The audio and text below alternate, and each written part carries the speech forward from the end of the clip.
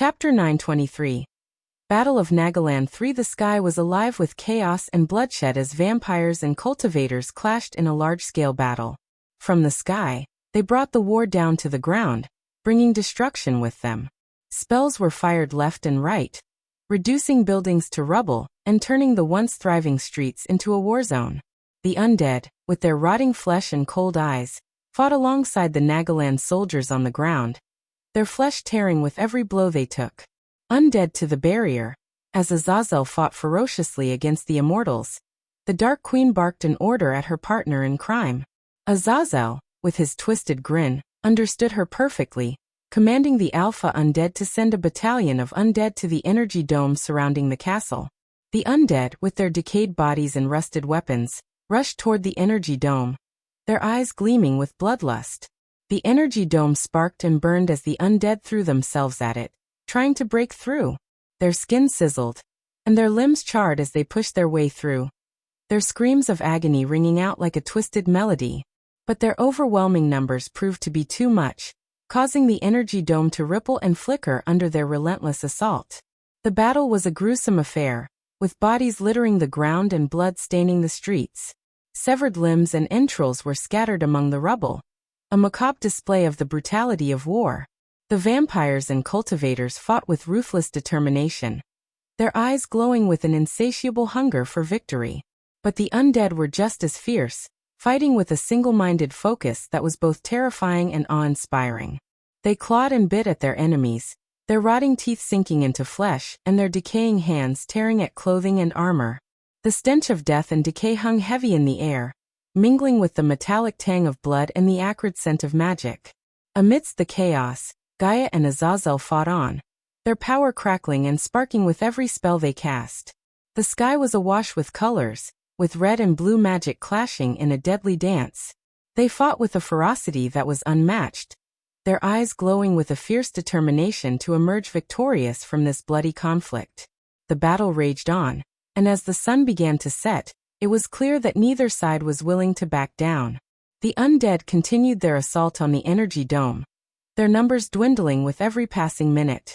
The Nagaland soldiers fought with a determination born of desperation, their weapons stained with the blood of their fallen comrades. Roelfidialfa Naamzanala's eyes widened in horror as she watched the undead hurling themselves at the energy barrier, their undead bodies bursting into flames upon contact. The stench of burning flesh and hair filled the air, mingling with the acrid smell of magic. Amidst the chaos, Gaia flew down from the sky while evading the spells cast by the immortals as she swooped toward a bloated undead. The bloated undead was a grotesque experiment of Dalars, filled with noxious gases that could cause a massive explosion upon impact. Gaia's fingers dug into the rotting flesh of the undead, ignoring the putrid smell as she hurled it toward the two immortals hot on her heels. The bloated undead flew between two buildings, exploding in a shower of gore and viscera. Blood, flesh, and bone rained down on the immortals as they frantically cast protective spells to shield themselves from the blast. The explosion was deafening, shattering the windows of nearby buildings and causing the ground to shake violently. The deafening roar of the explosion echoed through the war-torn streets, sending shivers down the spines of everyone who heard it. The two towering immortals, now unprotected, found themselves under a rain of deadly arrows, each piercing through their thick skin with a sickening thud. They struggled to fend off the barrage of arrows while simultaneously trying to avoid the falling debris of the shattered buildings. The Alpha Undead seized the opportunity and signaled the horde to attack the vulnerable immortals. The undead swarmed around them, clawing and biting, their ravenous hunger for flesh apparent in their frenzied attacks. The immortals may have had bodies like steel, but the undead's relentless bites still caused them excruciating pain. As the chaos unfolded, Gaia's face contorted into a wicked grin as she charged toward the female immortal, her canines morphing into venomous fangs resembling those of a cobra. With a vicious lunge, she sank her fangs into the immortal's neck, injecting her lethal venom. The female immortal shrieked in agony, clawing at her neck as the poison spread through her body. Meanwhile, the male immortal, blinded by the jade mist sprayed by Gaia, writhed in agony, his eyes burning like hot coals. He tried to fend off the undead, but they were too many, tearing at his clothes and scratching his skin. Gaia, seeing the opportunity, summoned a crimson-red blade, and lunged at the immortals with lightning speed, striking them with savage blows. Blood spattered everywhere as her blade found its mark again and again, slicing through flesh and bone. The scene was a gruesome display of carnage and brutality, with limbs and body parts strewn everywhere, and the stench of blood and death permeating the air. Gaia's eyes glimmered with satisfaction as the two immortals finally met their demise at the end of her crimson blade. The undead eagerly descended upon the immortals' lifeless bodies, tearing them apart with their razor-sharp teeth and claws. But Gaia had no time to revel in her victory, for her attention was quickly drawn to Azazel, who was engaged in a brutal battle against the other two immortals. As she approached the chaotic scene, Gaia watched in awe as Azazel unleashed his full power. Dark lightning bolts crackled from his fingertips, illuminating the dark sky with a menacing glow. He dodged and weaved around the immortal's spells, his wings flapping with ferocity. With each strike of his magic, the ground shook and trembled, causing debris to rain down upon the hapless guardians and Nagaland soldiers below.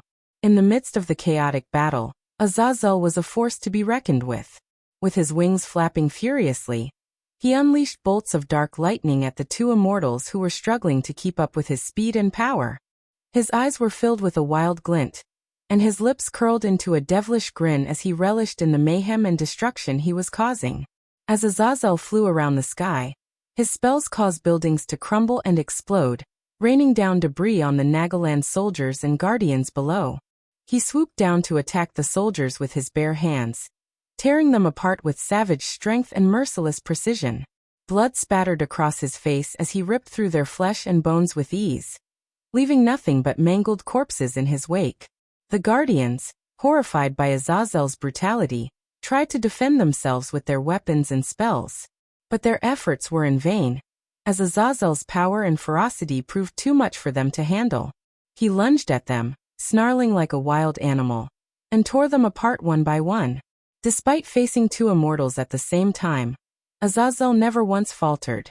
Instead, he seemed to revel in the challenge, laughing maniacally as he dodged their spells and launched his own attacks. The air crackled with dark energy as he unleashed a barrage of spells at them, his wings beating fiercely to keep him aloft. And as he continued to wreak havoc on the battlefield, the ground below him was littered with the broken and lifeless bodies of his enemies. As Azazel continued to fight the two immortals, Gaia joined the fray, and made a formidable team together. Gaia flew around the immortals, spewing a thick jade-green poison mist from her mouth. The mist hung heavily in the air, almost suffocating the immortals. With lightning-fast reflexes, Azazel fired a crackling bolt of lightning into the mist, causing a great explosion that sent the two immortals hurtling through the air. Gaia wasted no time and flew toward one of the immortals, stabbing him in the back repeatedly with her crimson-red blade. The other immortal tried to cast a spell, but before he could even finish the incantation, Azazel placed his palm on the immortal's face and fired a lightning bolt out of his hand, piercing through the immortal's eyes. The immortal screamed in pain as Gaia threw her blood-soaked blade at Azazel. Azazel caught the blade midair, and without hesitation, he sliced off the head of the other immortal with a swift motion. The decapitated head rolled on the ground, leaving a trail of blood behind. Azazel then threw the blade back to Gaia, who easily caught it. She continued to stab the remaining immortal in front of her, her eyes fixated on Zanali. The scene was brutal and gory, with blood and body parts littering the battlefield. The stench of death hung heavily in the air, making breathing almost unbearable. The combination of Gaia's poison mist and Azazel's lightning bolts made for a deadly combination, leaving the immortals with no chance of survival. It was a true display of power and skill, and the spectators who witnessed the battle were left in awe and terror.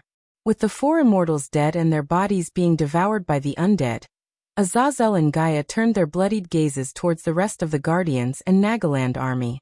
Just as Gaia and Azazel killed the immortals, more airships appeared in the horizon, ready to engage in battle. "Destroy them all," Gaia ordered Azazel, pointing at the Guardian airships. Her voice was cold and filled with venom, reflecting her determination to win this battle. Azazel's grin grew wider as he acknowledged the order, and soared towards the airships with his dark wings. Gaia's robes were soaked with blood, and her once lustrous raven hair was now matted with the blood of her enemies. In that moment, she looked like a goddess of war, ready to annihilate anyone who dared cross her. As Azazel departed to destroy the Guardian ships, Zanali swiftly sliced off a vampire's head, her eyes locking with her sister's. It was time for the final showdown between the two sisters, who had been at odds for so long. The tension between the two sisters was palpable as they floated in the air, circling each other like birds of prey. Despite her training, Zanali knew that she was outmatched by Gaia's immense power and skill. In a last-ditch effort, she reached into her space ring and retrieved the most precious artifact of Nagaland, an emerald cube. As soon as the cube appeared in her hand, Gaia's eyes narrowed with recognition. She knew the power of the artifact. It was the most formidable weapon in Nagaland's arsenal, one that hadn't been used in centuries. Zanali didn't hesitate. She crushed the cube in her hand, and it shattered into millions of tiny specks of green light that enveloped her. The specks of light danced around Zanali, forming a complex pattern in the air before coalescing into a grand armor. The armor was made of a vibrant green metal that shone like an emerald in the sunlight, with intricate patterns etched into the surface. It covered Zanali from head to toe, leaving only her eyes visible behind a glowing visor. The armor hummed with power, and Zanali could feel the energy coursing through her body, invigorating her with strength and speed. The armor was not only beautiful but also incredibly functional. It was lightweight and flexible, allowing Zanali to move with ease, yet strong enough to withstand even the strongest attacks. Two metal wings sprouted from Zanali's back, resembling a pair of dragonfly wings. They were made of the same emerald green metal as the armor, with sharp edges that looked like they could cut through steel. The mere sight of the armor made Gaia's eyes widen in surprise, for she knew that it was the most powerful artifact of the Nagaland treachery. The armor's main purpose was not to enhance the wearer's cultivation, but to withstand an immortal's attacks. The metal used to forge it and the runes etched into it rendered the armor nearly indestructible, giving Zanali a fighting chance against Gaia.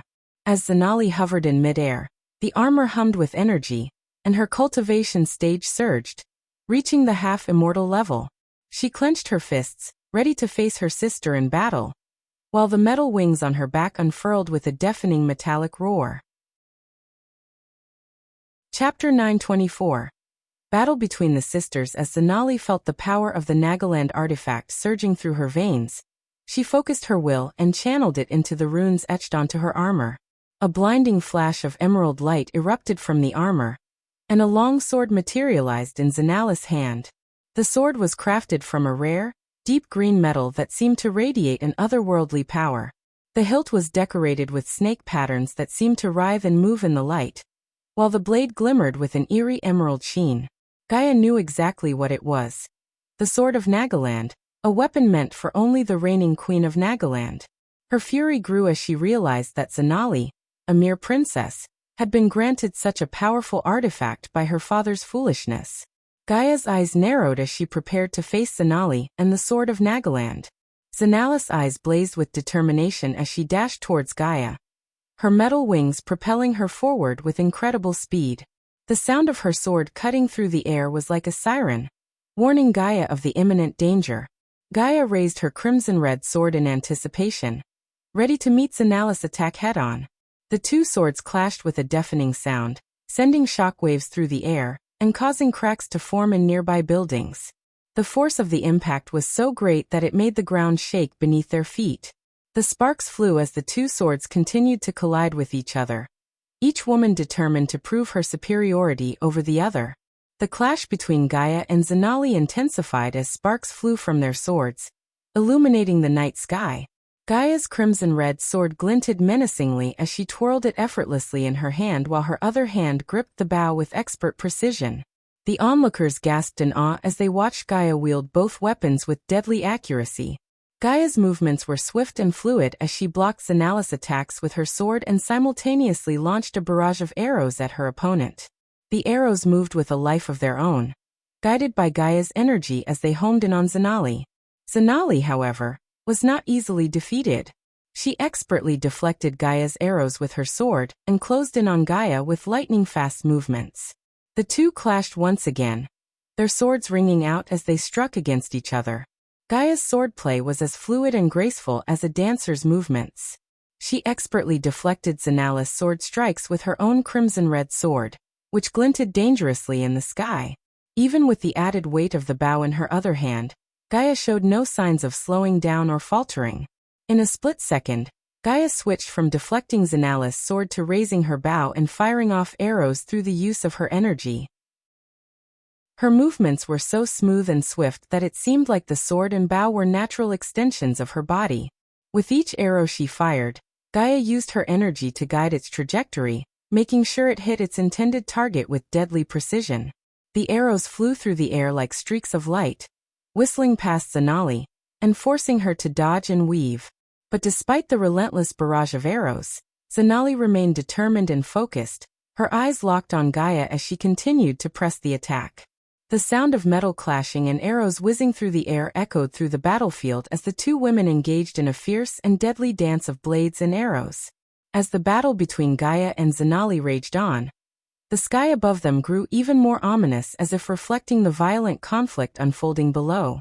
The clouds turned a deep shade of gray, thunder roared in the distance, and lightning lit up the sky in bright flashes. The storm raged on, the winds howling like the cries of the dying. The rain was coming down in sheets, drenching the two sisters as they fought in the air. The raindrops were heavy and cold, making it harder for them to fly, but they continued to clash swords and arrows amidst the downpour.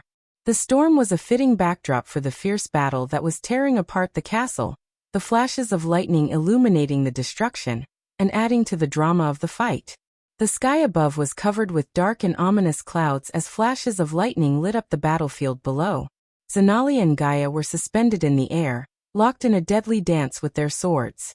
The clash of metal echoed throughout the ruined city, adding to the chaos and destruction that surrounded them. Gaia's eyes burned with fury as she glared at Zanali, her crimson-red sword poised to strike.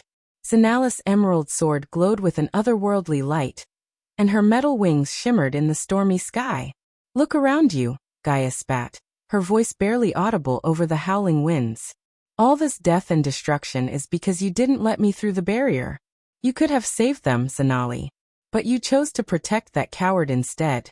Zanala's expression hardened, and she lunged forward, sword aimed at Gaia's chest. The two swords clashed once more, the impact sending shockwaves throughout the air. The energy emanating from their weapons illuminated the dark sky, casting an eerie glow over the carnage below.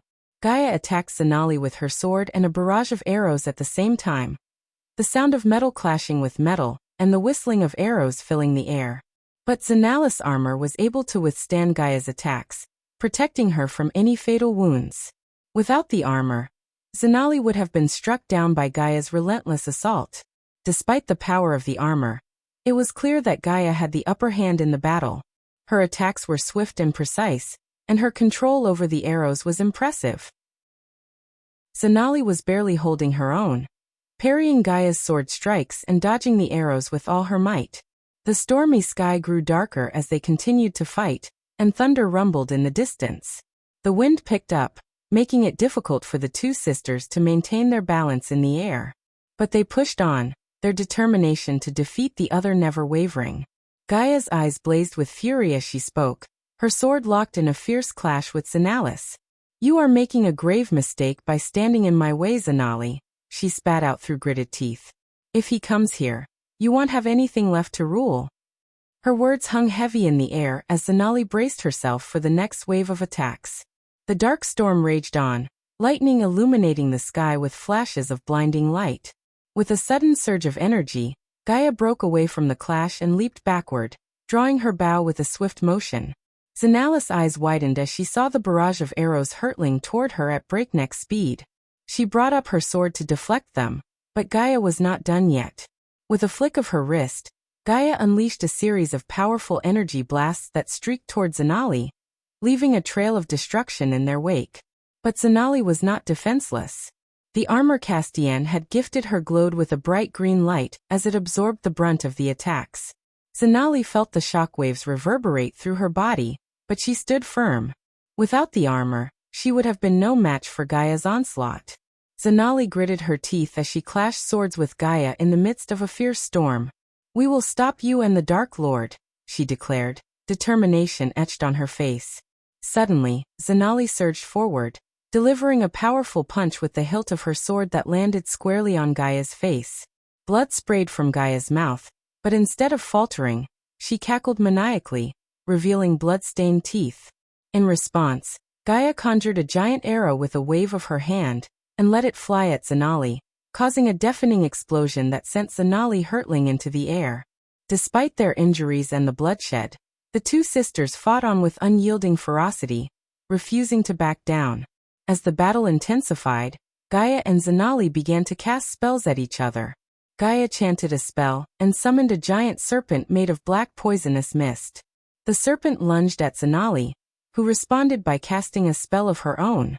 She conjured a wave of green poison that took the form of a giant cobra, and the two serpents clashed in the air. The clash created a massive shockwave that shook the ground and sent debris flying in all directions. The sky turned a sickly green hue as if the clouds were made of poison. Gaia's serpent lashed out with its tail, but Zanali's cobra dodged and countered by sinking its fangs into the serpent's body. Gaia responded by unleashing a barrage of poison-tipped arrows, but Zanali used her sword to deflect them. The arrows hit the ground and caused small explosions, leaving behind craters of poisoned earth. Zanali retaliated with a spell that summoned a swarm of smaller serpents made of green mist. The serpents slithered toward Gaia, but she used her bow to shoot them down one by one. The battle between the two sisters raged on, and the sky and the ground continued to bear the scars of their magical combat. The Nagaland soldiers and guardians below watched in awe and horror as the two Nagas fought with all their might. The battle between Gaia and Zanali continued with ferocity, as they unleashed a barrage of spells and attacks on each other. The sky turned dark as clouds of green and crimson poison hung in the air, causing anyone who breathed it to choke and cough uncontrollably. Gaia conjured a massive serpent made of green poison that slithered towards Zanali, its fangs dripping with deadly venom. Zanali responded by summoning a swarm of smaller serpents made of crimson poison that swarmed around Gaia, biting and tearing at her skin. Gaia retaliated by calling forth a gust of wind that sent Zanali flying backward, crashing into the ground with a sickening thud. Zanali quickly got back on her feet and unleashed a flurry of punches and kicks, each one fueled by the strength of the emerald armor. Gaia parried each blow with her sword and countered with her own attacks, striking Zanali with swift and precise strikes that left bloody gashes on her skin. Zanali gritted her teeth and fought back with renewed vigor, her attacks growing more brutal and savage with each passing moment. The two Nagas fought with such intensity that the ground beneath them began to crack and split, and the sky above them split open with flashes of lightning and thunder. As they continued to fight, the air around them grew thick with the stench of blood and poison, and the ground beneath them was soaked in a mixture of blood and poison. Despite the exhaustion and injuries, neither of them gave an inch, each determined to emerge victorious. The battle raged on, with no end in sight as both Gaia and Zanali fought with all their might, their bodies battered and broken, but their spirits unbroken. The only thing that could be heard was the sound of metal clashing against metal, and the grunts of pain as each blow landed. Finally, with a scream of fury, they launched themselves at each other, their weapons meeting in a shower of sparks. And with that, the battle between the two sisters continued, with no end in sight. "Stop!" Suddenly, a dominant voice echoed through the sky as Gaia and Zanali both froze in their tracks. The voice was familiar yet commanding, and it was enough to halt their violent clash. Zanali looked relieved, while Gaia's fists clenched in anger. Slowly turning around, Gaia saw Castiel, Zanali's father, standing tall and proud in his regal attire. Despite the tension in the air, Castiel exuded an air of calm authority. He was neither too thin nor muscular, and his green hair was neatly styled. His beard was stubble, and his eyes resembled those of a snake, befitting his status as the king of Nagaland. Gaia's heart raced as she faced the man who she thought of as her father, until she learned the truth. She couldn't shake off the realization that he was not her real father. Nevertheless, she tried to hide her inner turmoil, and stood her ground as Castiel approached them. Castiel was dressed in regal robes of emerald green, adorned with golden threads and intricate snake patterns. The robes fluttered in the wind, billowing out behind him like the wings of a mighty serpent. "Enough," Castian said, his voice firm yet gentle. "I won't have my daughters fighting each other." As Castian's voice echoed through the sky, the battle below continued to rage on. The thundering clash of swords, the whistling of arrows, and the roar of magic spells filled the air, creating a deafening chaos. The ground trembled under the feet of the fighters, and the dark clouds above seemed to reflect the darkness and despair of the situation. Amidst all the chaos, only Gaia and Zanali stopped fighting, both still hovering in midair. Their eyes locked on each other. The tension between them was palpable, and it seemed as if the slightest movement from either of them could trigger a renewed attack. Around them, the battle continued to rage on, with the Guardians and Nagaland soldiers fighting desperately against the undead and vampires. Blood flowed freely on the ground, and the stench of death filled the air. Despite Castian's sudden appearance, the fighting continued, for everyone knew that even a momentary distraction could cost them their lives. The Guardians and Nagaland soldiers fought with renewed vigor, their determination to protect their kingdom and people shining through in their every move. In the midst of all this, Gaia and Zanali remained locked in a tense standoff, their swords at the ready. The air between them crackled with energy, and it seemed as if the slightest misstep could trigger a deadly attack. As soon as Gaia heard Castian's voice, her heart sank. She had not seen her father for 3 years, ever since he disowned her and broke her meridians. At first, she was shocked to see him on the battlefield, but then anger filled her heart. How dare he show up here after what he had done to her? Castian, on the other hand, felt a mix of emotions when he saw Gaia. He was surprised to see her fighting on the battlefield, and it had been 3 years since he had last seen her. However, he could see the rage in her eyes, and he knew that she was still angry with him. Gaia watched her father approach, her fists clenched. She felt a mix of emotions, from anger to sadness to betrayal.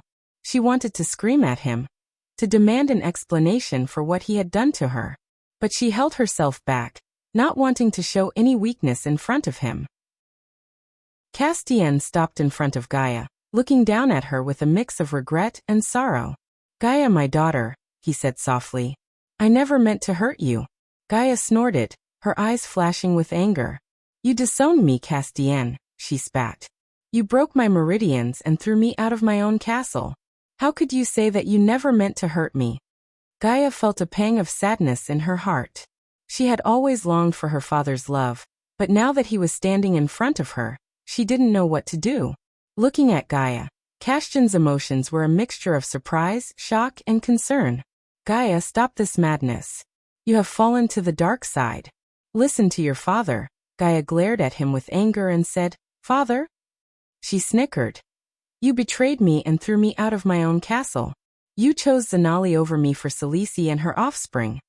Castian's expression turned sad, but he still defended his actions. "I did what I thought was best for Nagaland. Zanali is a capable leader, and I love her and Salisi." Gaia scoffed at his response and retorted, "Love? You call what you did to me and our kingdom love? You broke my meridians and threw me in prison while selling off our assets to feed the prisoners. You are no king. You are a coward." Castian looked pained by her words, but he still stood his ground. "I stand by my decisions, Gaia. I will always love you, but I won't apologize for doing what I thought was right for our people." Gaia snarled at him and raised her sword. "I don't give a fuck about you or your love anymore. All I care about is that monkey and Noah hiding inside the castle, and I won't let anyone, not even you or Zanali, stand in my way." With that, Gaia lunged at Castian, ready to strike him down. But before she could make contact, Zanali intercepted her, and they resumed their battle in the sky. Castian watched them, his expression heavy with regret and sadness, as he realized the deep rift that had formed between him and his daughter. Chapter 925. Holy Maiden's appearance. As the battle raged on between Gaia, Zanali, and the Guardians, Azazel found himself single-handedly fighting off the Guardian airships. His strength seemed to grow with each passing minute, and he couldn't help but think about the Dark Lord. His mind was consumed with the thought that wherever the Dark Lord was, he was growing in power, and this power was somehow being transferred to Azazel.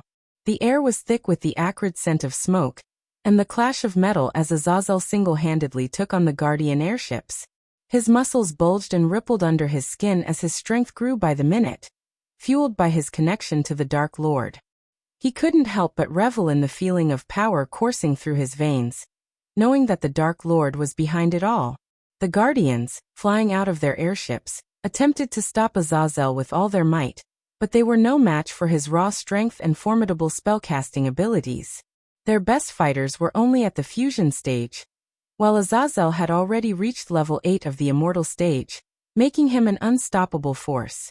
With a flick of his wrist, Azazel sent a barrage of lightning bolts raining down upon the airships, causing them to explode into fiery debris. His eyes glinted with an otherworldly light as he launched himself at the Guardians, his movements quick and fluid like a serpent. One by one, he eliminated them with a flurry of blows and devastating spells. Azazel charged toward the group of fusion stage Guardians, a devilish grin spreading across his face. He relished the thought of taking down such powerful opponents, their blood spilling onto his hands. The Guardians tried to attack him with their swords, but Azazel easily evaded their attacks with his agility and brute strength.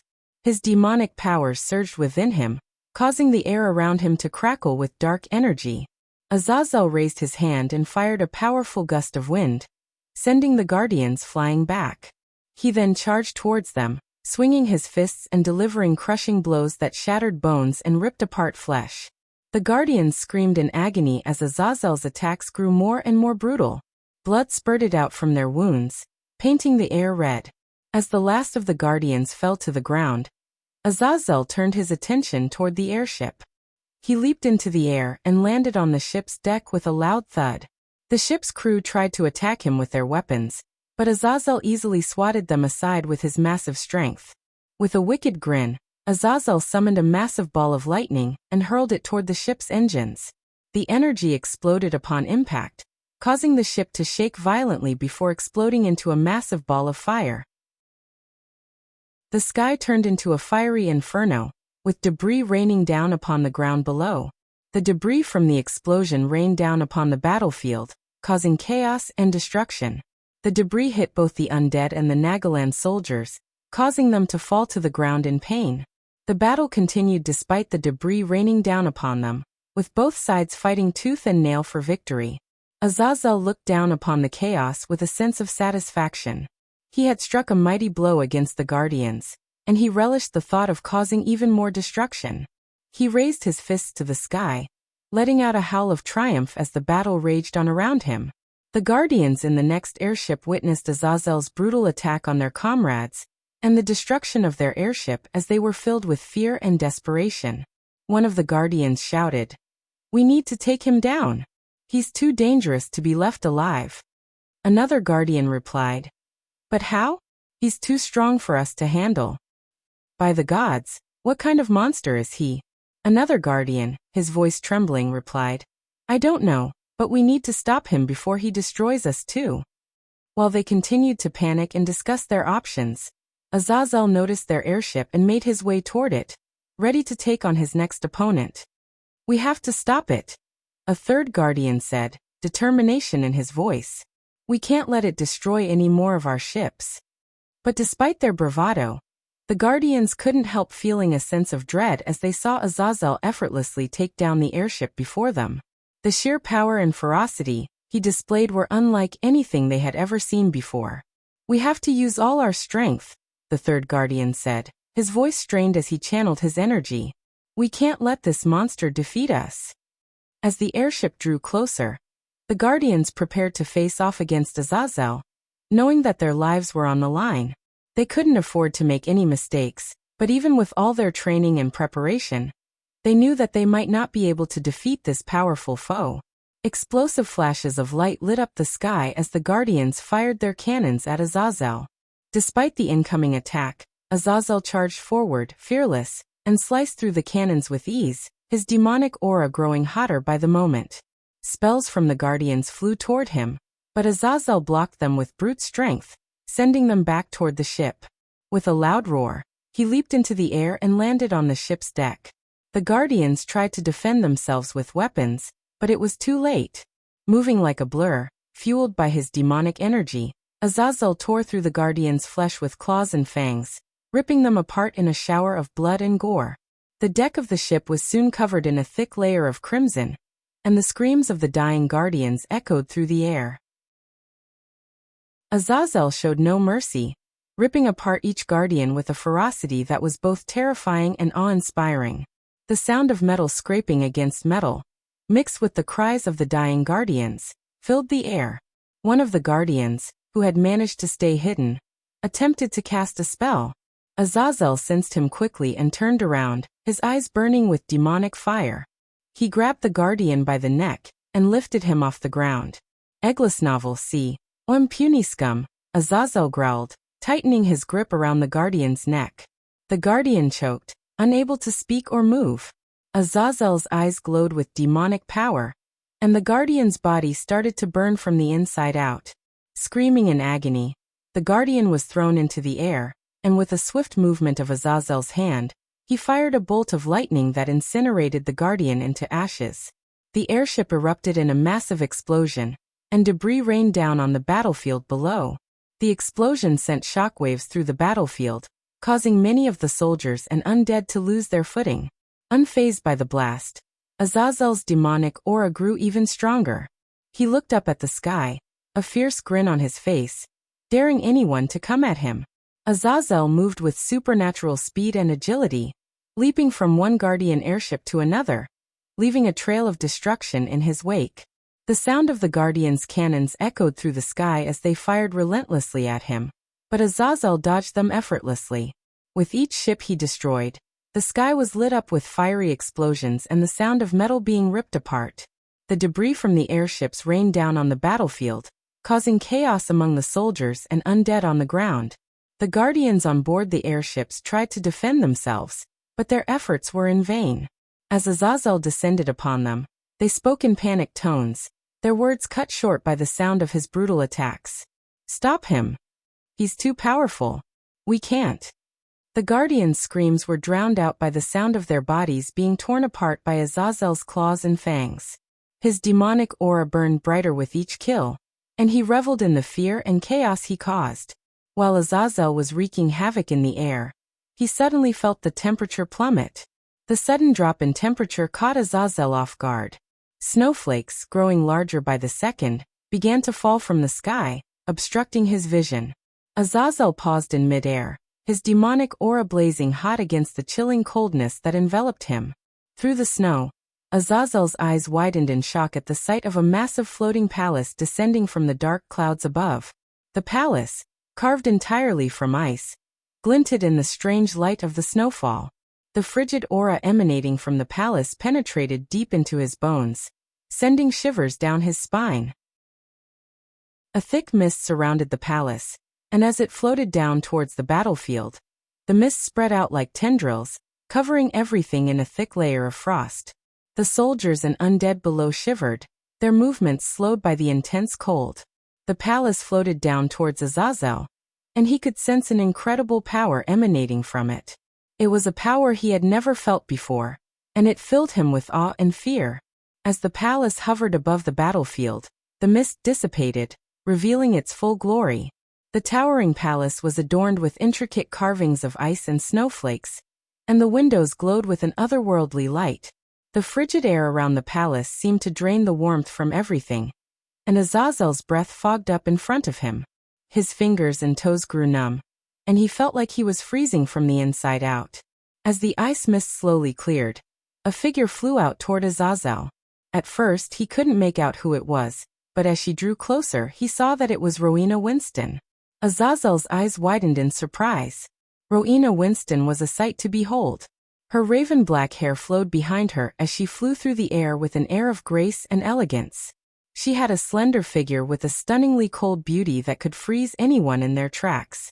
Her eyes were the color of ice, and they seemed to pierce through Azazel's very soul. Rowena wore armor forged with a metal that looked like ice. It shimmered in the eerie glow of the snowfall, and Azazel could see his reflection on the polished surface. The armor was intricately designed, with snowflakes and ice crystals etched into the metal.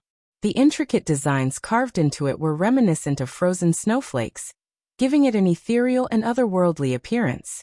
The armor had a sleek, form-fitting design that accentuated her slender figure and moved with her fluidly. The breastplate had a high collar that covered the base of her neck, giving her an air of regal authority.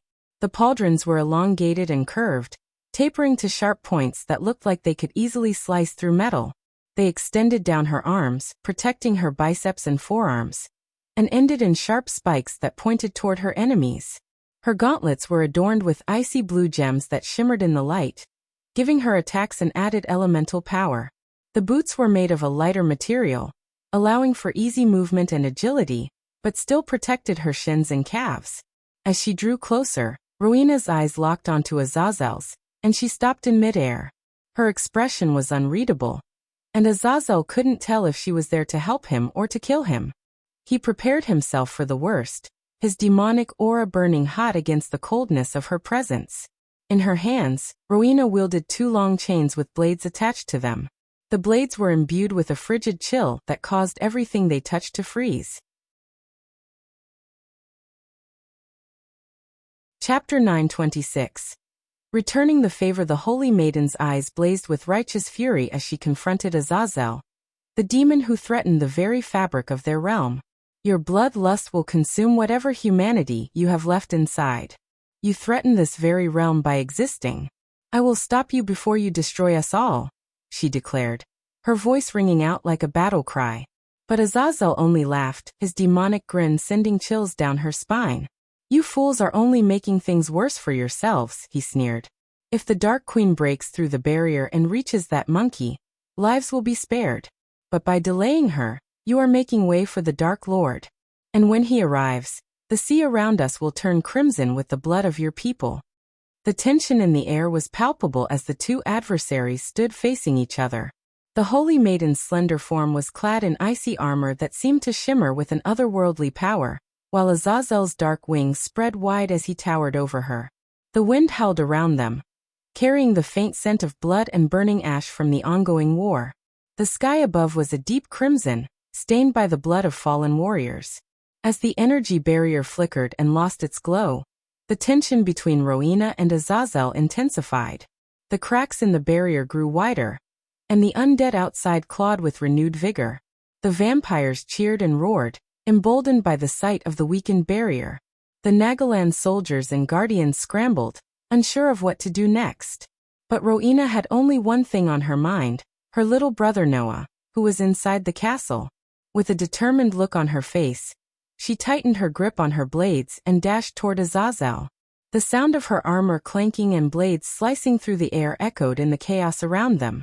Azazel smirked, unfazed by Rowena's charge. He lifted his hand, and a group of undead soldiers rushed toward her. Rowena swung her blades in a wide arc, sending a wave of ice and snow toward the undead. They froze solid, their bodies shattering into a million pieces as they hit the ground. She didn't stop there. Rowena leaped over the frozen corpses and charged at Azazel, her blades glowing with a cold blue light.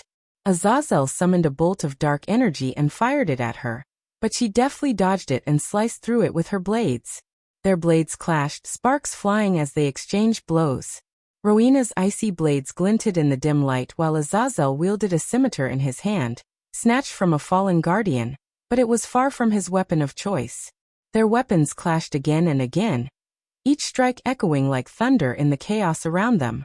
As they fought, the cracks in the barrier grew wider, and the undead army poured through them. Rowena's attention was torn between defending the castle and fighting Azazel, but she knew she had to keep him at bay, at least until her brother was safe. With a fierce determination, Rowena continued to fight, each strike of her blades sending waves of cold and ice toward Azazel.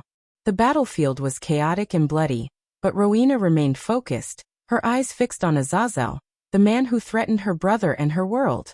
Rowena's weapons were an extension of her will, and as she charged toward the undead and Azazel, she swung her blades with a fluid and graceful motion. The blades were attached to long chains, allowing Rowena to throw them, impale her foes, and yank them back toward her. The holy maiden moved with a deadly grace, her movements precise and calculated. With each swing of her blades, she took down multiple undead, her chains allowing her to strike from a distance and keep the enemy at bay. The blades were imbued with a chilling cold that froze the undead in their tracks, shattering them into pieces. Eggless Novel C. When as she approached Azazel, Rowena's blades were a blur, slicing through the air with a deafening whistle. Azazel dodged and weaved, but Rowena's attacks were relentless, and he found himself on the defensive. The chains attached to Rowena's blades were like extensions of her body, allowing her to twist and turn in ways that were impossible for a normal human. She threw the blades towards Azazel, yanking them back towards her at the last moment, making it difficult for him to predict her movements. In the heat of the battle, Rowena's armor began to glow with a bright blue light, and her eyes flickered like sapphires. Her movements became faster and more fluid, and her attacks became more precise and deadly. Azazel fought with all his might, but he could not match the Holy Maiden's skill and power. With a final swing of her blades, Rowena sent Azazel flying, his body crashing into the ground with a loud thud. Despite being a stage below Azazel's cultivation level, Rowena's fighting style was a perfect match for the demon's reckless approach. She used the chains attached to her blades with such expertise that it seemed like they were an extension of her own arms. With one fluid motion, she threw her blades, impaling the undead and yanking them toward her, all while dodging Azazel's powerful strikes. Her armor glinted in the sunlight as she spun around, her blades whistling through the air. Azazel's brute strength and lack of technique proved to be his downfall. Every time he swung his scimitar, Rowena would dodge and strike back with a flurry of blows, leaving cuts and bruises all over his body. But the demon's regeneration powers were astonishing. His wounds healed almost instantly, and he continued to laugh maniacally with every blow he received. When Azazel hit the ground, he immediately rose back to his feet, his wounds healing at an incredible speed. She swiftly evaded the attack, spinning in midair and launching a barrage of ice spears at Azazel, who countered with a blast of wind that shattered the spears into 1,000 shards. The two combatants circled each other warily, each waiting for the other to make a move. Then, with a fierce roar, Azazel summoned a massive ring of crimson-red flames that blazed with an infernal heat. The heat was so intense that Rowena could feel it even from her position in the sky. Rowena gritted her teeth, calling forth all her strength and knowledge to counter Azazel's spell.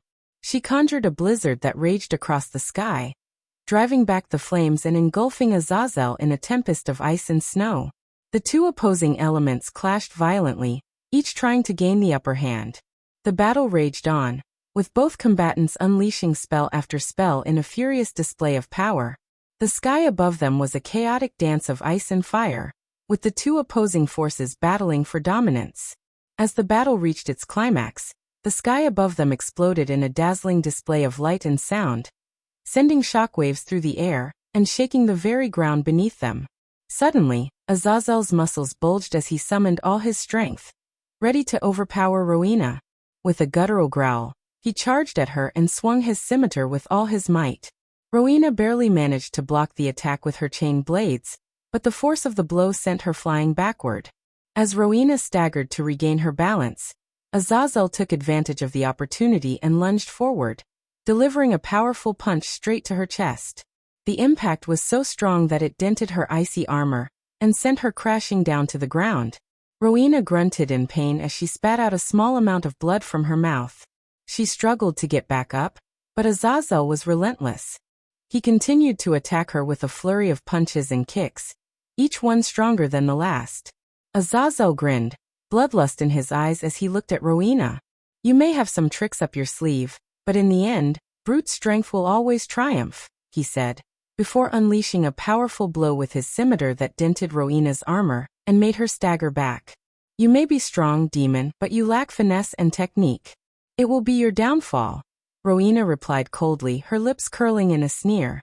Azazel just laughed at her words, his eyes glinting with dark amusement. "Finesse and technique are overrated. Brute strength and raw power are all that matter in the end.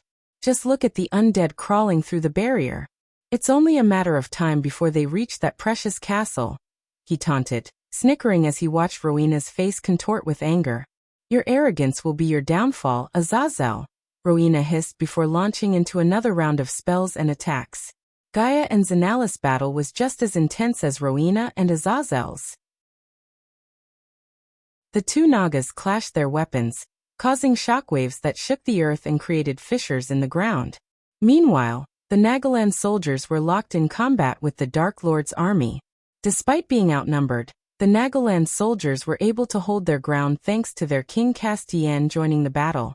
The sight of their king fighting alongside them gave them a much-needed morale boost, and they fought with renewed determination. However, their morale began to waver as they saw the undead break through the barrier around the castle. The soldiers could see the horde of undead crawling through the cracks in the barrier, and they knew that it was only a matter of time before the undead reached the castle. Fear and desperation spread among the soldiers as they realized their fight may have been for naught. As the undead successfully crawled through the castle barrier, Gaia felt a surge of adrenaline rush through her veins. With fierce determination, she launched herself at Zanali, relentlessly attacking her with swift punches and kicks. Zanali, despite her armor, was starting to feel the toll of the long battle, and her movements became increasingly sluggish and sloppy. Gaia's years of intense training and real battle experience allowed her to move with deadly grace and power. She began to land a barrage of punches and kicks, each one hitting with bone-shattering force. With a final flourish, Gaia fired an arrow that hit Zanali's sword, knocking it out of her hand, and leaving her completely vulnerable. With a powerful strike to Zanali's chest, Gaia sent her sister hurtling to the ground, crashing onto a pile of rubble. Gaia wiped the trickle of blood from her mouth and cracked her neck, determined to finish the fight. But when Castian saw Zanali's vulnerable state, he sprinted towards her, throwing himself in front of her to shield her from Gaia's wrath. The battle between Gaia and Castian was now set to begin, but for a moment, both sides paused, locked in a tense stare-down. Gaia came to an abrupt stop, and the sound of her footsteps echoed in the silence. She landed on the ground with a thud as Zanali struggled to pick herself up, coughing up blood. Castian's voice cut through the silence like a knife. "Gaia, stop this madness. She is your sister." Gaia's expression turned cold, and she slowly turned to face Castian. "Sorry to burst your bubble, but she is not my sister. And you were never my father." She spat out the words, slowly and menacingly walking towards Castian. Gaia's eyes narrowed as she slowly approached Castian. "It's a mystery to me how you can expect me to listen to you after all you've done," she snarled. "Let me remind you of your sins. You ignored me after my mother's death, married another woman, and gave her all your love, driving our kingdom into debt. You chose Zanali as queen instead of me, the rightful heir. You broke my meridians with your own hands, threw me into a dungeon, and left me to die. Do you honestly expect me to forgive and forget after everything you've done?" Castian stepped forward, holding his hands up in a defensive manner. "Gaia, I know I have wronged you in many ways, but please hear me out. The circumstances were not in my control. I had to make difficult choices for the sake of the kingdom." As he spoke, Gaia's eyes narrowed, and her grip on the sword tightened. She failed to notice a strange, split-second glow in Castian's eyes, which quickly disappeared. "You talk about difficult choices," Gaia spat. "But you never chose me. You never gave me a chance. You let me suffer and rot in that dungeon. And now you expect me to forgive you? To trust you?" Castian's eyes softened as he took a step forward. "Please, Gaia, you are my daughter. My blood. And I love you." But Gaia shook her head and stepped back. "You are not my father, Castian. I mean, you are literally not my father." Castian's eyes flickered once again, but Gaia was too caught up in her rage to notice. Gaia's voice echoed through the ruined buildings as she snickered. "You never batted an eye when you broke my meridians. Now let's see if you react the same when I break hers." Castian stood in shock, unable to comprehend the gravity of Gaia's words, as she effortlessly sent him flying with a punch to his face. Zanali trembled in fear at the sound of Gaia's words and began to crawl backward, trying to distance herself. But Gaia was swift, and in a matter of seconds, she had grabbed Zanali by the neck and lifted her from the rubble. Gaia's grip on Zanali's neck tightened, cutting off her air supply. The younger sister gasped and struggled for breath as Gaia lifted her off the ground effortlessly. Castian's eyes widened in horror, and for a split second, they glowed white. "Please, Gaia, don't do this," Zanali pleaded weakly. Her body was trembling with fear and pain, and her voice was barely above a whisper. Ignoring Zanala's plea, Gaia tightened her grip even more, causing Zanali to choke and wheeze. "I warned you not to fight me again," Gaia growled, her voice full of malice. "But you never learn, do you?" As Zanala's face turned blue and her struggles weakened, Castiel stuttered in horror. "Gaia, stop. What are you doing?" Before Castiel could do anything to intervene, Gaia delivered a series of rapid punches to Zanala's stomach, shoulders, and forehead.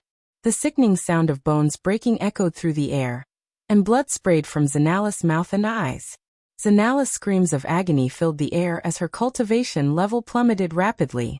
Castiel shouted helplessly, tears streaming down his face. "No. Zanali, how could you do this, Gaia? You're a monster."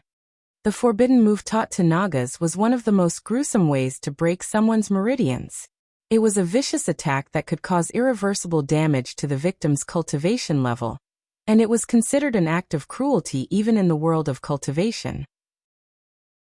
The sight of Zanala's broken body and Castiel's despair made the soldiers lose all hope. The battlefield had become a living nightmare. Chapter 927. Bloody Sweet Revenge. Castiel rushed towards Zanali and knelt beside her unconscious body. Tears streamed down his face as he gently brushed her hair back from her face, his heart heavy with the weight of despair. "My dear Zanali," he sobbed. "How could this happen to you? To us?" Gaia stood over them, her face twisted into a cruel smile as she watched the scene play out. She had achieved her revenge, and it tasted sweet. But Castiel's anguished cries pierced through her triumph, and she felt a pang of guilt. Castiel lifted Zanali into his arms and turned to Gaia, his eyes filled with a mix of love and anger. "Eagle Snovawan, oh, how could you do this to your own family?" he shouted, his voice shaking with emotion. "Zanali was only trying to do what was best for the kingdom. And you have destroyed everything." The stormy weather mirrored Castiel's turbulent emotions, with thunder and lightning crackling in the distance. But Gaia remained unmoved, her eyes cold and empty. "I asked you the same 3 years ago," she spat, her words like venom. "You chose her over me always. And now, I've made you feel the same pain that I've felt my whole life." Castiel's heart twisted in agony as he held Zanali close, her body limp in his arms. The world around them seemed to fade away as he mourned the loss of his beloved daughter, and the betrayal of his other. "How could I have been so blind?" he whispered, his voice barely audible over the raging storm. "How could I have let this happen?" Castiel's eyes blazed with fury as Gaia's words hit him like a knife in the gut. He cradled Zanala's limp form protectively, glaring up at Gaia. "You are no daughter of mine. You are a devil, heartless and cruel. How could I have ever loved you?" Castiel spat out the words like poison, his voice hoarse with rage. Gaia's face twisted with anger at his words. "I am what you made me, father. You always favored Zanali over me, even when I was the rightful heir. You never cared for me, only for your precious Zanali." Castiel's anger boiled over, and he cursed and spat out vile words at Gaia. "I wish I had killed you instead of breaking your meridians. You are a curse upon this world, just as Selassie warned me."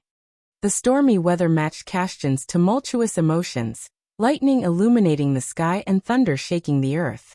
Zanali lay still in Castiel's arms, her fate uncertain, as the 2 remaining members of the royal family stood facing each other in the midst of chaos and destruction. As the news reporters watched the scene unfold before them, they couldn't help but feel a sense of horror and disbelief. They had heard of Gaia's reputation as a ruthless warrior, but seeing her break her own sister's meridians with such ease was truly chilling. The memories of Castiel breaking Gaia's meridians 3 years ago came flooding back, and it was clear that Gaia had not forgotten that betrayal. The reporters couldn't help but draw parallels between the 2 incidents, and it was clear that Gaia was now seeking revenge on her own family. As they watched Gaia's cold and heartless demeanor, the reporters couldn't help but feel a sense of fear and unease. This was not the actions of a hero, but of a villain. Gaia had earned her title as the Dark Queen, and it was clear that she would stop at nothing to achieve her goals. The reporters knew that they had to be careful when reporting on Gaia's actions, as they didn't want to become her next targets. But they also knew that the world needed to know about the danger that the Dark Queen posed. They could only hope that someone would be brave enough to stand up to her and put an end to her reign of terror. As they watched Gaia break Zanalis' meridians, the reporters were horrified by the ruthless display of power. "I can't believe what I'm seeing," one whispered, her eyes glued to the screen. "This is beyond cruel." "Remember when Castian broke Gaia's meridians 3 years ago?" Another chimed in. "It's like she's returning the favor, but 10 times worse. I always knew there was something off about her," a third added, shaking her head. "Celici was right all along. Gaia is pure evil." As the scene played out, the reporters couldn't help but feel a sense of fear and dread. This was not a woman to be trifled with, and they knew that the title of Dark Queen was well deserved. "She's unstoppable," one muttered, her voice barely above a whisper. "What hope do we have against her?" "None," another replied grimly. Some of the news reporters began to speculate about the Dark Lord's whereabouts. They whispered amongst themselves, wondering if he was lurking in the shadows, waiting to make his grand entrance. If the Dark Queen is this ruthless without the Dark Lord by her side, imagine how much worse things could get, one reporter muttered. Another chimed in. "We haven't seen the last of him. He's out there somewhere, pulling the strings from behind the scenes." They all looked around nervously, fearing the worst. The thought of the Dark Lord's arrival sent shivers down their spines. Castian's heart sank as he looked at his daughter's unconscious form. His sorrow quickly turned to anger, and in a fit of rage he ordered his soldiers to slaughter Gaia. "Kill her," he screamed, tears still streaming down his face. "Kill that heartless devil." Some of the royal guards hesitated at the order, unsure if they could carry out such a brutal act against the princess. But as Castian continued to shout and cry, the guards finally made their move, dashing towards Gaia with their weapons drawn. Gaia, however, was not caught off guard. She had been trained to be a warrior since birth, and her skills were unmatched. In a blur of movement, she easily dodged the guards' attacks and countered them with brutal precision. Her sword sliced through the air, tearing flesh and bone alike. Blood spattered everywhere as the guards fell one by one, their bodies mutilated by Gaia's deadly strikes. Castian watched in horror as the once loyal soldiers were torn apart before his eyes, their lifeless bodies hitting the ground with a sickening thud. As Gaia approached Castian, his face was splattered with the blood of his own men. He could barely look at her, his eyes filled with a mixture of fear and sadness. But Gaia showed no remorse. Her eyes burned with fierce determination as she approached her father. "Is this what you want?" she spat, her voice filled with venom. "More bloodshed? More death?" Castian could only stare at her in shock, unable to find the words to respond. The scene around them was utter devastation, and he knew there was no going back from this. Gaia snickered, wiping the blood of her sword with a piece of cloth as Castian looked at her with a mixture of anger and fear. "You see, Castian, there is no one in this kingdom who can stop me," she said, her voice filled with arrogance. "And Zanalis' fate? That's your fault. You should never have listened to that old hag Celici and that weakling Zanali. You should have grown a spine like a king should." Castian's face contorted with rage as he lunged at Gaia, but she sidestepped him easily and brought her sword down on his shoulder, slicing through the armor and drawing blood. "You will pay for what you've done," he growled, clenching his teeth against the pain. Gaia chuckled, twirling her sword in her hand. "Oh, I already have, Castian. Revenge is sweet, isn't it?" Castian's anger reached a boiling point as he saw the cold, cruel smile on Gaia's face. In that moment, his eyes briefly glowed white, but the light quickly faded. Without hesitation, he charged at Gaia with Zanalis' sword tightly clenched in his hand. Gaia dodged Castian's sword strikes with ease, dancing around him effortlessly like a leaf in the wind. Castian was screaming and roaring like a wild beast in anger, driven by the fury of his loss and the injustice of Gaia's actions. "You heartless devil," he shouted, lunging at her once more. "You'll pay for what you've done." But Gaia was too quick for him. She sidestepped his attack and delivered a swift kick to the back of his knee, sending him crashing to the ground. Castian gritted his teeth and tried to get up, but Gaia was already on top of him, pressing her boot down on his chest. "You're nothing but a pathetic, weak king," she sneered down at him, her voice dripping with contempt. "And now, you'll pay the price for your incompetence." Castian struggled to free himself from Gaia's grip, but it was no use. She was too strong for him. He kept trying to strike her with his sword, but each blow was effortlessly parried by Gaia. "Is that the best you can do?" Gaia taunted, laughing cruelly. "You really are a pitiful excuse for a king." Despite his failing strength, Castian continued to fight with all his might, driven by his love for Zanali and his hatred for Gaia. But Gaia was too powerful, too skilled, and too determined to be defeated. With a final brutal blow, she knocked Castian's sword from his hand and held him at her mercy. Gaia picked up Castian by his neck, lifting him off the ground effortlessly as he clawed and scratched at her with his bare hands. But Gaia simply smirked and swatted his feeble attempts away.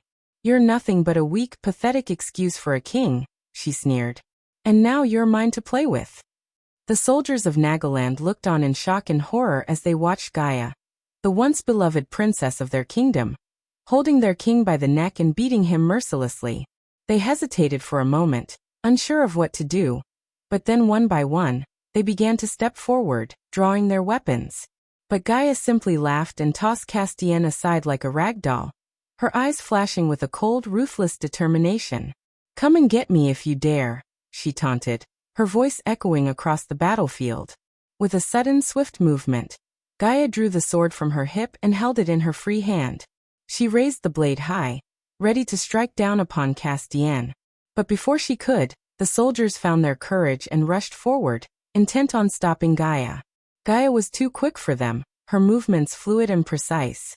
With one hand holding Castian's neck and the other wielding her sword, she effortlessly struck down the soldiers one by one, their bodies falling lifelessly to the ground. And through it all, Castian remained in her grasp, his struggles growing weaker and weaker with each passing moment. Gaia smiled cruelly as she watched him, knowing that she had finally achieved her revenge. Gaia slowly pushed her sword through Castian's heart, her eyes cold and unfeeling. Castian gasped for breath, his eyes widening in shock and pain. He reached up to Gaia's face, trying to claw at her with his fingers, but she easily batted his hand away. As Castian's life slowly slipped away, he glared up at Gaia with pure hatred in his eyes. I curse you, Gaia. You, heartless devil," he stuttered, his voice weak and rasping. The soldiers and news reporters watched in horror, unable to comprehend the brutality before them. Some of the soldiers hesitated, unsure of what to do, while others tried to rush forward to stop Gaia, only to be cut down by her sword. The news reporters hovered in the distance, shivering, capturing the scene with recording crystal for all the world to see. Their faces were a mix of shock and disbelief as they watched Gaia kill the man who was once their king. How could she do this? One reporter muttered under her breath, tears streaming down her face. How could anyone be so heartless? Another reporter shook his head in disbelief. "This is a dark day for Nagaland," he said. As Gaia slowly pulled her sword out of Castian's lifeless body, the sky rumbled with thunder, and lightning flashed across the darkened sky. The soldiers stood in stunned silence, their faces etched with horror and disbelief. Gaia turned to face them, a cold smile on her lips. "Don't look so surprised," she said. "You knew this was coming." The soldiers and news reporters remained silent, too afraid to speak. They had never seen such ruthless and brutal behavior before and feared what Gaia was capable of. Gaia turned her attention to Zanali, who still lay unconscious on the ground. "I could have killed her too," she said, her voice dripping with malice. "But I want Salisi to see her daughter suffer every time she lays eyes on her. Death would have been a mercy for Zanali. And for Salisi, well, this is just the beginning." The soldiers and news reporters watched in horror as Gaia walked away, her eyes filled with cold, empty hatred. They knew that there was no stopping her now, that she was capable of anything. And as they looked down at Castian's lifeless body, they knew that their kingdom would never be the same again. Zanali was still alive, but her meridians had been shattered beyond repair. Except for the Dark Lord, no one could heal her, and Gaia saw Zanali as a tool that she could use in the future if needed. And so, she left her lying there, broken and powerless, a constant reminder of her own cruelty and ruthlessness. Chapter 928. Secret is out. Diana Winston was standing in the dimly lit room, her gaze fixed on the window. The room was adorned with elegant tapestries and furnishings, but all of it seemed insignificant in the face of the impending doom that was creeping closer. On the bed, Noah lay motionless, dressed in pristine white. Sabrina sat beside him, her eyes glued to his face as she brushed his hair back with a trembling hand. Suddenly, there was a deafening crash that echoed throughout the castle, followed by an eerie silence that seemed to stretch on forever. Diana's eyes narrowed as she stepped towards the window, drawing the heavy curtains aside to reveal the chaos outside. The sight that greeted her was a nightmare that come to life. Undead and vampires were swarming over the castle walls, fighting against the Nagaland soldiers and guardians who were trying desperately to fend them off. And amidst it all, the Dark Queen herself was leading the charge, a vicious gleam in her eye as she cut down anyone who dared to stand in her way. Sabrina's voice trembled as she spoke up. "Mother, what's happening?" "They've broken through the barrier," Diana replied, her voice cold and devoid of fear. Sabrina was horrified as she rushed to the window to witness the terror unfolding outside. "We have to do something," she pleaded.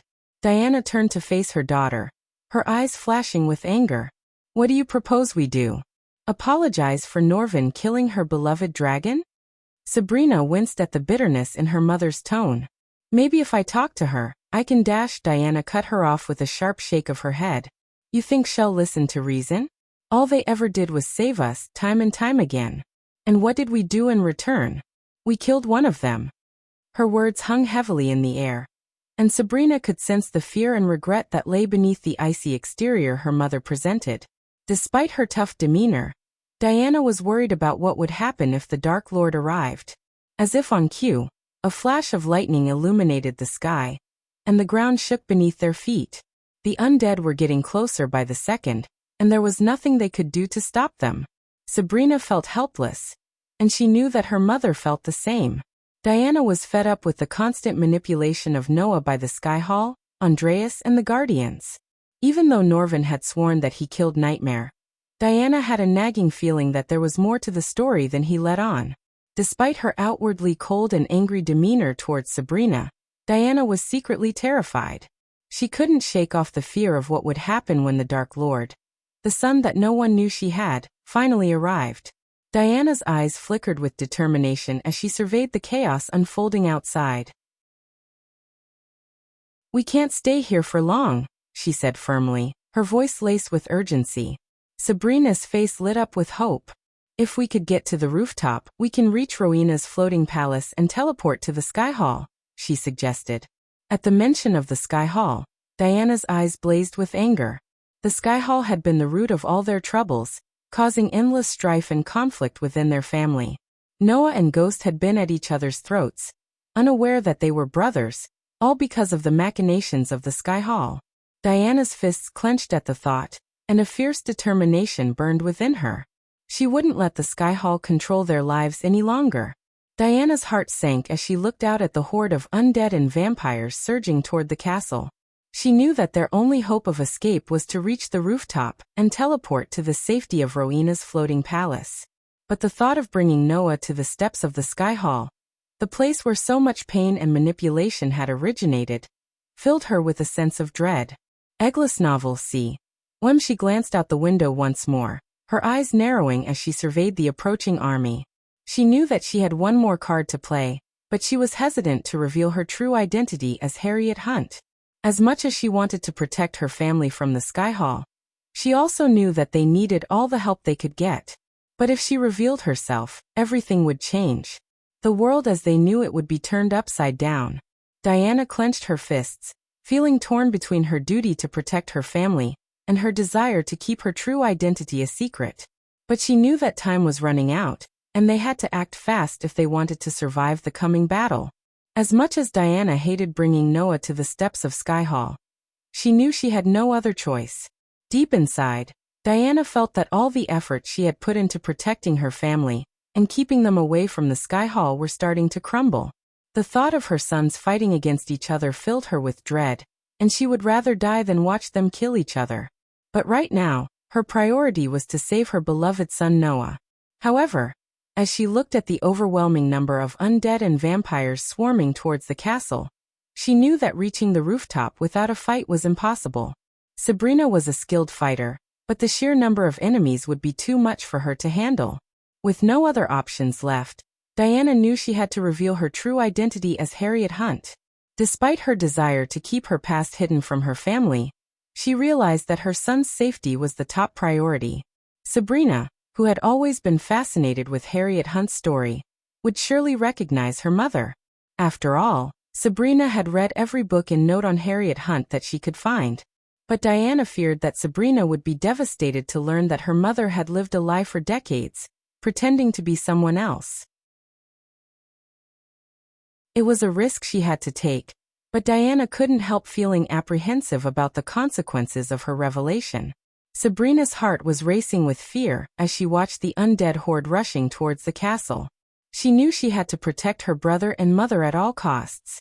As she looked at her mother, she saw the determination on her face, and it gave her some hope. But she could see the fear in her mother's eyes, which made Sabrina feel even more anxious. Sabrina had always seen her mother as a gentle and fragile woman who had never experienced violence or harm. She had been sheltered from the outside world, and had always relied on her family to keep her safe. But now, with the undead and vampires closing in, Sabrina knew that it was her duty to protect her family and keep them safe. Although she knew that Diana was strong and capable, she couldn't imagine her delicate mother fighting against the undead and vampires. Sabrina felt a sense of duty to protect her brother and mother, to keep them safe from harm. But deep down, she couldn't shake the feeling that something was about to change, and that their lives would never be the same again.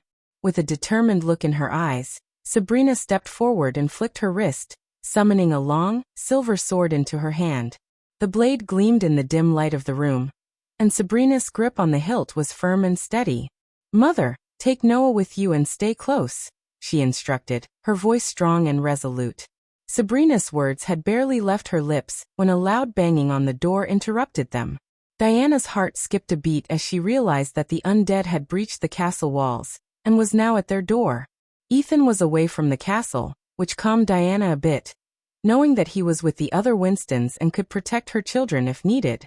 But deep down, she knew that he would be desperate to return and fight by her side. A deafening thud echoed through the room as the door suddenly buckled under an unseen force, sending shivers down Sabrina's spine. The sound of clawing and growling grew louder by the second, causing Sabrina to stand in front of her mother, her grip tightening around the hilt of her sword. Diana felt her heart racing as her mind conjured images of the undead horde breaking through the door and spilling into the room like a raging flood. Then, the door finally cracked open, revealing the 5 undead that had managed to slip past the guards and make their way into the castle. These were not your average undead, as they were thin and quick, their movements resembling that of an animal more than a human. Their glowing red eyes locked onto Sabrina and Diana. Sabrina, however, was quick to react, her sword gleaming in the dim light of the room as she rushed toward the undead with fierce determination. The clash of metal against flesh filled the room as Sabrina expertly dispatched the undead with deadly precision, each swing of her sword sending sparks flying. Sabrina finally dispatched the 5 undead who rushed into the room, leaving blood and gore scattered around the space. The silence that followed Sabrina's victory over the undead was deafening. The only sounds that could be heard were the faint rustling of the wind outside, and the soft panting of Sabrina, as she regained her breath. The room was filled with the stench of blood and gore, and Sabrina's silver sword glinted in the dim light. Diana's eyes scanned the room, her senses heightened as she waited for the next wave of attack. She could feel the tension in the air, as if the silence was just a prelude to a much bigger threat. Suddenly, the shadows outside the room started to move. Diana, a seasoned warrior, knew this silence just symbolized a bigger threat. The shadows at the doorway started to take shape as a figure robed in black robes emerged. The figure's body was almost completely concealed by the long, dark cloak that flowed behind it, and the only visible features were the sharp, gleaming fangs poking out from under the blood-soaked fabric. The air around them seemed to grow colder, as if the very presence of the figure was sapping the warmth from the room. Diana could sense that this was no ordinary vampire. The way it moved, with a slow and deliberate pace, made it clear that this was a creature of great power and malice. As the vampire made his way into the room, his presence alone sent chills down Sabrina's spine. His black robes flowed around him as he moved, and his fangs glistened in the dim light. Sabrina could feel his malice radiating off of him, making her feel as if she was in the presence of death itself. "I found Noah," the vampire crackled, his voice laced with bone-chilling malice. The way he said it made Sabrina's blood run cold. The vampire took slow, deliberate steps towards Sabrina and Diana, and Sabrina could see the delight in his eyes at finding them. But despite her fear, Sabrina stood firm, her sword tightly clenched in her hand. She knew she had to protect her mother and brother at all costs. "Jackpot!" The vampire kept chuckling in a low, sinister voice. His chuckles sent shivers down Sabrina's spine. In his eyes, Sabrina was weak, a mere core-strengthening stage warrior, and Diana was even weaker, only at the body-refining stage. He usually wouldn't even bother to waste his time drinking her blood. However, this time was different. This weak and powerless woman was Noah's mother, and that made her valuable to the vampire. He hoped to capture them and offer them as a reward to the Dark Queen. Sabrina lunged at the vampire with her sword, but the vampire didn't take her seriously. He dodged with ease and taunted her. "Is this all the strength you have? I thought you were supposed to be protecting your family." His voice was laced with malice and amusement. He continued to dodge and weave around Sabrina's attacks, playing with her like a cat with a mouse. "You're no match for me, little girl. I'm a soul-refining stage vampire, and you're just a core-strengthening warrior. You're like a kitten trying to fight a lion," he said with a smirk. As Sabrina continued to fight, the vampire kept bragging about how he would be rewarded by the Dark Lord when he presented Noah to him. "When I bring Noah to the Dark Lord, he will be pleased and reward me handsomely. And he'll make sure he knows that I also caught his precious mother and sister," he said, his voice filled with pride. He continued to taunt them. "You should come with me instead of waiting for the Dark Queen. She'll kill you in her anger, but I can guarantee your safety." His voice was slick and persuasive, but Sabrina knew better than to trust him. The vampire, who had been toying with Sabrina, suddenly decided he had had enough. He moved with lightning-fast speed and landed a powerful punch on Sabrina's jaw, sending her reeling backwards. Sabrina's sword clattered to the floor as she struggled to stay on her feet. The vampire smirked as he approached Sabrina, who was trying to get back up. "Don't worry, a little taste won't hurt," he taunted, baring his fangs. Sabrina gritted her teeth and lunged at him, but the vampire easily sidestepped her and punched her in the stomach. Sabrina gasped for air and fell to her knees, clutching her stomach. The vampire loomed over her, a sinister smile on his lips. "You're a feisty one," he said, "but it's time to put you out of your misery." He raised his hand to strike the final blow, but before he could do so, he suddenly felt a gush of wind and saw a blur of movement. A split second later, he felt a sharp pain in his neck and saw blood spurting out. He stumbled backward, trying to pull away, but it was too late. He felt his body go limp, and he fell to the ground dead. Sabrina couldn't believe her eyes as she looked up to see her mother standing before her with a sword in her hand. The blood on her face made it difficult to see clearly, but she knew it was her mother. How could she have defeated the powerful vampire who had knocked her out with just one strike? Sabrina's shock was palpable, and her mind was racing with questions. What just happened? How her feeble, weak mother killed the vampire? Sabrina could only stare in disbelief, waiting for her mother to explain what had just happened. The air was tense, and the silence was deafening as the two of them stood there in the aftermath of the battle. The future was uncertain, and Sabrina had no idea what was coming next. Chapter 929. Secret is out too. Sabrina was in a state of shock as she looked up to see her mother standing before her with a sword in her hand. Her mother's appearance was transformed as she stood there, her hair disheveled and her clothes covered in blood. The black blades of the sword glinted in the dim light, and the blood of the vampire trickled down the sword, staining it red. The headless body of the vampire twitched on the ground as Sabrina struggled to take in what had just happened. The room was filled with the metallic smell of blood, the stench of death and decay, and the sickly sweet odor of the vampire's flesh. Sabrina could hardly believe that her mother, the gentlewoman who had always been her rock, had just slain a powerful vampire with ease. The image of her mother, standing there like a warrior, her sword dripping with blood, was seared into Sabrina's mind. The shock of the moment left Sabrina trembling and unable to speak. She didn't know what to do or what to say.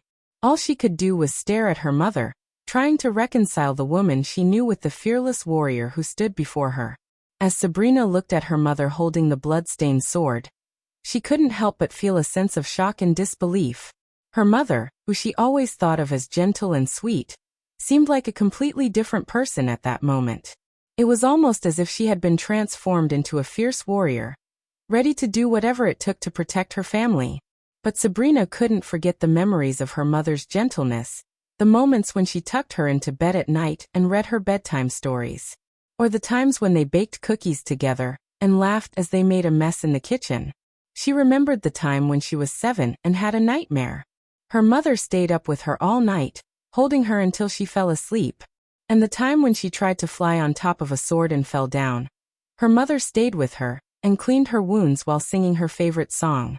These memories flooded Sabrina's mind, making her feel like she was in a dream. She couldn't reconcile the sweet memories with the fierce warrior standing before her, holding a sword drenched in blood. It was like seeing two completely different sides of her mother. As Sabrina continued to stare in shock, the room smelled of blood, and the twitching of the vampire's headless body on the ground created an eerie atmosphere. But Sabrina's mind was too preoccupied with the image of her mother as a fierce warrior, the one who just saved her life, and the one who she could always trust to keep their family safe no matter what. Unbeknownst to Sabrina, Ethan had revealed Diana's true identity as Harriet Hunt to her almost a year ago when she had returned from the southern continent after being kidnapped by the vampires. But Samuel had erased those memories from her mind. And when Imelda had accidentally spilled the truth again, Samuel had wiped her memories once more.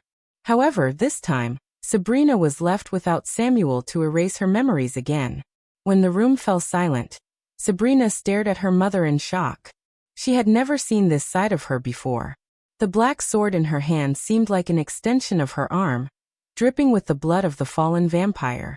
The scent of death and decay lingered in the air, mixing with the metallic smell of blood. "Take your brother and stay close to me," Diana commanded Sabrina. But Sabrina was too stunned to follow her mother's orders. Before Sabrina could process what was happening, another group of undead and a vampire barged into the room. The mindless undead rushed into the room with no awareness of what had happened, but the vampire leading them was taken aback by the sight before him.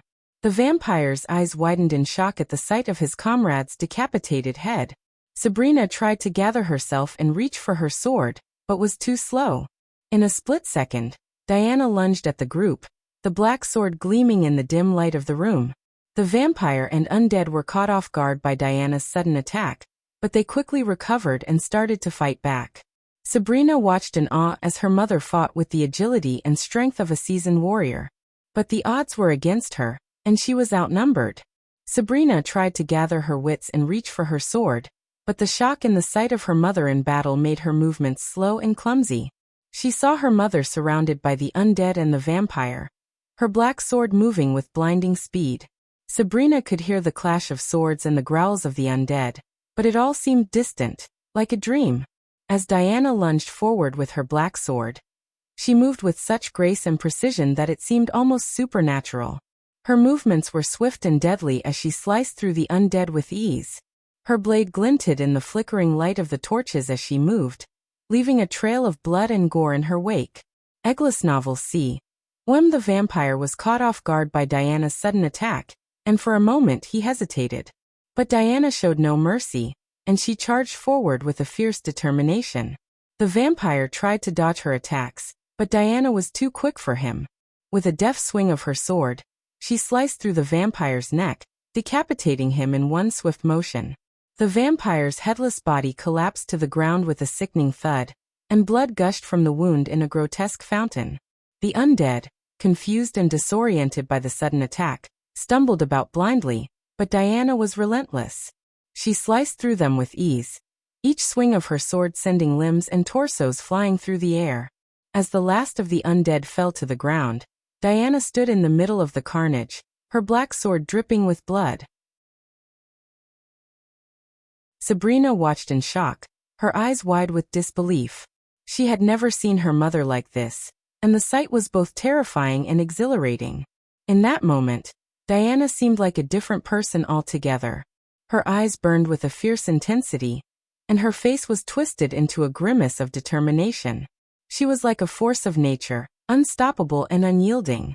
For a moment, there was silence in the room, broken only by the sound of Sabrina's ragged breathing. Then slowly, Diana turned to face her daughter. The black blade of her sword gleamed in the flickering light, and Sabrina couldn't help but feel a shiver run down her spine. "Get your brother!" Diana's voice boomed through the room like a fierce storm that made Sabrina's bones shiver. It was a far cry from the gentle and soothing voice Sabrina was used to hearing. Without wasting any time, Sabrina rushed to Noah and cast a simple spell, causing an invisible hand to lift him into the air, close to her gently. "Mother!" As they stepped outside the door, Sabrina tried to question Diana, but her mother was already charging forward, her sword gleaming under the dim light. Sabrina followed behind her, her mind racing with questions. What was happening? Why was her mother wielding a black sword? And who was she really? After exiting the room, Sabrina and Diana found themselves in a narrow hallway that smelled of damp stone and musty air. The hallway was dimly lit, and the walls were lined with torches, casting a flickering orange light. The floor was made of worn stone bricks that were uneven and slippery. The hallway led to a narrow staircase that wound its way up to the rooftop of the castle. As they walked, they could hear the sound of shuffling footsteps coming from the other end of the hallway. Sabrina could feel her heart pounding in her chest as she realized that the undead horde and vampires were on the other side of the hallway and walking toward them. But Diana stood between Sabrina and the undead with her sword in her hand, ready to fight. The sound of footsteps grew louder, and Sabrina could hear the hiss of vampires as they approached. The flickering torches cast ominous shadows on the walls, making it difficult to see what was coming. Sabrina tried to calm herself down, but she couldn't help feeling a surge of fear as the footsteps grew closer. Diana's grip on her sword tightened as the undead and vampires approached.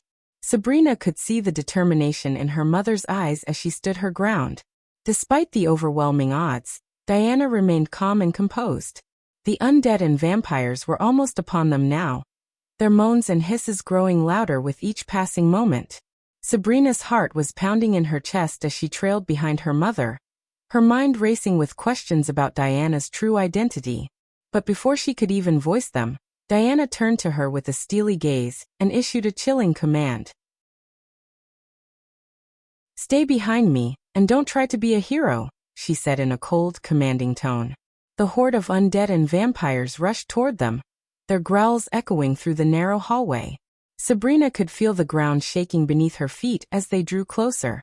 To her shock, her mother's hair color began to change before her eyes, transforming from golden to raven black. Her gentle mother was no longer recognizable as she stood tall and fierce, her white robes now replaced with black armor. A long black coat draped over her armor, making her appear even more intimidating. Sabrina couldn't believe her eyes as she watched her mother transform into a warrior right before her very eyes. Sabrina couldn't believe her eyes. Her mother, who she had always known as a gentle and nurturing figure, now stood before her in a black armor and raven black hair, resembling the famous Harriet Hunt. It was a shock that left Sabrina stunned and unable to comprehend what was happening. Despite the striking resemblance to the legendary Harriet Hunt, Sabrina couldn't bring herself to believe that her mother was Harriet Hunt. The shock of seeing her mother in such a different light was overwhelming, and Sabrina could feel her thoughts swirling in confusion. As Harriet dashed towards the horde of undead and vampires, her swords glinted in the dim light of the hallway. The undead and vampires rushed at her, snarling and hissing, their teeth and claws bared. Harriet met them head-on, swinging her sword with deadly precision, cutting down the undead and vampires one by one.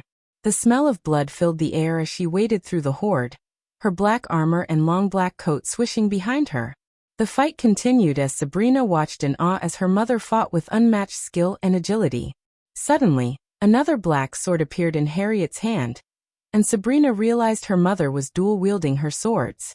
The clash of steel against steel echoed through the hallway as Harriet parried the attacks of the undead and vampires, striking back with deadly accuracy. Blood spattered the walls and floor as Harriet's sword sliced through flesh and bone. The undead and vampires were relentless, but Harriet was a force to be reckoned with. Sabrina could see the resemblance between her mother and Harriet Hunt, the famous vampire hunter, and it shocked her to the core. She couldn't believe that her own mother had such a dark and dangerous past. Despite the overwhelming odds, Harriet fought on, her swords a blur of motion as she cut through the horde of undead and vampires. Sabrina watched in horror as her mother took hit after hit, but Harriet never faltered. She fought with a determination and ferocity that Sabrina had never seen before, and it filled her with both awe and fear. As Diana fought the horde of vampires and undead, she took several hits from their sharp claws and teeth. Blood trickled down her face, and her armor was covered in gore, but she refused to back off. Her sword flashed through the air as she took down vampire after vampire, her movements fluid and precise. Despite the brutal hits she took, Diana kept fighting with all her strength. The vampires were fast and agile, but she was even faster.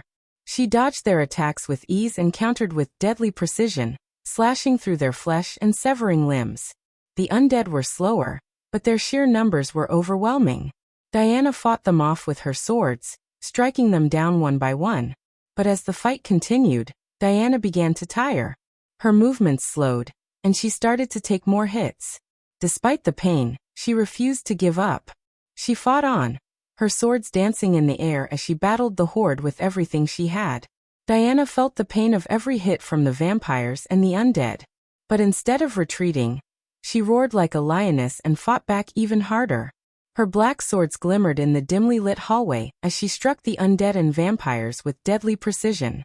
She kept fighting, her eyes burning with a fierce determination to protect her family. As more and more undead and vampires came at her, Diana's movements became more fluid, and her strikes more deadly. She moved like a whirlwind, her swords cutting through the air and slicing through the undead and vampires. Through the chaos of battle, Sabrina watched in awe as her mother fought with such ferocity and skill. Regardless of the odds stacked against her, Diana never gave up. She was a true warrior, a hero in the face of danger. Sabrina's heart leapt in her throat as she saw the vampire knock one of the swords from her mother's hand. "Mother, watch out!" Sabrina shouted, fear and urgency lacing her voice. But Diana was already one step ahead. With lightning-fast reflexes, she dodged the vampire's next attack, twirling her remaining sword in her hand. And then, to Sabrina's amazement, Diana raised her free hand, and a blinding white flame burst forth from her fingertips. The flame was pure and bright, so bright that Sabrina had to shield her eyes from the intensity of the light.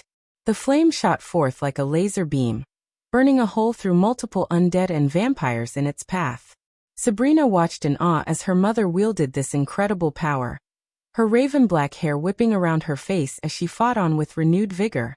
As the fight continued and Diana proved her incredible fighting skills, Sabrina's mind struggled to process the reality of the situation. Despite her attempts to convince herself that her mother was not Harriet Hunt, the evidence in front of her was overwhelming. The black swords, the black armor, the stunning combat skills, and the power of the white flames all pointed to one undeniable truth. Her mother was indeed the legendary Harriet Hunt. Sabrina felt a mix of emotions, including shock, disbelief, and confusion. She had always known her mother as a gentle and caring woman, not a fierce warrior capable of taking on hordes of undead and vampires. It was difficult for Sabrina to reconcile the two images of her mother in her mind. As she watched her mother continue to fight, Sabrina's thoughts raced. What did this mean for their family? How had her mother been able to keep her true identity hidden for so long? And most importantly, what was going to happen next? Michael will appear in 2 chapters, and it will be worth the wait.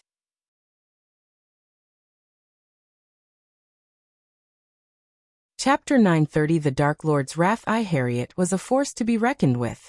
Sabrina watched in awe as her mother slaughtered wave after wave of undead and vampires. She could see the fatigue in Harriet's movements, but it didn't stop her from taking down any enemy that dared to get close. Sabrina could feel the terror in her heart, as she saw the number of undead and vampires that had amassed outside the castle.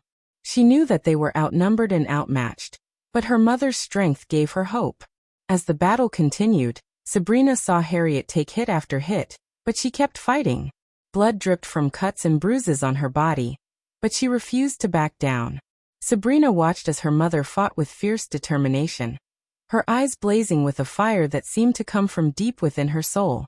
It was clear that she was fighting for her family, for her children, and for the safety of her loved ones. Sabrina's heart swelled with pride and admiration for her mother, but at the same time, she felt a deep sense of fear. She didn't want to lose her mother to this battle, but she knew that the only way to survive was to keep fighting. Diana wielded her black swords with the precision of a seasoned warrior, and used the white flames to aid her in the battle. The flames illuminated the hallway with a blinding light, as they burnt through the flesh of the undead and vampires. The stench of burnt flesh and blood filled the air as Harriet cut through the horde of monsters with ease. The hallway was now a gory mess with body parts and blood splattered everywhere. Sabrina walked behind Harriet in shock, trying her best not to step on any of the corpses. She was afraid of the power and brutality of her mother. Sabrina never imagined that her gentle mother could fight with such ferocity. Harriet was still taking hits from the vampires and undead, but she never faltered. She moved like a whirlwind, spinning and cutting her way through the horde of monsters. The vampires and undead kept coming, but Harriet didn't back down. The battle raged on, and it seemed like it would never end. But with every swing of her swords and every blast of her white flames, Harriet was getting closer and closer to the rooftop where they could escape. As they reached the stairs that led to the rooftop, Diana could see the shadows of vampires and undead climbing up the circular stairs from below. She quickly turned to Sabrina and Noah. "Sabrina, take Noah and walk in front of me. Climb the stairs to the rooftop. I will take care of them from behind," Diana ordered in a commanding voice. Sabrina hesitated for a moment, looking at her mother's battered and bloodied state. But Diana gave her a reassuring nod, and Sabrina gathered her wits and took Noah's hand. As they started climbing the stairs, Sabrina could hear the screeching and growling of the undead behind them. She could feel her heart racing as she climbed higher and higher with Noah floating before her. The stairs were narrow and winding, making it difficult for them to climb quickly. But Sabrina could see the rooftop getting closer with each step they took. As they climbed the stairs, the vampires and undead climbed up from below. Diana had to fight while climbing the stairs, and using the environment to her advantage. She kicked an undead down the stairs, causing a chain reaction that took out a few more. She spun around and sliced a vampire's head off, causing blood to splatter on the walls. Sabrina walked fast, keeping her brother close and casting spells to weaken the undead. But Diana was the one doing most of the fighting. She used her sword to parry blows and struck back with deadly precision. The stairs became slick with blood and gore as the bodies piled up. One vampire managed to grab Diana's leg, but she kicked him off and then smashed his head with the hilt of her sword. Sabrina felt fear creeping up her spine, but she knew she had to keep moving. She climbed up the stairs as fast as she could while Diana fought off the attackers. The vampires and undead climbed up the stairs as they taunted Diana with their hissing voices. "You think you can escape us, bitch?" a vampire sneered as he lunged at her. But Diana was quick and agile, dodging his attack and striking him down with her sword. She didn't respond to the vampire's words, knowing that words wouldn't save her or her family. Another vampire tried to grab her from behind, but Diana spun around and sliced his head off with a swift stroke of her sword. However, she didn't escape unscathed. One of the undead managed to land a blow on her shoulder, causing her to grit her teeth in pain. But she didn't let it stop her from fighting, using the environment to her advantage by kicking a nearby stone down the stairs, causing the undead to trip and fall. As they climbed higher and higher, the battle became more intense, and the vampires became more desperate to stop Diana. But she fought on, striking down any who came close to her, even as more wounds appeared on her body. "You can't run," another vampire snarled. But Diana just glared at him with fierce determination in her eyes. "Come and get me," she replied as she delivered the final blow that sent the vampire tumbling down the stairs. The vampires couldn't believe their eyes as they saw Diana, a seemingly fragile and weak human, taking down their brethren with ease. They exchanged glances of confusion and disbelief. "Is she really human?" one vampire asked another. "She can't be," another replied. "No human could fight like that." Diana heard their whispers and couldn't help but feel a sense of satisfaction. She knew that her true identity as Harriet Hunt was still a secret, and the vampires had no idea what they were up against. She continued fighting with determination and strength, taking hits and inflicting wounds upon the undead and vampires. Despite the pain and exhaustion, she refused to give up, knowing that the safety of her family depended on her. With each swing of her sword, she proved to the vampires that she was not to be underestimated. And with each vampire she took down, she drew closer to the rooftop and the safety it offered. When they reached the rooftop, Sabrina was awestruck by the view of the ongoing war. She saw the undead and vampires on one side, fighting against the Guardians and Nagaland soldiers on the other. There were no dragons in sight, but the battle was intense nonetheless. On the ground, Guardians and Nagaland soldiers fought bravely against the overwhelming horde of undead and vampires, with swords and spells, trying to hold their ground. The sky was filled with smoke and the smell of burning flesh. Sabrina could hear the sound of clashing swords and the screams of the dying. Her heart raced as she watched the battle from above, feeling helpless and scared. Sabrina's heart lifted as she saw the flying palace hovering above them. She could barely contain her relief as she pointed up at the massive structure, shouting to Diana, "Mother, there's the palace!" she cried out, her voice filled with hope. Diana looked up and saw the palace as well. A look of relief washed over her face as she realized that they were almost safe for a moment. The sky was a chaotic dance of ice and fire as Rowena and Azazel continued their battle. Their spells clashed with thunderous booms, sending shockwaves through the air and rattling the ground below. Despite the danger, Azazel's maniacal laughter echoed across the sky, a testament to his insane thirst for power. Diana's heart raced as she watched the battle unfold. She wanted nothing more than to join in and help her daughter, but she knew that Noah's safety had to come first. The stakes were too high, and she couldn't afford to lose focus. As she turned to Sabrina, she could see the fear in her eyes. Sabrina's hands trembled, and she struggled to catch her breath. Diana knew that she had to remain calm and steady, even in the face of such chaos. She put a reassuring hand on Sabrina's shoulder and whispered, "Stay close to me. We'll get through this." But even as she spoke, her attention remained fixed on the battle raging above. The sky was filled with crackling energy and dazzling displays of light, and Diana could feel the raw power emanating from Rowena and Azazel. It was a deadly dance, and Diana knew that only one would emerge victorious. As the battle continued, Diana's anxiety grew. She couldn't bear the thought of losing her daughter, not after everything they had been through. Her heart clenched with each blast of energy, and every spell that echoed through the sky. Rowena had been fighting Azazel for what felt like an eternity, the sky above them exploding with magic and chaos. She had summoned all her strength and knowledge to counter Azazel's spells, her icy blades whistling through the air as she danced around him. Finally, with a deadly punch, Rowena sent Azazel flying backward, and she flew back to the castle, landing on the rooftop. But when she saw the blood-drenched sight of her mother, Rowena's heart skipped a beat. Despite her cold personality and character, Diana, as a mother, could see the worry in Rowena's eyes. Trembling with concern, Rowena approached Diana, her mind filled with questions. She wanted to know if her mother was all right if she had been hurt in the battle. The sight of her mother, covered in blood, filled her with a sense of dread and unease. Diana, sensing her daughter's worry and confusion, pulled her into a tight embrace, holding her close.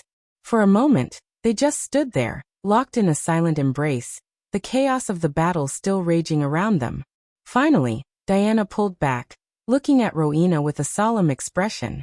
"I am fine, my dear," she said, her voice steady and reassuring. "But we need to focus on the task at hand. We need to ensure Noah's safety and get through this." Rowena nodded, taking a deep breath to steady herself. She knew her mother was right. They couldn't afford to let their emotions cloud their judgment. Not when the fate of Noah was at stake. Together, they turned to face the chaos below, ready to do whatever it takes to protect Noah. As Rowena led Diana, Sabrina, and Noah toward her flying palace, the sky above them crackled with energy. Suddenly, a deafening boom echoed through the air, and a blinding light filled the sky. When the light faded, a group of soldiers descended from the heavens, their armor glinting in the sunlight. They wore silver plate armor, and had blue feathery metal wings attached to their backs. Lightning flashed around them, and the ground shook as they landed on the rooftop. Rowena tensed, her hand instinctively reaching for her blades. But the soldiers made no move to attack. Instead, they stood in formation, their eyes fixed on Rowena and her group. Diana's eyes flared up in anger as she saw the angels of Sky Hall unit descend from the sky. Her heart felt like it was about to burst with a powerful emotion that she couldn't quite put into words. Their mere presence made her blood boil with a fierce intensity. The sight of the angels of Sky Hall unit triggered a deep-seated anger within Diana, one that had been smoldering for over 25 years. She had once led a unit of angels and trained them, only for them to turn on her when she was at her most vulnerable, about to give birth to her children, Noah and Dean. The betrayal still burned like a fiery inferno within her, a constant reminder of the pain and suffering she had endured. As she gazed upon the angels before her, Diana's eyes blazed with a fiery intensity, the anger inside her threatening to boil over. It took all of her willpower to keep her rage in check, to prevent herself from lashing out at these new soldiers who had done her no harm. But the memories of the past were too fresh in her mind, the wounds too deep to ignore. She could feel the anger burning hotter and brighter with every passing moment, threatening to consume her completely. Diana knew that the angels before her were not the same ones who had betrayed her so many years ago. But the anger inside her was like a beast that could not be tamed. It clawed at her from within, demanding to be unleashed. Yet somehow, she managed to keep a tight rein on her emotions, her iron will preventing her from acting on her impulses. It was a struggle, a battle that raged within her, but she refused to let her anger get the better of her.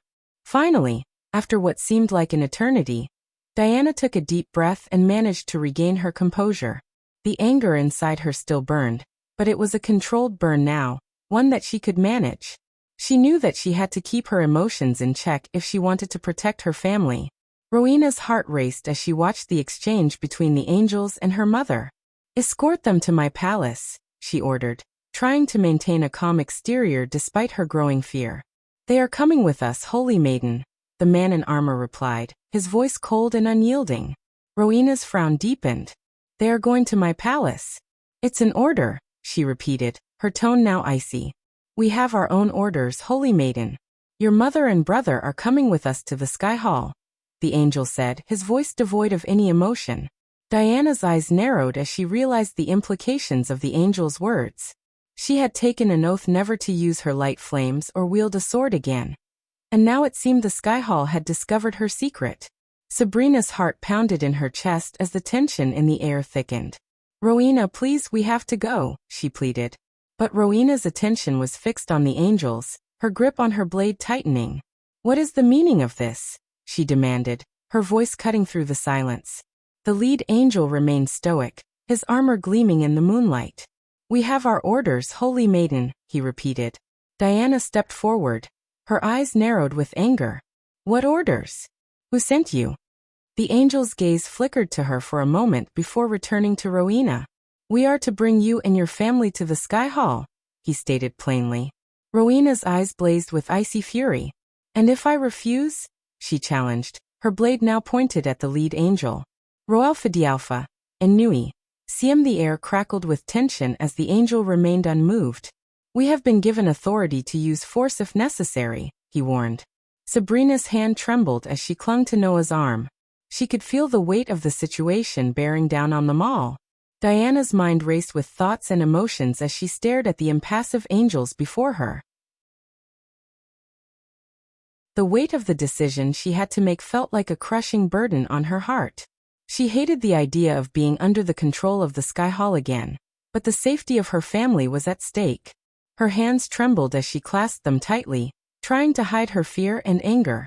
She knew that if she refused to go with the angels, the consequences would be dire. She could not risk the lives of her loved ones for her own pride and anger. Taking a deep breath, Diana made the difficult decision. She would go with the angels to the Sky Hall, no matter how much she despised it. She would do whatever it takes to keep her family safe, even if it meant giving up her own freedom. Rowena. Sabrina's voice quivered as she spoke up, trying to catch the attention of the two powerful women. At first, they ignored her, lost in their own thoughts and concerns. But when Sabrina called out once more, pointing towards the distant sky, their hearts began to race with fear. Despite the already dark storm clouds above, the sky Sabrina was indicating was completely black, as if it was swallowing up everything in its path.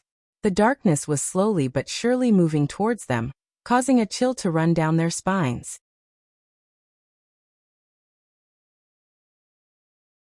Chapter 931 The Dark Lord's Wrath. The black clouds spread across the sky like a menacing blanket, blotting out the sun and casting the entire kingdom into darkness.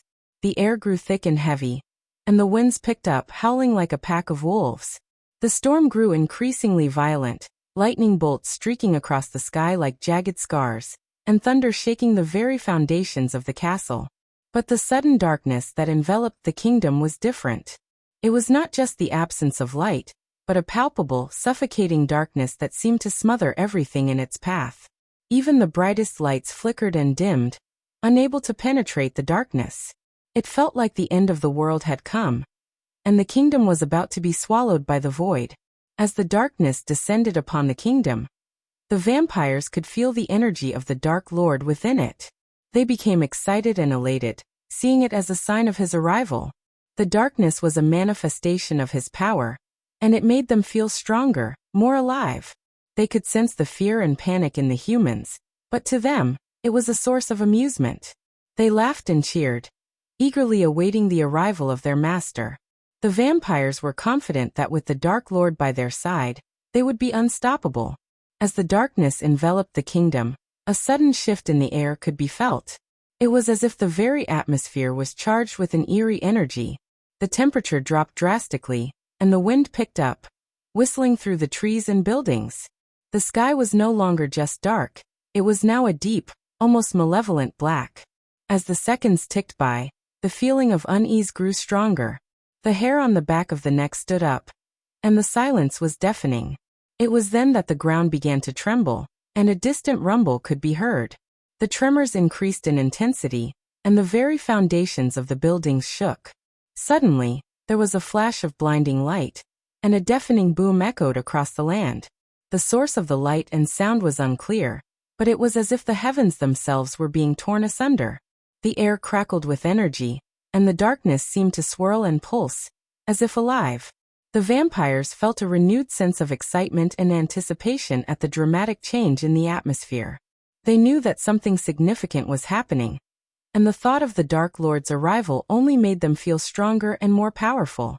The anticipation and excitement among the vampire community were palpable as they eagerly awaited what was to come.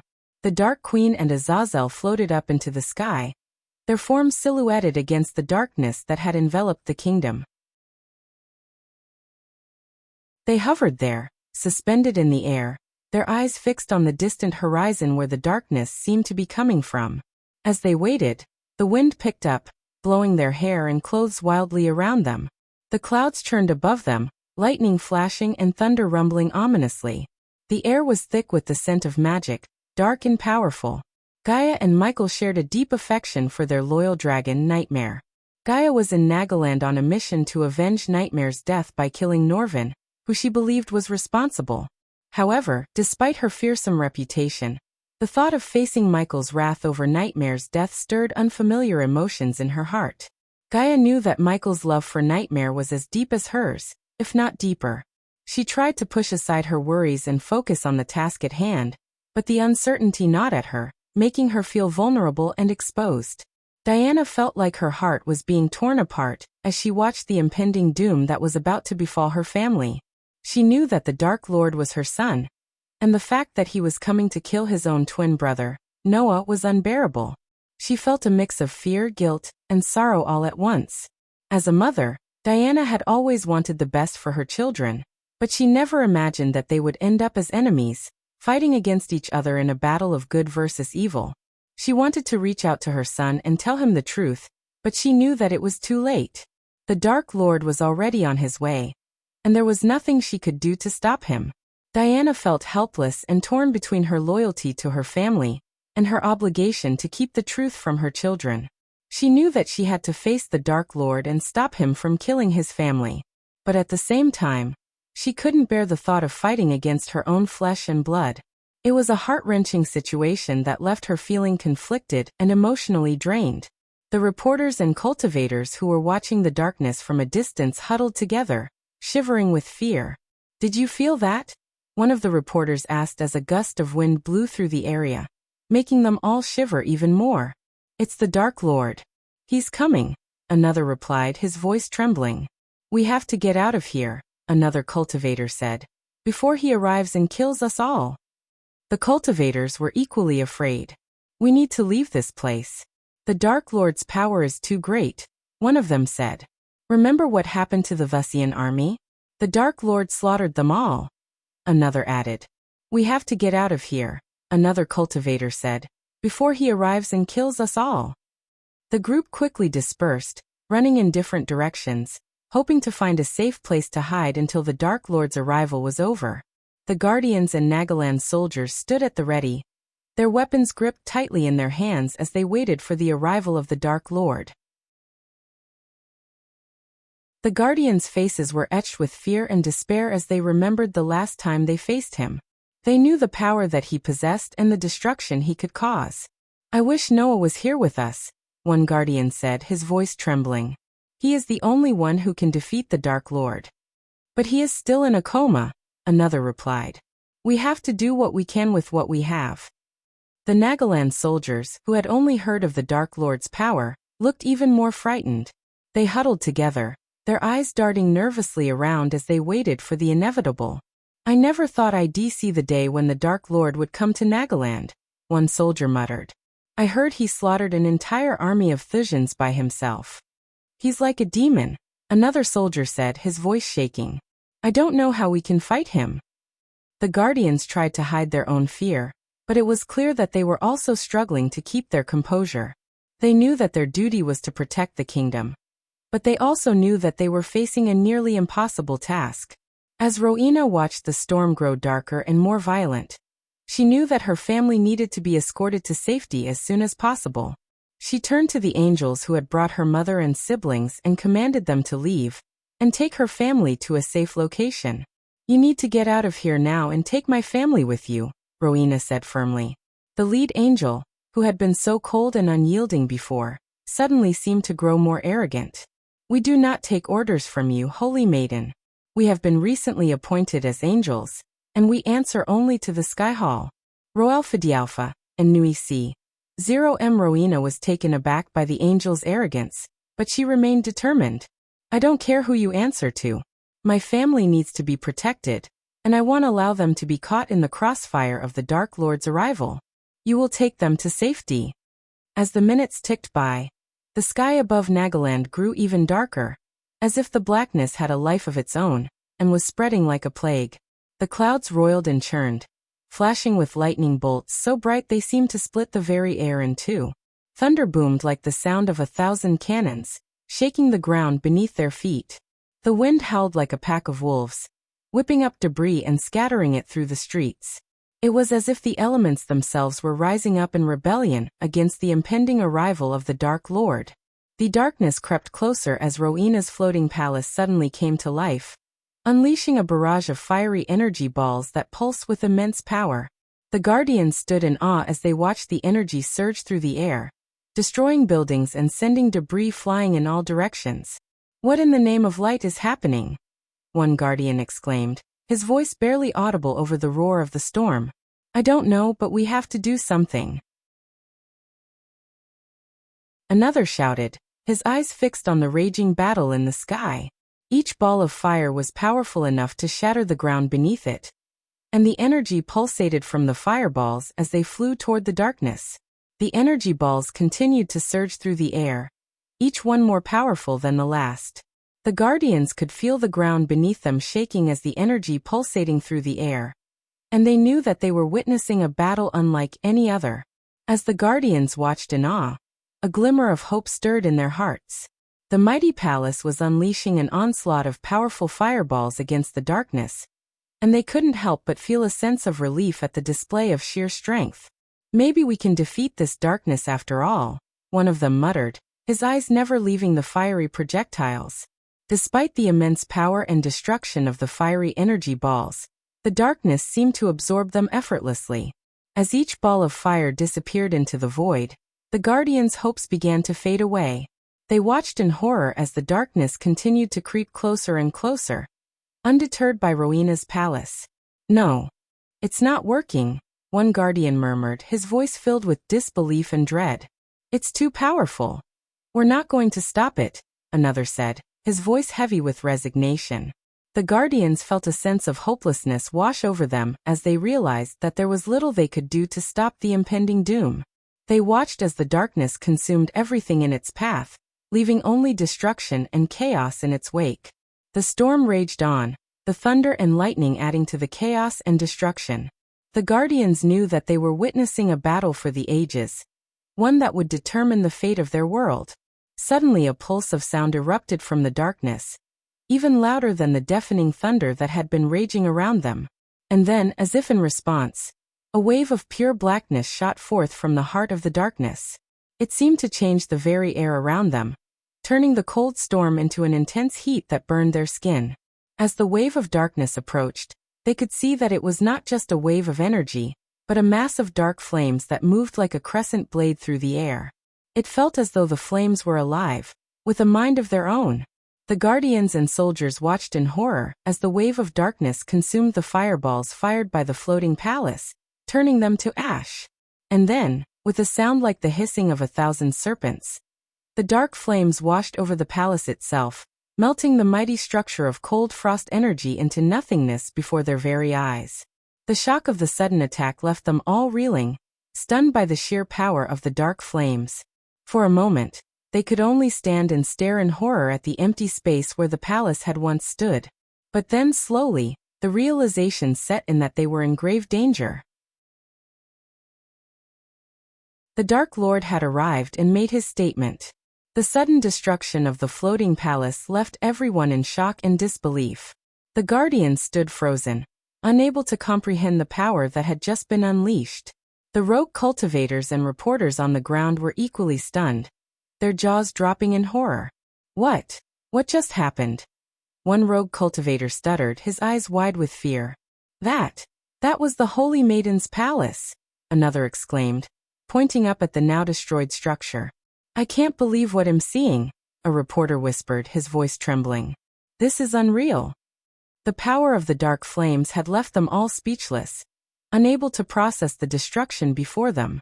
The Guardians knew that they had to act fast before the darkness reached them, but the shock of seeing the palace destroyed had momentarily paralyzed them.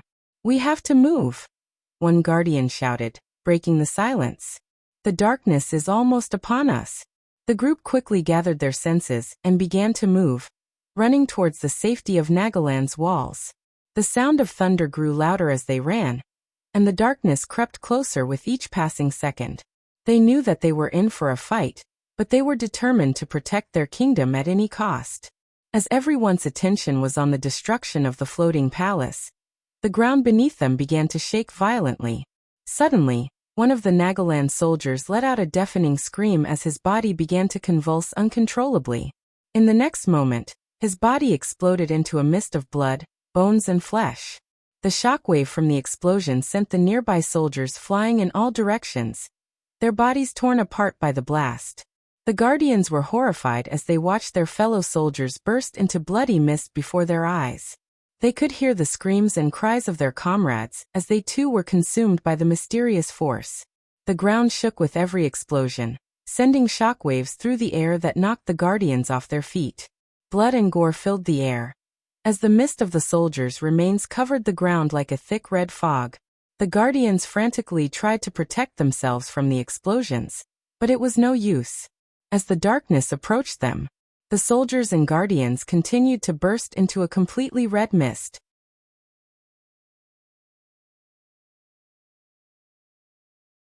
Chapter 932. The secret that could tear them apart. As the red mist cleared, The battlefield was a gruesome sight to behold. The ground was stained red with blood, and body parts were scattered everywhere. The air was filled with the stench of death and burning flesh. The surviving guardians and soldiers were in a state of shock, unable to comprehend what had just happened.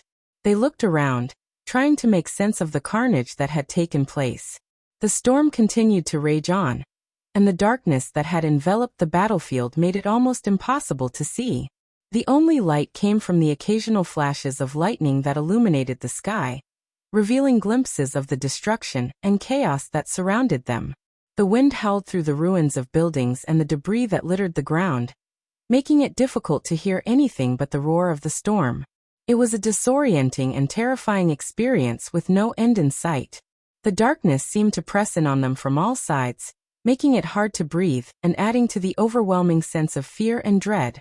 The once bustling city was now a desolate wasteland. The buildings were destroyed, and the streets were empty except for the piles of rubble and debris. The storm still raged on, but the thunder was muffled as if it was mourning the loss of the fallen soldiers. The sky was still pitch black, and the darkness seemed to have consumed everything. The guardians and soldiers looked at each other, their faces a mix of horror and disbelief. They knew they had just witnessed something beyond their understanding, something they would never forget for the rest of their lives. As everyone's eyes were fixed on the pitch-black sky, the black clouds loomed closer and closer. Suddenly, a figure emerged from the darkness and slowly descended toward them.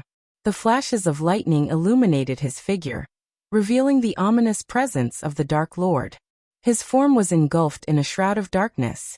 The billowing black coat he wore whipped around him in the violent wind, and the two swords on his back were fashioned in the shape of a menacing X. The Dark Lord's eyes glowed with a devilish light, a menacing blend of red and black that sent shivers down the spines of those who dared to look directly into them.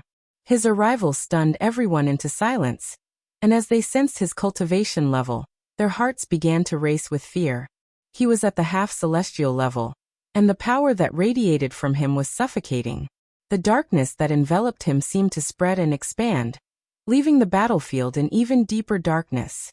The guardians and Nagaland soldiers could feel the weight of his presence, and the atmosphere around them became heavy and tense. The storm that had been raging seemed to quieten down in comparison to the arrival of the Dark Lord. His presence was overwhelming, and it was as if he was challenging anyone to dare to oppose him.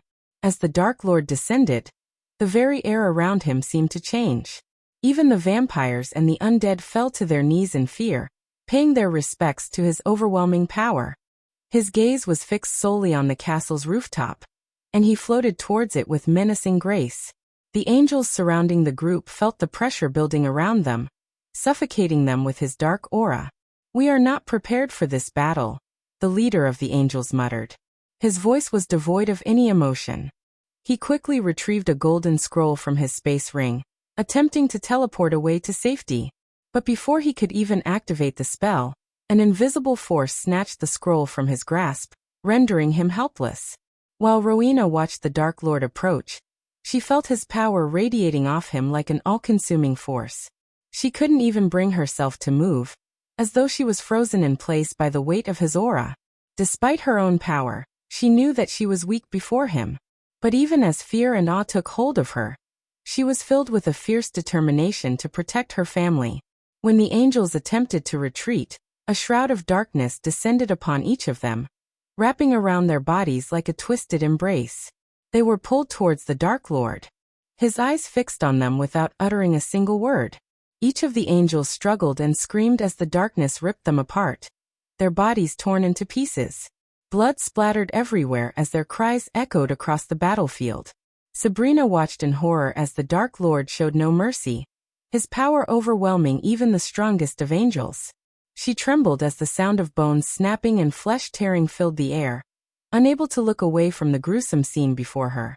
The darkness seemed to consume everything in its path, leaving nothing but destruction and death in its wake. Finally, the screams subsided, and the darkness dissipated, leaving behind nothing but the remains of the angels. Sabrina felt sick to her stomach, unable to comprehend the ruthless power of the Dark Lord. She knew they were all in grave danger, and needed to find a way to survive the coming onslaught. The darkness consumed the angels' bodies and armor, and disintegrated into nothingness as the dark flames engulfed them in mid-air. Not even a speck of ash was left behind as the intense heat of the flames radiated to the ground, filling the air with the smell of burning flesh. Witnessing the ruthless power of the Dark Lord, the Guardians and Nagaland soldiers could feel their stomachs churning at the gruesome sight before them. The onlookers stood in stunned silence as they watched the Dark Lord unleash his unparalleled power. The destruction of the Holy Maiden's floating palace, the bloody explosions of the Nagaland soldiers and Guardians, and the disintegration of a group of half-immortals were all carried out with ruthless efficiency, without the utterance of a single word. Even the Dark Queen and Azazel, who had witnessed their fair share of bloodshed, felt a tinge of fear in their hearts as they watched the carnage unfold before them. Yet, the Dark Queen knew that this was the inevitable consequence of Norvin's killing of Nightmare, and the Dark Lord's wrath was merely a manifestation of that event. As the Dark Lord's gaze turned towards them, Diana felt a surge of fear run through her. Her heart raced as she realized that her son, Noah, was in a coma and unable to defend himself against the half-celestial's power. She knew that no one else there knew the truth of the Dark Lord's identity, and the thought of Noah being caught in the middle of this battle terrified her. The Dark Lord descended toward the rooftop where Supreme Guardian Noah was floating, with Rowena shielding her family and taking slow steps back. The atmosphere was tense as the remaining Guardians, in an act of loyalty towards their beloved Supreme Guardian, turned their cannons towards the Dark Lord. The sense of determination was palpable as they prepared to do everything in their power to keep the Dark Lord away from Noah. Suddenly, hundreds of cannons fired at the same time, sending cannonballs soaring through the sky toward the Dark Lord.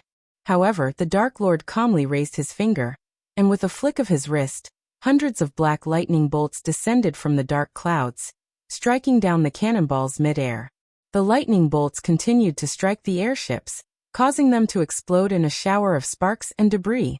The sheer power and precision of the Dark Lord's attack left everyone stunned and shocked. When the Dark Lord turned his gaze toward Noah's family, his eyes glowed with a fierce intensity. The black and red hues emanating from his eyes made it clear that he was consumed with rage.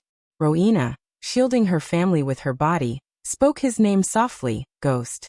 Her voice trembled with fear, the first time anyone had heard such uncertainty in her voice. It was understandable, given the overwhelming odds they were facing. The Dark Lord was furious, consumed by the loss of his beloved Nightmare. Rowena knew that she had to try and reason with him. "Don't do this," she pleaded, hoping that she could somehow appeal to his humanity.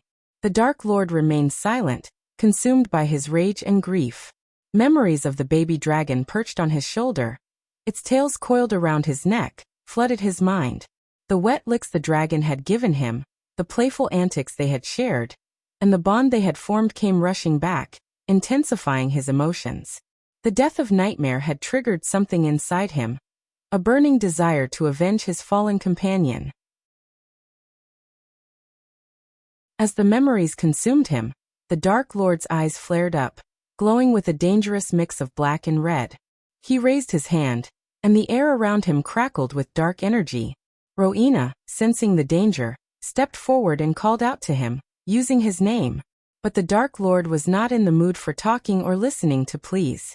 The thought of slaughtering every single guardian and everyone Noah held dear consumed him, fueling his anger and determination. Rowena bravely stepped forward, hoping to appeal to the Dark Lord's sense of reason, as he let out a menacing growl that sent chills down everyone's spine. "Go away," he snarled in a voice filled with rage and malice, his words echoing through the darkened sky like thunder. His eyes burned with an otherworldly intensity, and the air around him crackled with dark energy.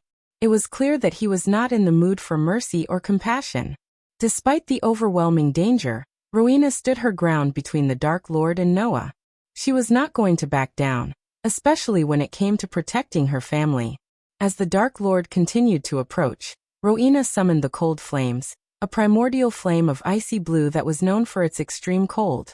The air around them immediately dropped in temperature, and the flames crackled with a blue light that illuminated Rowena's determined expression.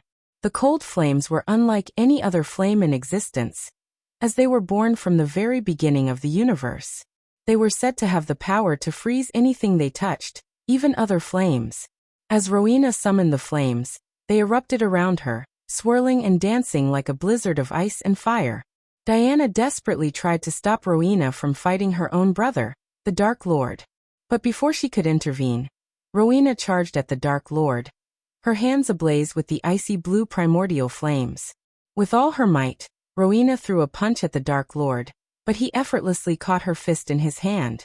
The cold flames burned brighter, but they were no match for the Dark Lord's dark flames that appeared around his fist, coiling around the cold flames like a snake around its prey. The two flames struggled against each other, but soon the dark flames overwhelmed and devoured the cold flames, leaving Rowena stunned and defenseless. The dark flames around the Dark Lord's fist burned hotter and darker than anything Rowena had ever seen. It was a symbol of his immense power and control over the darkness. Diana watched in horror as her daughter was overpowered by her own son, unable to do anything to stop the impending doom that was about to befall them. The Dark Lord's eyes glinted with darkness as he pulled Rowena towards him, holding her by the neck. "Stop." Diana's voice echoed through the air, but it was too late. The Dark Lord's fist collided with Rowena's stomach, shattering her armor into pieces. She was thrown backward with immense force, crashing through the rooftop and leaving a trail of debris in her wake. The impact was so great that the ground shook beneath them, and a shockwave rippled through the air. The Guardians and Nagaland soldiers watched in horror as Rowena's body slammed into the ground, unmoving.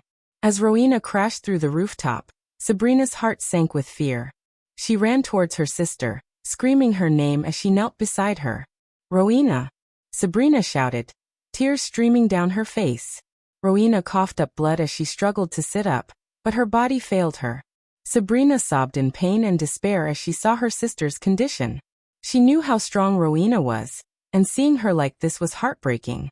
She wept uncontrollably as she watched her sister slip away, feeling completely helpless in the face of the Dark Lord's power.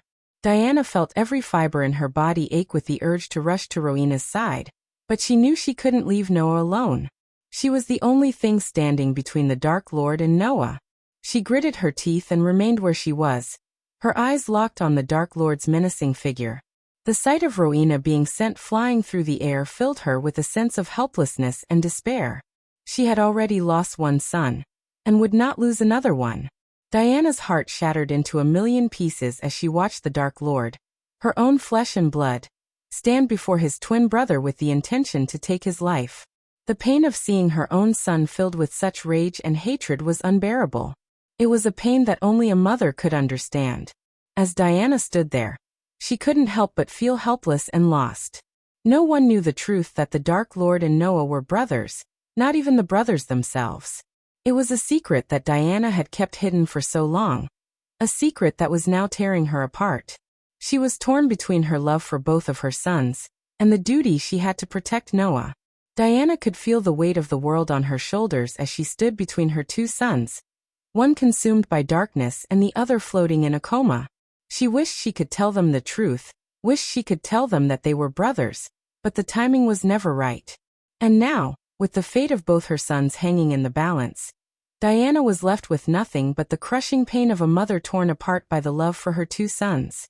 Diana felt torn between her duty as a mother to protect her children, and the fear of the consequences that might come with revealing the truth. She knew that the only way to stop the Dark Lord and save Noah possibly was to reveal the truth. However, the thought of tearing apart the fabric of their world, and the possible backlash from the other factions was overwhelming, especially the Sky Hall. Her heart felt heavy with the weight of her decision, and tears streamed down her face as she watched her two sons face off against each other. She knew that the truth would change everything, but it was the only way to end this violence and the Dark Lord's slaughter possibly. As a mother, it pained her to see her sons fight each other, but she also knew that they were both powerful beings who could not be stopped easily. She had to make a decision that would not only affect her family but the fate of their entire world. Diana's heart was torn between her love for her two sons. She couldn't bear the thought of them fighting each other, especially since they were unaware of their true relationship. She knew that revealing the truth would have severe consequences, but she couldn't let them fight to the death. Diana made up her mind that she would rather face the consequences and die than witness her sons killing each other. The pain in her heart was so great that she was willing to sacrifice herself to save her sons from this terrible fate. In that moment, she realized that her love for her sons was stronger than any fear or consequence. She was willing to risk everything to protect them, even if it meant sacrificing her own life. Dean, listen to me. You and Noah, your brothers.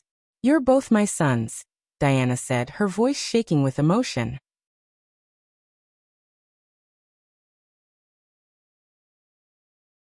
Chapter 933. Will Michael forgive his mother? As soon as Michael heard the words, his heart felt like it was being ripped apart. A surge of emotions flooded through him. Emotions that he didn't even know existed within him. The world around him seemed to come to a stop as he tried to process the revelation.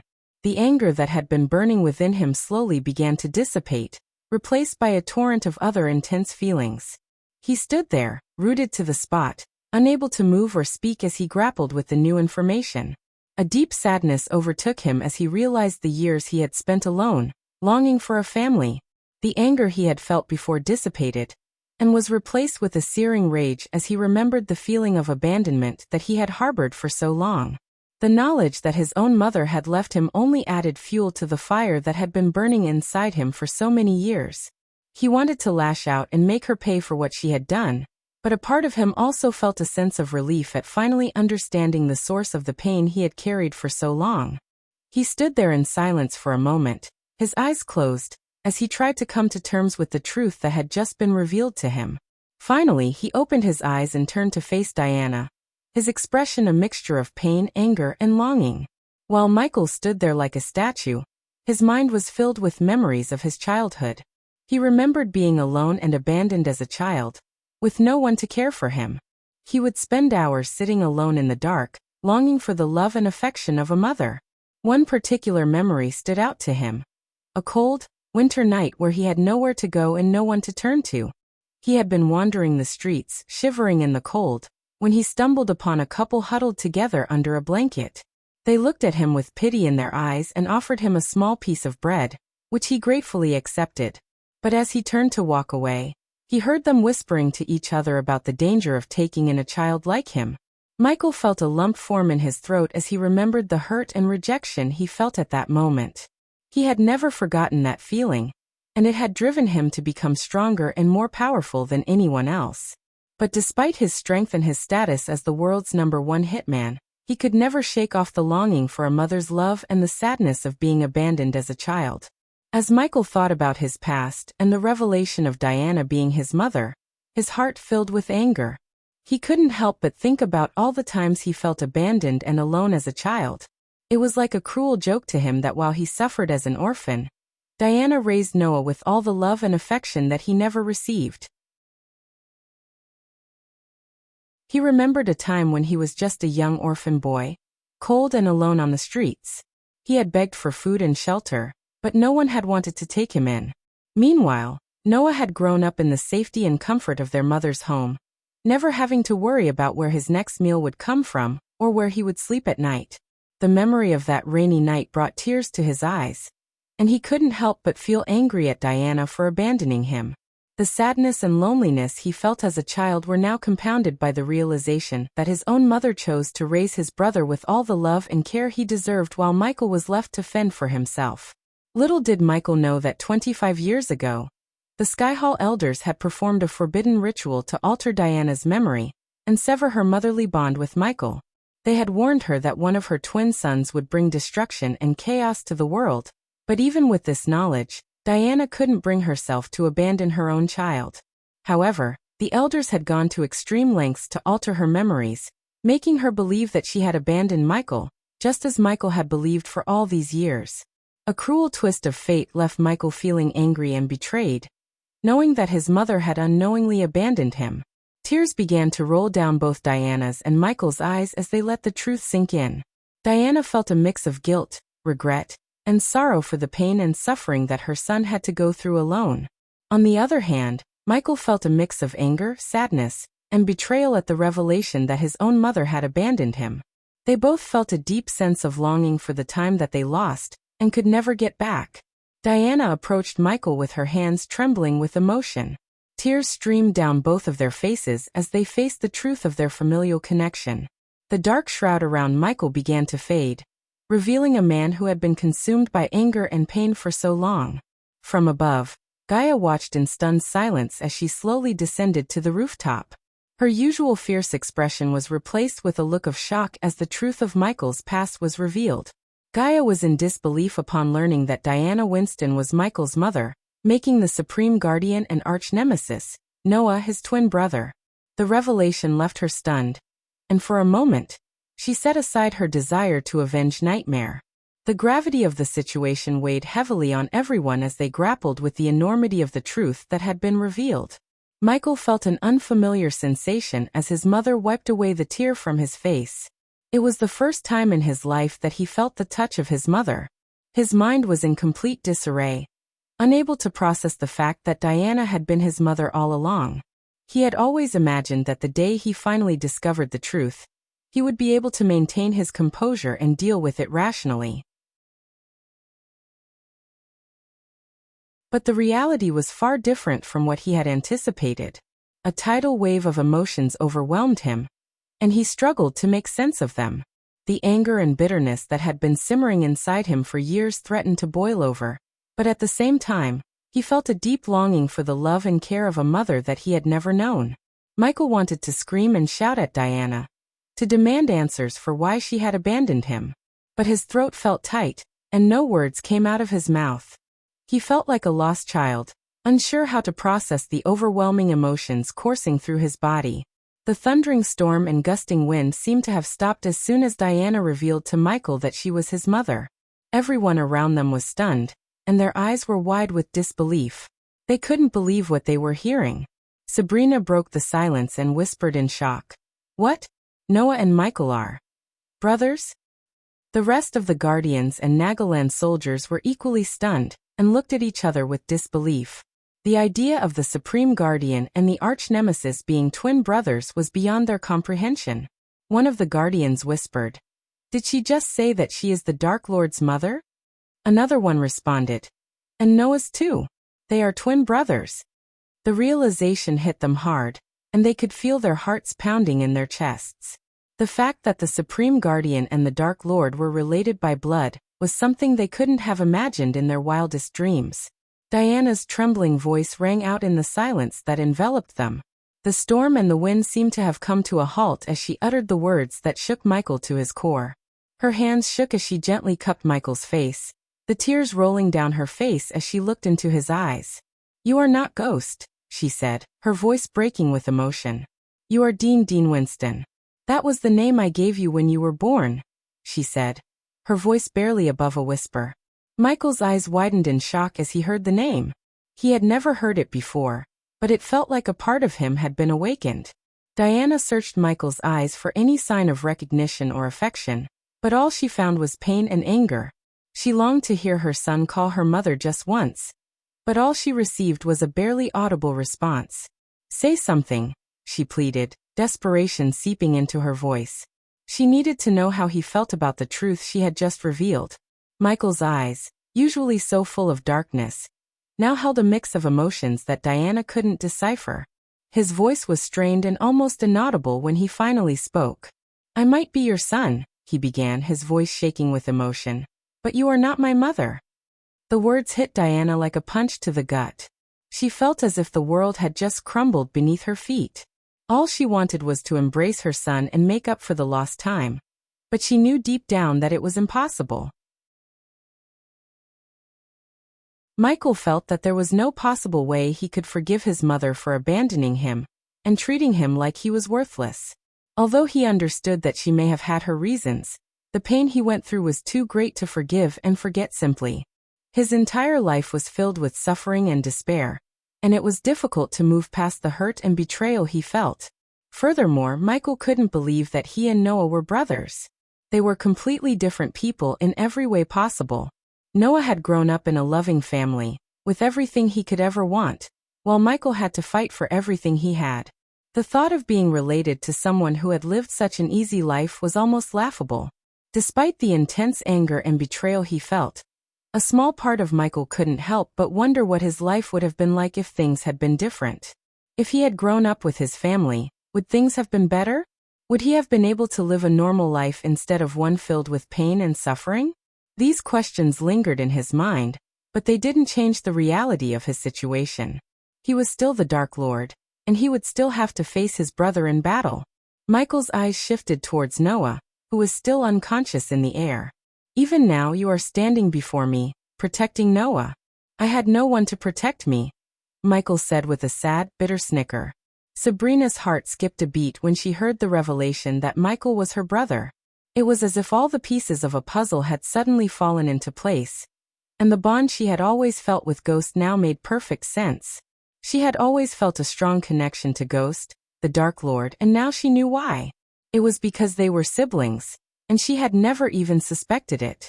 As the reality of the situation sunk in, Sabrina's mind was flooded with memories of her interactions with Ghost. Every time they had fought, every time they had met, every conversation they had ever had suddenly took on a new meaning. She could not believe that the person she had been fighting against all this time was her own brother.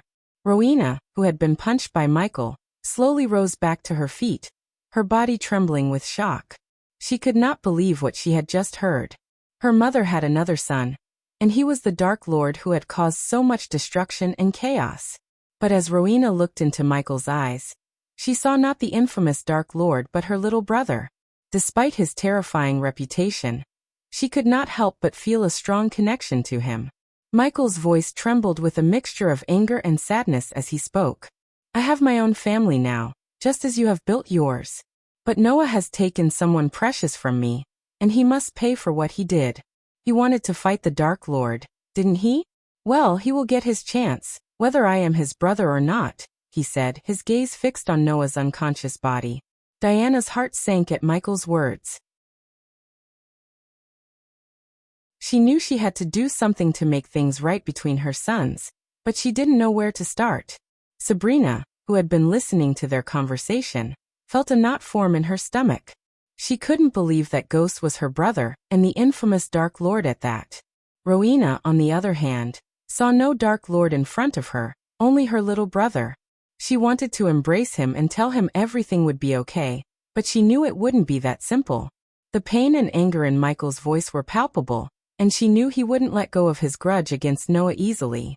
With a swift flick of his wrist, Michael pushed Diana aside and extended his hand toward Noah. The unconscious body of the Supreme Guardian slowly floated towards Michael, and before anyone could react, he grabbed Noah by his neck. The air crackled with tension as every onlooker held their breath, realizing that the fate of the world might rest on this moment. The Guardians, Nagaland soldiers, rogue cultivators, and news reporters watched in disbelief as the one person who could stop the Dark Lord's reign was now in his clutches, powerless and unconscious.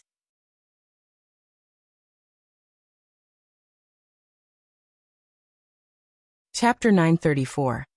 The Dark Lord versus the Supreme Guardian. As Michael held Noah by his neck, a mixture of emotions swirled inside him. He had always seen Noah as the Supreme Guardian whom he must defeat, but now he had learned that Noah was his own twin brother. The conflicting feelings made it difficult for him to hurt Noah, but the thought of Nightmare's little dragon, and how he wasn't there to save Nightmare, fueled Michael's anger. As he tightened his grip around Noah's neck, he wished that Noah was conscious and aware of what was happening. The memories of Nightmare's death, and the pain it caused him, gave him the strength to overlook any familial bonds he might have had with Noah. Diana's heart pounded in her chest as she saw Michael's grip tighten around Noah's neck. She knew that if she didn't act fast, the worst could happen. Tears streamed down her face as she pleaded with Michael to let Noah go. Please, Dean, let him go. He's your brother. Don't do this, she begged, her voice shaking with fear and emotion. But Michael remained resolute, his grip on Noah's neck showing no signs of loosening. The others present could only watch in stunned silence, unable to comprehend the gravity of the situation unfolding before them. Desperate to save her son, Diana stepped forward and put her hand on Michael's shoulder. Please, Dean, listen to me. You don't have to do this. We can find another way. Don't let your anger consume you, she pleaded, her voice barely above a whisper. For a moment, it seemed like Michael might relent. His grip on Noah's neck loosened ever so slightly. But then his expression hardened, and he pushed Diana aside with a flick of his wrist. As the world's deadliest assassin, Michael knew that he could easily devise a plan to eliminate Noah. However, he was aware of the limitations of his abilities. Killing Noah without the god-killing arrows would only result in Noah's physical body being destroyed, while his soul would escape and search for a new physical host. This would make it nearly impossible for Michael to locate and kill Noah again. Furthermore, Michael was certain that Andreas, Noah's mentor, would use Noah's survival as an opportunity to train him in the shadows and make him even stronger. This would put Michael at a disadvantage and force him to watch his back constantly. The system also advised against killing Noah until he could be permanently killed using the god-killing arrows. Despite the overwhelming desire for revenge, Michael knew that he had to bide his time and wait for the right moment to strike. He couldn't risk letting Noah slip away and come back stronger, with even more people in his corner. For Michael, it was all about timing and strategy. However, Michael's anger boiled within him as he learned that Noah was present during Nightmare's death, and may have even been a witness to Norvin, Noah's pet monkey, killing Nightmare. Michael had saved Noah's father not too long ago, and if it weren't for him, both Diana and Sabrina would have perished. Yet, Noah repaid this debt by watching Nightmare die right before his very eyes. Michael found this betrayal to be unacceptable. What Michael did not know, however, was that Nightmare was killed by Andreas' second soul piece, which had possessed Noah and used his body to carry out the heinous act. This information was kept hidden from Michael, adding to his already growing anger towards Noah. Sabrina ran towards him, tears streaming down her face as she pleaded with her brother to release Noah. "Brother, please don't do this. You can't be the monster they claim you are. You're not the Dark Lord. You're my brother." She continued to beg, her voice trembling with fear and desperation. "I know you're hurting, and I understand why you're angry, but please don't hurt Noah. He's not responsible for what happened to Nightmare." Sabrina's words seemed to penetrate Michael's anger and confusion. He looked at her, his grip on Noah's neck loosening slightly. "You don't understand, Sabrina. You don't know what he did." Sabrina shook her head, her eyes full of sadness and understanding. "I don't need to know. I just know that he's our brother, and we should stick together, no matter what." Michael seemed to be fighting an internal battle, torn between his desire for revenge and his softer side. Diana's voice was shaking as she joined her daughter. "Please, Dean. I beg of you. He's your brother. Don't let revenge cloud your judgment." But Michael's grip around Noah's neck only tightened, and he did not budge. At that moment, Rowena stepped forward, wanting to talk to Michael as his elder sister. But before she could say anything, something inside her gave way, and she fainted on the spot. "I cannot let him go. He took something from me and I will take something from him," Michael said in a cold, unwavering voice. His eyes glinted with anger and determination. Diana and Sabrina pleaded with him to let go of Noah, but Michael was resolute. "I have shown enough kindness to your family, made myself a clown," he said, his voice dripping with bitterness. "No more kindness. The Dark Lord does not show mercy. Come out, Andreas." With a cold voice, Michael called out to Andreas, knowing that he was attached to Noah's soul. With Noah's limp body held tightly by the neck in one hand, the Dark Lord delivered a powerful blow to his chest with an open palm. The impact sent shockwaves rippling through Noah's body, causing his soul to convulse and tremble within. Slowly, Andreas' soul began to emerge from Noah's body, drawn out by the sheer force of the Dark Lord's attack. It was a ghastly sight to behold, like watching a wraith emerge from the depths of the underworld. The battlefield of Nagaland lay in ruins and destruction, with corpses strewn all over the ground, and the once grand buildings reduced to rubble. The air was heavy with the stench of blood and death, and the sight of the devastation caused by the Dark Lord's army filled Andreas' eyes with anger and dread. "What have you done?" Andreas demanded, his voice thick with a mixture of rage and fear. Andreas looked at Michael with a mixture of dread and anger. "You know you cannot kill Noah without the god-killing arrows. Killing him now would only bring more pain and death to this world," he said with conviction. Andreas turned his gaze towards Diana, a mixture of sadness and anger on his face. I told you, Diana. I told you that your son would only bring pain and suffering to your family, and to the world. But you were blinded by your love for him and failed to see what he had become, he said, pointing towards their death and destruction. Andreas looked around at the destruction that had been wrought upon the once beautiful city. Bodies littered the ground, blood pooling around them in gruesome patterns. Buildings that had once stood tall and proud were now mere ruins, the sounds of explosions and gunfire still ringing in their ears. Do you see what your son has done? Andreas said, his voice filled with anger and frustration. He has brought nothing but death and destruction to this world. He has caused so much pain and suffering. And for what? Power? Control? It's madness. Michael snickered and looked at Andreas with cold eyes. All of this destruction and death is because of your obsession with defeating me, Andreas. Your manipulation and schemes have caused this chaos, he said, his grip on Noah's neck tightening. Andreas' expression turned to one of anger and defiance. I did what I had to do to protect the world from your darkness, he spat back. Your thirst for power and control would only bring ruin and destruction to this world. To everyone's shock, Diana shouted at Andreas, interrupting his conversation with Michael. This is all because of you. You manipulated and twisted the truth to turn my sons against each other. You're the reason they're fighting and the reason for all this death and destruction. She shouted, pointing at the devastation around them. Diana's eyes blazed with anger as she glared at Andreas. She took a step closer to Andreas, her fists clenched in fury. I wish you were never a part of our lives. You brought nothing but pain and misery to us, she yelled. Her voice echoed across the battlefield, and all eyes turned to her. Andreas simply sneered in response. You're blind with love, Diana. You fail to see what your son has done to this world, he retorted, his eyes glittering with malice. Diana's anger only grew at Andreas' words, and she took another step closer. Don't you dare talk to me about love. You don't know the first thing about it, she spat. Andreas' eyes showed a tinge of pain after Diana's words pierced through him like a sword. She looked at him with fire in her eyes, her anger palpable. Despite the pain in his eyes, Andreas knew he had to make the hard decisions to stop the Dark Lord, even if it meant hurting the people he cared about.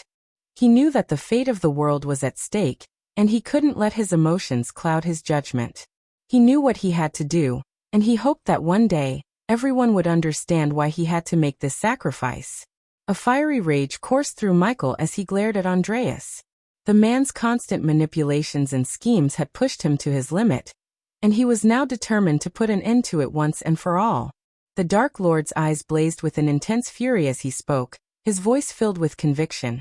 I may not be able to kill Noah without the God-killing arrows, but you, Andreas, are a different story. His words hung in the air, heavy with a sense of finality, as his eyes glowed with eerie darkness. The atmosphere was charged with tension as Michael's words echoed across the ruins of the once great city. Michael's eyes blazed with an intensity that sent shivers down everyone's spine. Even Andreas, who had always been the calm one, felt a sense of dread as he looked at the Dark Lord. I've had enough of your games, Andreas. You've played with me for far too long. Your schemes end here, and so does your existence. The world will be better off without you, and I'll be the one to make it happen. As he spoke, Michael's aura darkened, and a chilling silence fell upon the battlefield. Even the winds seemed to still, as if in anticipation of the coming clash between the Dark Lord and his nemesis. Everyone around them knew that a battle of epic proportions was about to take place, one that would decide the fate of the world itself. Without giving Andreas a chance to speak, Michael threw Noah aside and moved with lightning speed. Michael's eyes blazed with eerie darkness as he grabbed Andreas' ethereal form by his shoulders. Andreas struggled to break free, but Michael's grip was ironclad as he squeezed with all his might. A scream escaped Andreas' lips as he felt his ethereal form beginning to dissipate into smoke. In a sudden, unexpected move, Michael opened his mouth wide, and the smoke-like form of Andreas' soul was drawn into his mouth. Andreas squirmed and writhed, his screams growing louder as Michael devoured his soul, stripping it from his body. The air was thick with tension, and the sound of Andreas' screams as Michael continued to consume his soul.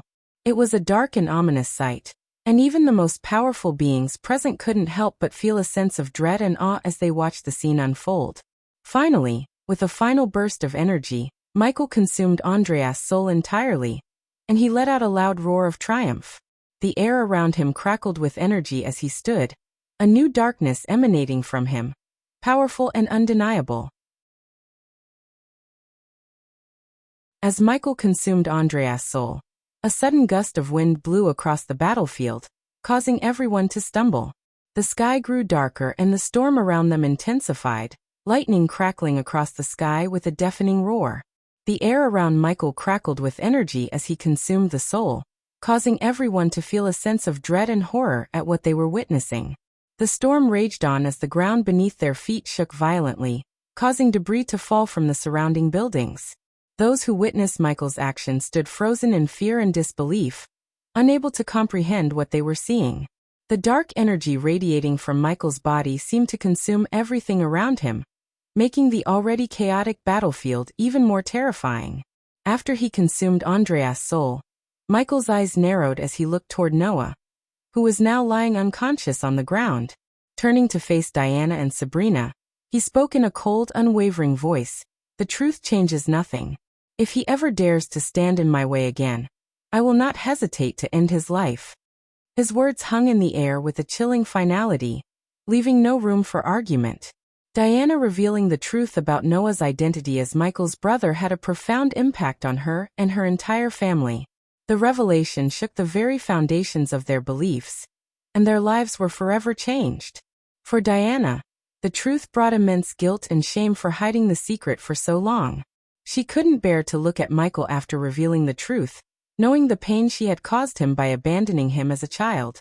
The knowledge that her two sons were on opposite sides of a brutal war tore her apart inside, and she was consumed with regret for not being able to protect them both. Despite the revelation that Noah was his brother, Michael's feelings of abandonment and betrayal still weighed heavily on him. His anger and desire for revenge had consumed him for so long that it was difficult for him to let go of those feelings, even in the face of this newfound familial connection. The pain of being cast aside by his own mother had left deep wounds that still had not fully healed, and it was those wounds that had fueled his darker impulses for so many years. Though there was a part of him that longed for the comfort and love of a family, that softer side of him had been overshadowed by his pain and anger. As Michael looked upon Noah, his unconscious form a stark reminder of the pain and betrayal he had felt for so long, he couldn't help but feel that nothing had truly changed. The truth of their shared bloodline couldn't erase the years of suffering and pain he had endured. Why I don't get any super gifts from my wonderful readers? Sad face.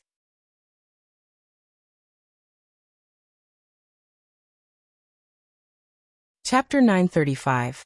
Celsus' plan. Amidst the chaos of the war between the Dark Lord's army and the Nagaland soldiers, Celici and Andreas' second soul piece floated far away, watching the battle unfold from a safe distance. As the Dark Lord consumed Andreas' soul from within Noah's body, a twisted grin spread across the face of Andreas' second soul piece. Despite the destruction and carnage happening below, he was elated to see the Dark Lord destroy the soul piece that had been with Noah for so long. As soon as the Dark Lord had consumed Andreas' soul, a strange darkness began to surround Andreas' second soul piece, causing it to glow with an eerie light. The ethereal form grew stronger and more substantial, becoming less transparent as it absorbed the darkness. The once weak soul piece had been revitalized by the energy released from the destruction of Andreas' soul, and it was now more powerful than ever before. Celsus' emotions were not those of sadness or regret over the destruction of Nagaland. Instead, an almost manic excitement shone in her eyes as she watched the battle between the Dark Lord and Nagaland's soldiers unfold. To her, this war was just the beginning of a chain of events that would ultimately lead to the fall of the Great Eight Clans. Celici had long known that the revelation of the Dark Lord being Noah's brother would trigger a shift in power, and she was prepared to seize the opportunity. Her goal was simple: to see her shadow clan rise from the ashes of the Great Eight Clans and emerge as the dominant force in the world. Celici understood that the current system of 8 divided clans made it impossible to fight against the Dark Lord and his growing army effectively. To truly defeat him, the world needed a united front led by a single, powerful clan. With this in mind, Selisi watched the battle unfold with a twisted sense of excitement, knowing that the chaos it brought would ultimately play into her hands. The destruction of Nagaland was just the first step in a grander plan to reshape the world in her image. How does it feel to see the Dark Lord consume your soul piece? Selisi asked Andreas' second soul piece, her eyes glowing with a devilish glint. A wicked grin spread across Andreas' second soul piece as he replied. Good, very good. I've been waiting for his destruction for so long. Selisi couldn't help but feel a rush of excitement at the prospect of the Dark Lord's downfall. She had been waiting for this moment for years, and now it was finally within reach. But there was one thing she still didn't understand. I still don't get how you grow stronger with the destruction of your other soul pieces, she mused, her eyes narrowing in confusion.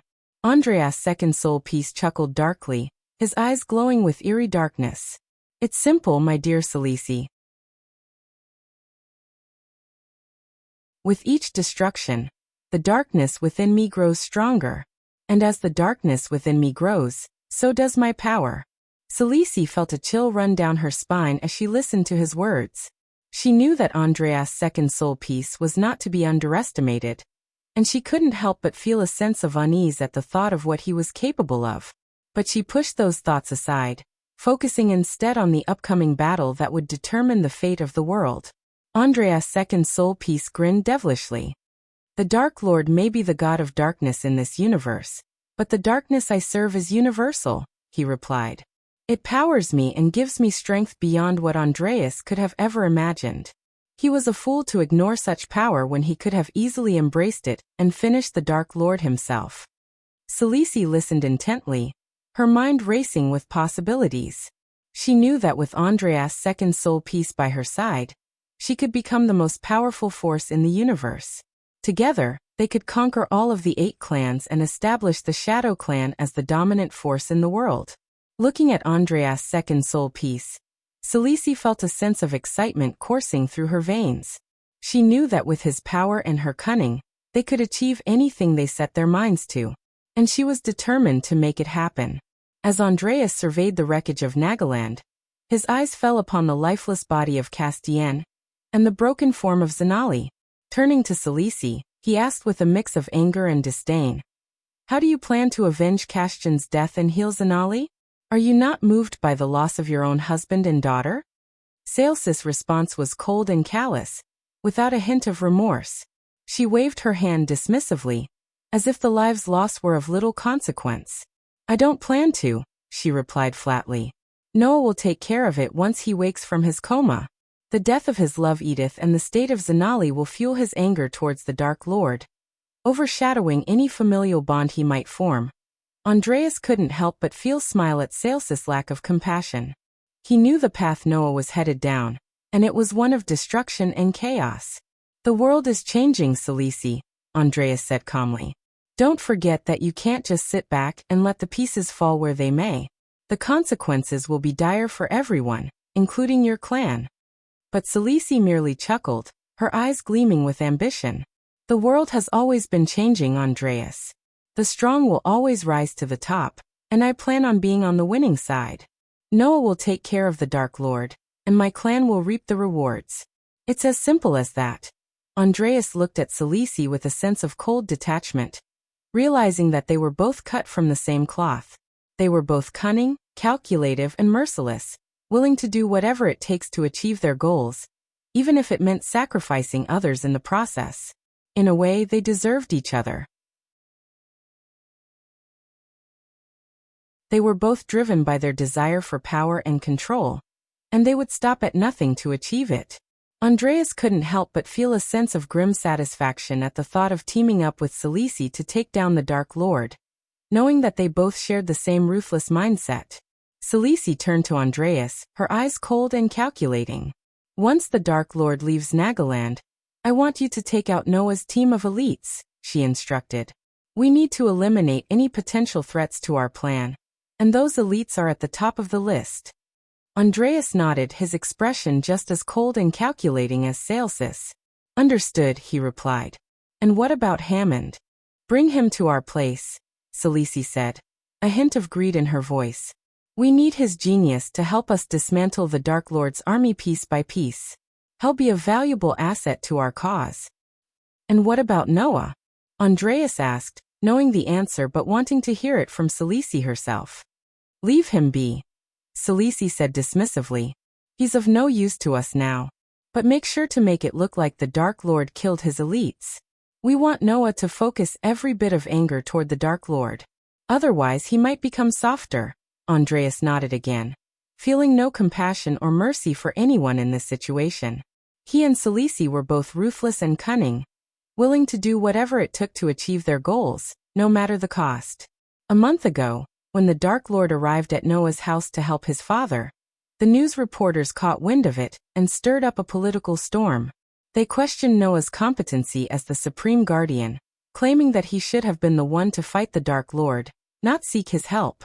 Selisi couldn't help but feel a sense of amusement at the chaos that ensued. She knew that the media would never be satisfied, always searching for the next big story to exploit. And this story was too good to pass up. The Supreme Guardian, the one tasked with protecting the world, seeking the help of the very enemy he was supposed to defeat. But Selisi saw through the surface-level drama. She knew that Noah had his reasons for seeking the Dark Lord's help, and she respected his decision to do so. After all, they were both fighting for the same cause, to rid the world of darkness and bring about a new era of light. But the media didn't care about the bigger picture. They only cared about sensational headlines and pushing their own agendas. And so they pounced on the opportunity to question Noah's abilities and authority. Despite the negative attention, Selisi remained unfazed. She knew that Noah was more than capable of leading the fight against the Dark Lord, and she had faith that he would emerge victorious in the end. As for the media, they were merely an annoyance that she would have to endure as they continued to sensationalize every little detail of the ongoing battle. Selisi had always held a low opinion of the media, believing them to be nothing more than a group of sensationalist troublemakers. But even she couldn't deny the power they held, especially in times of political unrest. So, despite her disdain for them, she decided to use the media to her advantage. She knew that stirring up controversy and chaos would only serve to invalidate the Great Eight clans and further strengthen her own clan's position. With a cold and calculating demeanor, she plotted out her strategy, carefully crafting each move to maximize the chaos and destruction. She instructed her followers to plant false information and sow seeds of dissent, creating a climate of fear and mistrust. The media ate it up, eager for any juicy scandal to report on. And as the chaos grew, Selisi watched with a sense of grim satisfaction, knowing that she was manipulating the situation to her own advantage. Her ruthless cunning was unmatched, and she knew that she could use the media's obsession with drama to further her own goals. And so, she continued to pull the strings from behind the scenes, reveling in the chaos and destruction that she had created. Selisi couldn't contain her excitement at the revelation that the Dark Lord and Noah were brothers. She knew that this information would send shockwaves throughout the world and create chaos beyond measure. The media would have a field day, and Selisi planned to use it to her advantage. Andreas' eyes gleamed with a cunning intensity as he spoke. Are you sure we should leave Layla and the Spirit Child alone? I am certain I could turn the Spirit Child into a perfect weapon against the Dark Lord. Selisi, however, shook her head with calm resolve. I've heard from my contacts in Mazeroth that Layla and the Spirit Child are in the Ukulun realm. The Dark Lord sent them there to keep them safe. Andreas raised an eyebrow in surprise. But why would the Dark Lord do that? It doesn't make sense. Sales's lips curled into a small smile. It's good news for us. Let the Spirit Child be trained by the best teachers in the world. If we trained him ourselves, he would become a one-trick pony who solely depends on his cultivation power. And that power alone will not be enough to defeat the Dark Lord. Andreas seemed unconvinced. But we could mold him to be the ultimate weapon against the Dark Lord. Sales's expression hardened. To defeat the Dark Lord, we need to use our brains more than our brawn. Let the Spirit Child be for now, and I'll tell you when the time is right to use him against the Dark Lord. Andreas nodded, reluctantly conceding to Sales's wisdom. He knew he would have to bide his time and wait for the right moment to strike. Saelsis' eyes shifted towards Gaia, the Dark Queen, as she spoke with a cunning glint in her eyes. The spirit child is not our concern at the moment, it's Gaia. As long as she stands by the Dark Lord's side, he is nearly invincible. She is his most powerful weapon, and we need to find a way to neutralize her. Andreas raised an eyebrow, intrigued by Saelsis' suggestion. And how do you propose we do that? Selisi smirked, her mind already working on a plan. We need to exploit her weakness. Gaia may be powerful, but she is not invincible. There must be a way to take her down. We just need to find it. Andreas nodded in agreement, the two of them lost in thought as they plotted their next move. They knew that taking down Gaia would not be an easy feat, but they were willing to do whatever it took to defeat the Dark Lord and take their place as rulers of the new world. The sky grew darker, and a storm raged on in the distance, a fitting backdrop to the chaos that lay ahead. The fate of the world hung in the balance, and Selisi and Andreas were determined to come out on top, no matter the cost.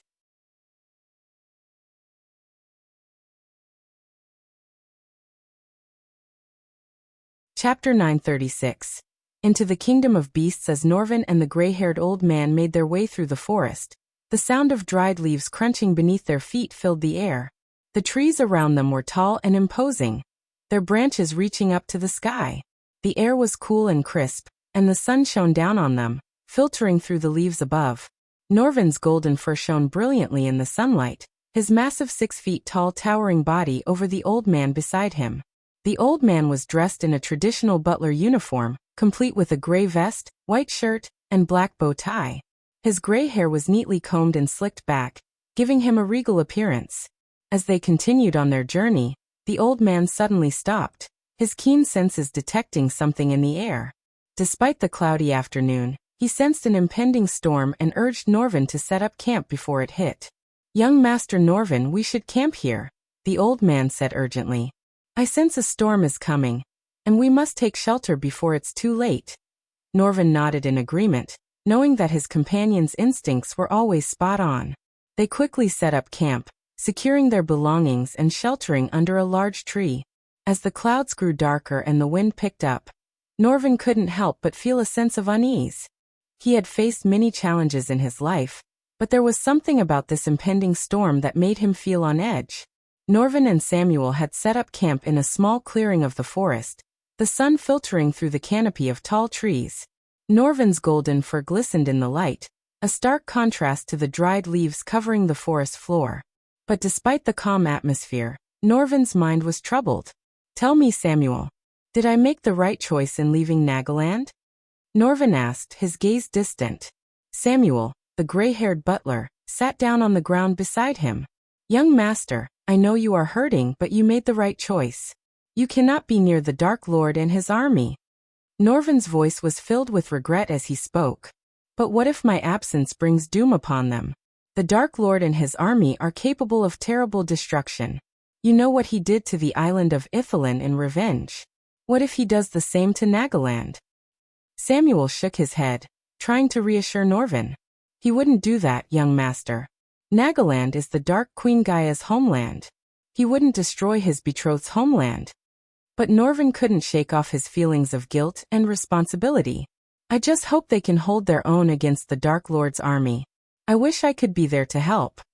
Samuel placed a comforting hand on Norvin's shoulder. "I understand, young master. But we must have faith in Yugmis Zanali and the other guardians. They will do everything in their power to protect Nagaland." Norvin nodded slowly, still feeling the weight of his decision.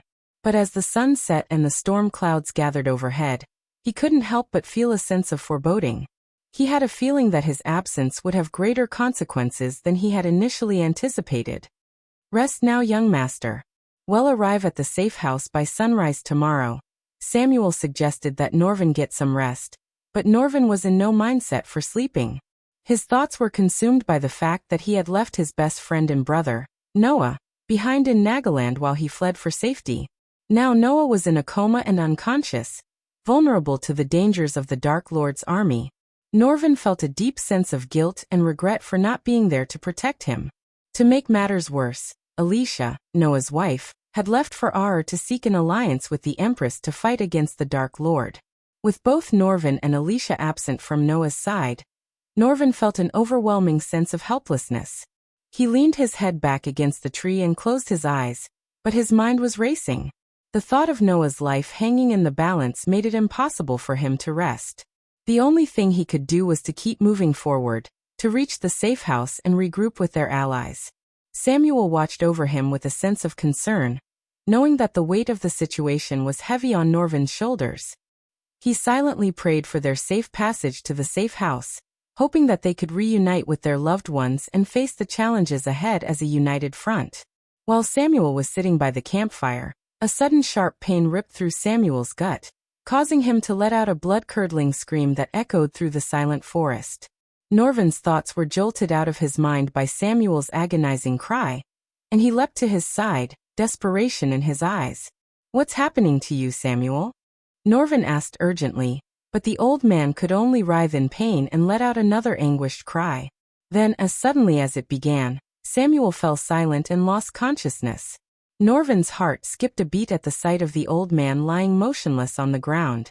Panicked, Norvin examined Samuel's body, and his eyes widened in horror as he sensed a disruption in Samuel's soul. It was as though a part of his soul had been violently ripped away, leaving behind an emptiness that chilled Norvin to the bone. What could have caused this? Norvin muttered to himself, his mind racing. He knew that such an injury to the soul was not something that could be easily mended, and the implications of this attack weighed heavily on his mind. Who or what could have caused such a thing? And why had they targeted Samuel? As Norvin tended to Samuel's unconscious body, his mind raced with questions and fears. The journey ahead suddenly seemed much more treacherous than before, and he knew that they would have to be even more vigilant if they were to survive the dangers that lay ahead. Unknown to Norvin, the sharp pain that suddenly struck Samuel's body was no coincidence. It occurred precisely at the same moment Michael consumed Andreas' soul from Noah's body in Nagaland. Little did Norvin know that Andreas had left a small piece of his soul in Samuel's body, and when Michael destroyed that part of the soul, the remaining piece in Samuel's body was also destroyed. Fortunately, the second soul part of Andreas, which was with Celice, was not affected since the soul piece in Samuel's body was from the soul part of Andreas, which was with Noah.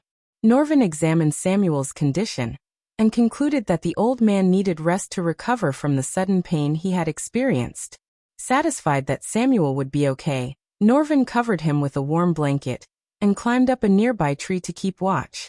Despite Samuel's stable condition, Norvin couldn't help but be plagued by thoughts of what had caused the sudden disruption in his body. Peering into the distant sky, he kept watch over the sleeping Samuel. The forest was eerily quiet except for the occasional rustling of leaves and twigs under the weight of nocturnal animals. The thought of the Beast King's kingdom brought a sense of both relief and apprehension to Norvin. He had heard of the powerful beast men and their imposing ruler, but had never met them himself. The idea of seeking refuge in their kingdom was daunting, but with the Dark Lord's army on his trail, it seemed like the only viable option. As Norvin sat in contemplation, his thoughts kept drifting to Noah's condition. He couldn't help but feel a sense of guilt for leaving his friend and brother behind, vulnerable to the Dark Lord's wrath. Norvin knew he had made the right choice by leaving, but the weight of responsibility weighed heavily on his shoulders. Suddenly, a twig snapped in the distance, jolting Norvin out of his thoughts. His heart raced as he peered into the darkness, trying to make out any movement or shape. Was it the Dark Lord's army hot on his trail? Or was it just a stray animal? Norvin's heart raced as he heard a rustling in the nearby bushes. He knew better than to let his guard down, especially in these treacherous times. Without hesitation, he leaped up into the nearest tree and climbed higher, scanning the area for any signs of danger. His golden fur glistened in the light, and his senses were on high alert as he listened intently for any sound that might give away an attacker's presence. His mind raced with thoughts of the Dark Lord's army and what they might be capable of. He couldn't afford to take any chances, not when so much was at stake. As he surveyed the area, his grip on the tree tightened, and he readied himself for any incoming threat. Norvin's keen eyesight caught a glimpse of movement in the distance, and he narrowed his eyes to get a better look. As the beastmen drew closer, he saw that they resembled a pack of wolves. Their fur was sleek and dark, blending in with the shadows of the forest. They moved with a graceful, predatory gait that sent shivers down Norvin's spine. Despite his fear, Norvin kept his guard up and watched the groups approach carefully. He didn't know their names or identities, but he could tell that they were skilled warriors. Each of them carried a weapon and wore a fierce expression of years of training and experience. As the pack of wolf-like beastmen approached Norvin's campsite, Norvin tensed up, unsure of their intentions. The pack leader, a towering beast with thick gray fur and piercing yellow eyes, stood at a distance and bared his fangs, growling a warning. Norvin slowly raised his hands in a show of non-aggression, but kept a watchful eye on the pack. The leader spoke in a low, guttural voice, asking Norvin why he was venturing into the territory of the Beast Kingdom. Norvin hesitated, unsure of how much he should reveal. He knew that the Beast Kingdom was a powerful and feared nation, and he didn't want to reveal too much about his own mission. "I am seeking refuge," Norvin finally replied, keeping his tone neutral. "I am in need of a safe place to rest and regroup." The pack leader sniffed the air, as if testing Norvin's words for any signs of deceit. The other members of the pack circled around Norvin's campsite, their eyes glowing in the darkness. Norvin could feel his heart racing as he watched the pack warily. "Do not lie," the pack leader growled. Norvin could feel the tension in the air, and he knew that he needed to choose his words carefully. He could easily take down these wolves, but he didn't want to start a needless fight. "I'm not lying," Norvin said, holding up his hands in a peaceful gesture. "We have permission from the Beast King to enter his kingdom. We're here to seek refuge and speak with him about the Dark Lord's invasion." The wolves exchanged a look, but their leader remained unconvinced. He took a step forward, his eyes fixed on Norvin. "Prove it," he snarled. "What kind of proof do you have that the Beast King has agreed to meet with you?" Norvin hesitated for a moment, unsure of how to prove his words. But then he remembered the small medallion that the Beast King had given him as a sign of his invitation. Reaching into his pocket, Norvin pulled out the medallion and held it up for the wolves to see. "This is the proof you seek," he said. "The Beast King gave me this medallion as a sign of his invitation. We mean no harm. We just seek refuge from the Dark Lord's forces." The leader of the pack eyed the medallion warily, but after a moment, he nodded his head in acceptance. "Very well," he said. "You may pass. But be warned, monkey. We won't hesitate to strike you down if you try anything." Norvin nodded, relieved that the tense standoff was over. Once the wolves believed him, Norvin pointed at the unconscious Samuel. "He is taking a much-needed rest. Once he wakes up, we will be on our way to the safe house," said Norvin, pointing to Samuel who was sleeping peacefully. The pack leader looked at Samuel, then turned his gaze back to Norvin with a fierce stare. "Whatever you do, get to the safe house before midnight," he growled. "The Beast Kingdom has its own problems, and the last thing I want is to clean up your corpses from the ground." With that ominous warning, the pack of wolves quickly vanished into the darkness of the forest, leaving Norvin alone with his thoughts. The hairs on the back of his neck stood on end as he considered the warning. What kind of problems did the Beast Kingdom have? And why did the pack leader seem so hesitant to trust him? Unbeknownst to Norvin, the Beast Kingdom was not as safe from the Dark Lord's influence as he had hoped. The kingdom had its own share of internal issues, and the Dark Lord had his own spies planted within its borders, including a number of powerful vampires. These vampires, with their keen senses and exceptional tracking abilities, made it all too easy for the Dark Lord to keep tabs on the kingdom's movements and keep his finger on the pulse of its politics. The Beast King knew that agreeing to help Norvin would make him a target of the Dark Lord's wrath. The Dark Lord believed that Norvin had killed Nightmare, and would stop at nothing to exact his revenge. In doing so, the Beast King had entered a dangerous game of cat and mouse with the Dark Lord, where one misstep could mean the end of his kingdom. Meanwhile, Selisi and her shadow clans were also plotting against the Dark Lord. They were cunning and ruthless and would do anything to stop him. The two factions had their own separate plans and strategies, but both aimed to take down the Dark Lord and put an end to his reign of terror. The stakes were high, and the outcome was uncertain. Only time would tell how the Dark Lord would face these plots against him, and whether the Beast King and Sales's plans would come to fruition. Keep your gifts coming. Shameless author alert.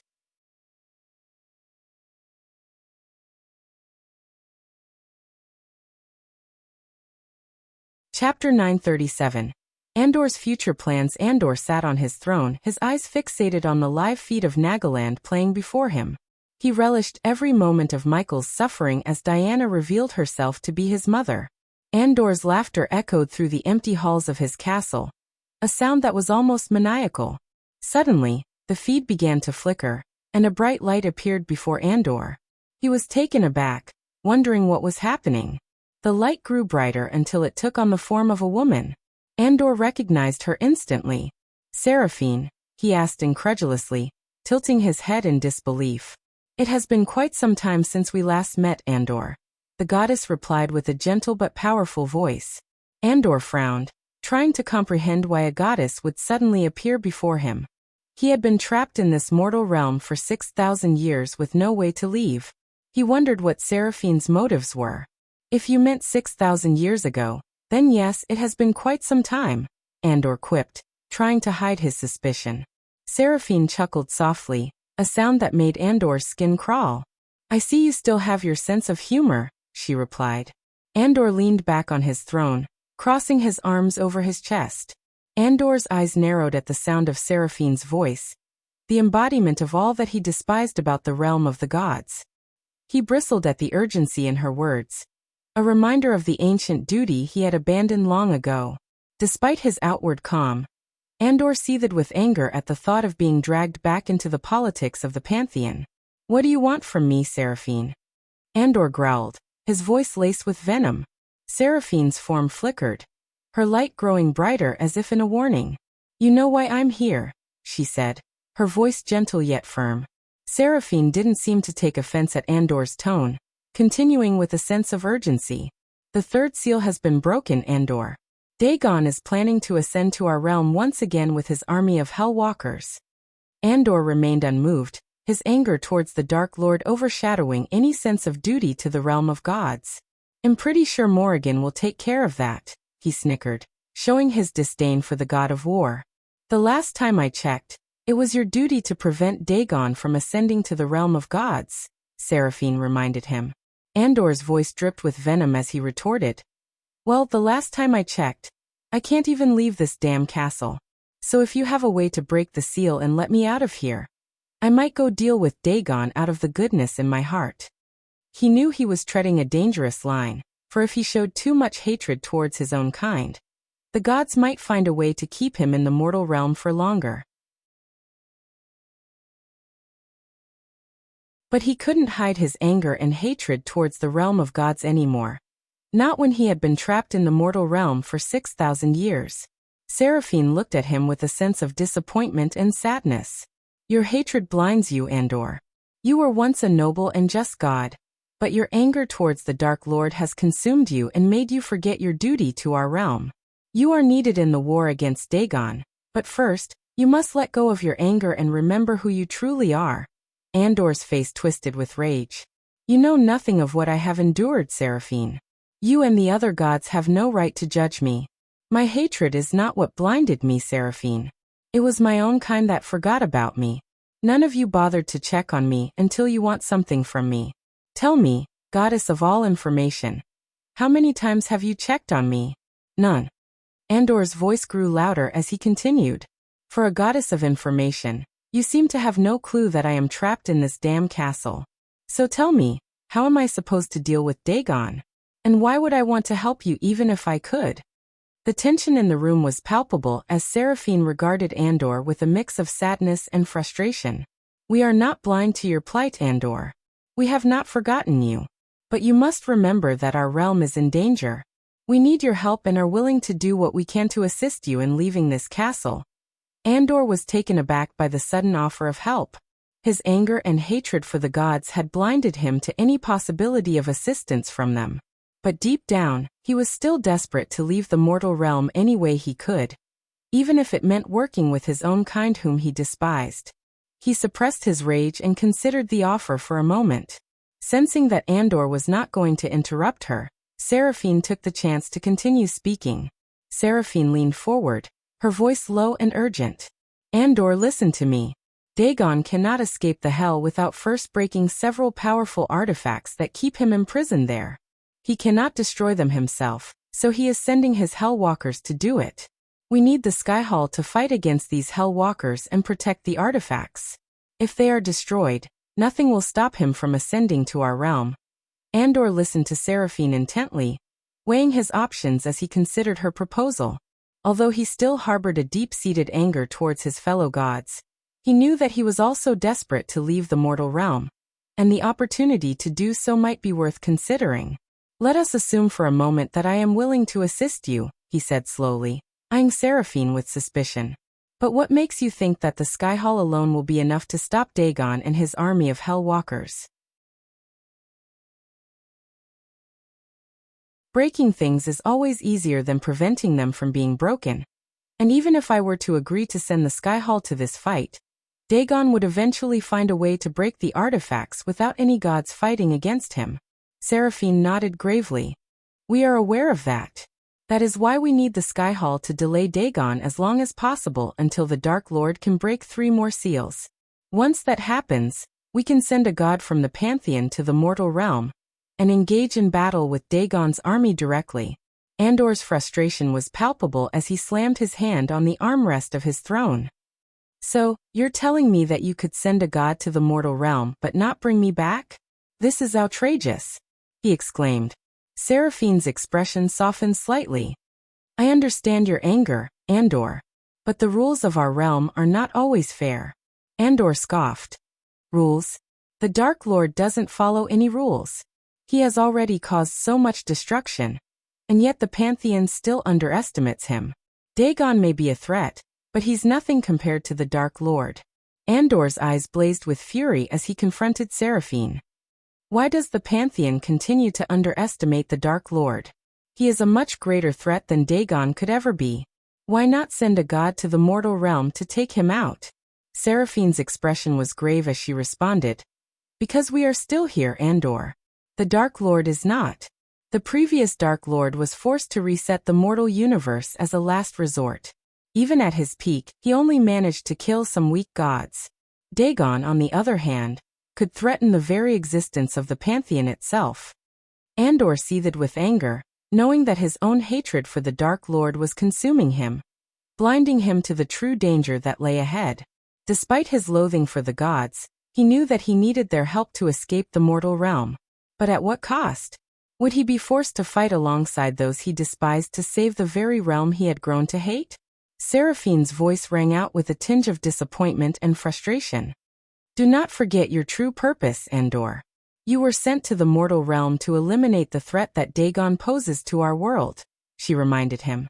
6,000 years ago, the Pantheon had tasked Andor with the mission to end Dagon's existence. However, Andor's stubbornness and hatred towards the Dark Lord had clouded his judgment, and he ended up fighting the wrong enemy.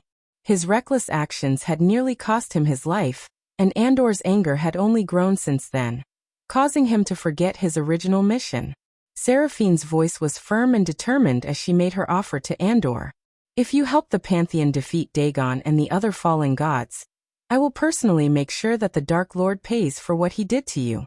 Whatever the cost, I will find a way to bring you out of the mortal realm and restore you to your rightful place among the gods. Her words hung in the air, a tantalizing promise of revenge and redemption. Andor's eyes gleamed with a sudden realization that the gods' offer was too good to refuse. Despite his loathing towards the gods, he had no doubt in their power and authority. Their word was as good as gold, and if they promised him anything, they would keep it no matter the cost. Andor knew that dealing with the Dark Lord would require a lot of planning, strategy, and cunning. However, with the Pantheon's help, he could deal with the Dark Lord directly, using brute strength and force, something that he was exceptionally skilled at. Andor expressed his concern to Seraphine. If I commit the Sky Hall's resources to fight against Dagon and his army, that would leave the Dark Lord unchecked. How can we be sure that it's the best course of action? Seraphine chuckled at Andor's words. You underestimate the power of the goddess of information, Andor. I know all that happens in the mortal realm, including your contingency plans. The Shadow Clan is one of them, is it not? And even if you had no plans, letting the Dark Lord run rampant will work in our favor. The more chaos he causes, the easier it will be for us to sway the Pantheon to end his existence. Andor was taken aback by Seraphine's knowledge. He had always been careful to keep his plans hidden from the gods, but he should have known better than to think he could keep secrets from the goddess of information. He sighed, realizing that he had no choice but to agree to Seraphine's proposal. If it meant he could finally exact his revenge on the Dark Lord, he was willing to sacrifice the Sky Hall's resources and let the Dark Lord run rampant in the mortal realm. Fine, I'll help you.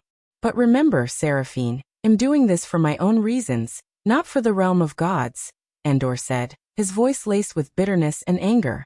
Seraphine nodded, her expression solemn. I understand, Andor. But we need your help now more than ever. Dagon poses a threat to our entire world, and we cannot face him alone. Andor clenched his fists, his rage boiling inside him. He knew that Seraphine was right, but he couldn't help feeling resentful toward the gods. They had abandoned him to the mortal realm for 6,000 years, and now they expected him to come to their aid. But despite his anger, he knew that he couldn't let his personal grudges get in the way of what needed to be done. If he didn't help the Pantheon, they would all be doomed. As the conversation seemed to be coming to an end, Seraphine's voice became more serious. And before we part ways, there is something else you should know, Andor, she said, her tone weighted with importance. Andor raised an eyebrow in curiosity.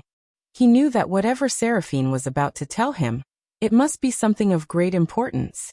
There is a fallen god who has taken refuge in the mortal realm, and has turned himself into a vampire, Seraphine revealed, her voice filled with urgency. Andor's eyes widened at Seraphine's revelation. A fallen god who turned himself into a vampire? What's his name? He demanded. Ingram, Seraphine replied calmly. He's one of the elder vampires at the table. Andor's mind raced as he processed this new information. A fallen god aiding Dagon, and one who had turned himself into a vampire no less. Andor felt a twinge of amusement at the thought of a fallen god turning himself into an elder vampire. He knew that the fallen gods were capable of anything, but the idea of one of them becoming a vampire was quite unexpected. He couldn't help but picture the fallen god Ingram sitting at a table, dressed in black leather and sipping on a glass of blood, surrounded by other vampires. The irony of it all made Andor chuckle, despite the gravity of the situation. Seraphine couldn't help but feel a sense of respect for Andor. Despite being stripped of his power and stuck in the castle for so long, he still possessed a sharp mind and cunning intellect that made him one of the most powerful gods in their world. She knew that underestimating him would be a grave mistake, as he was capable of outmaneuvering even the most cunning of opponents. It was this resilience and determination that made Seraphine realize that Andor was not to be taken lightly, and that he could prove to be a valuable ally in the fight against Dagon and the other fallen gods.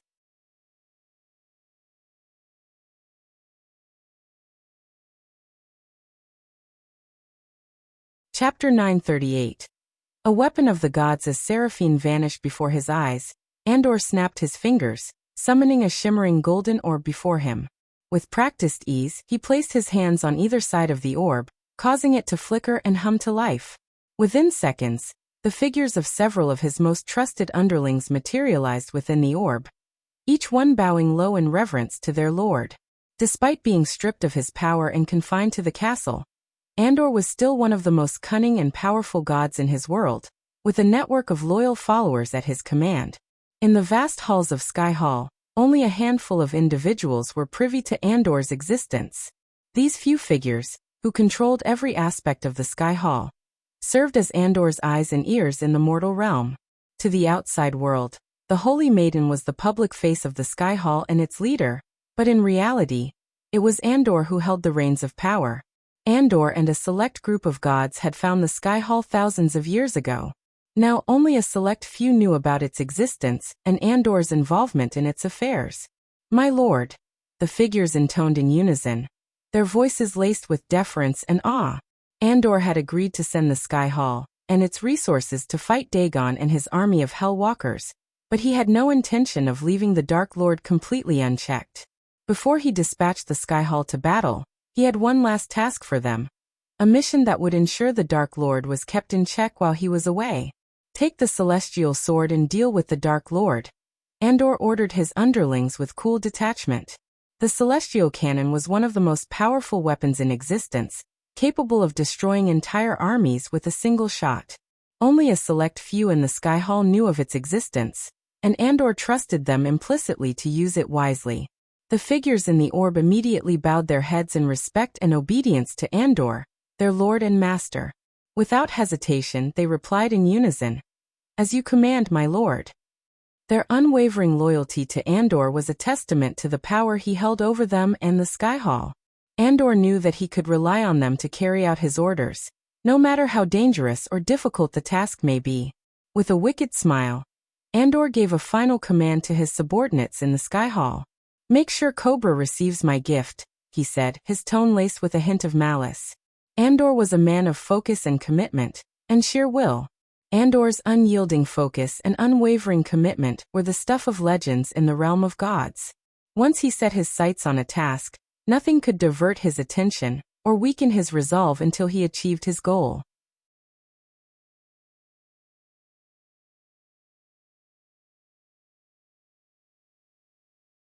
The rogue cultivators, news reporters, and soldiers were stunned when they saw the sudden appearance of the massive sword-shaped ship.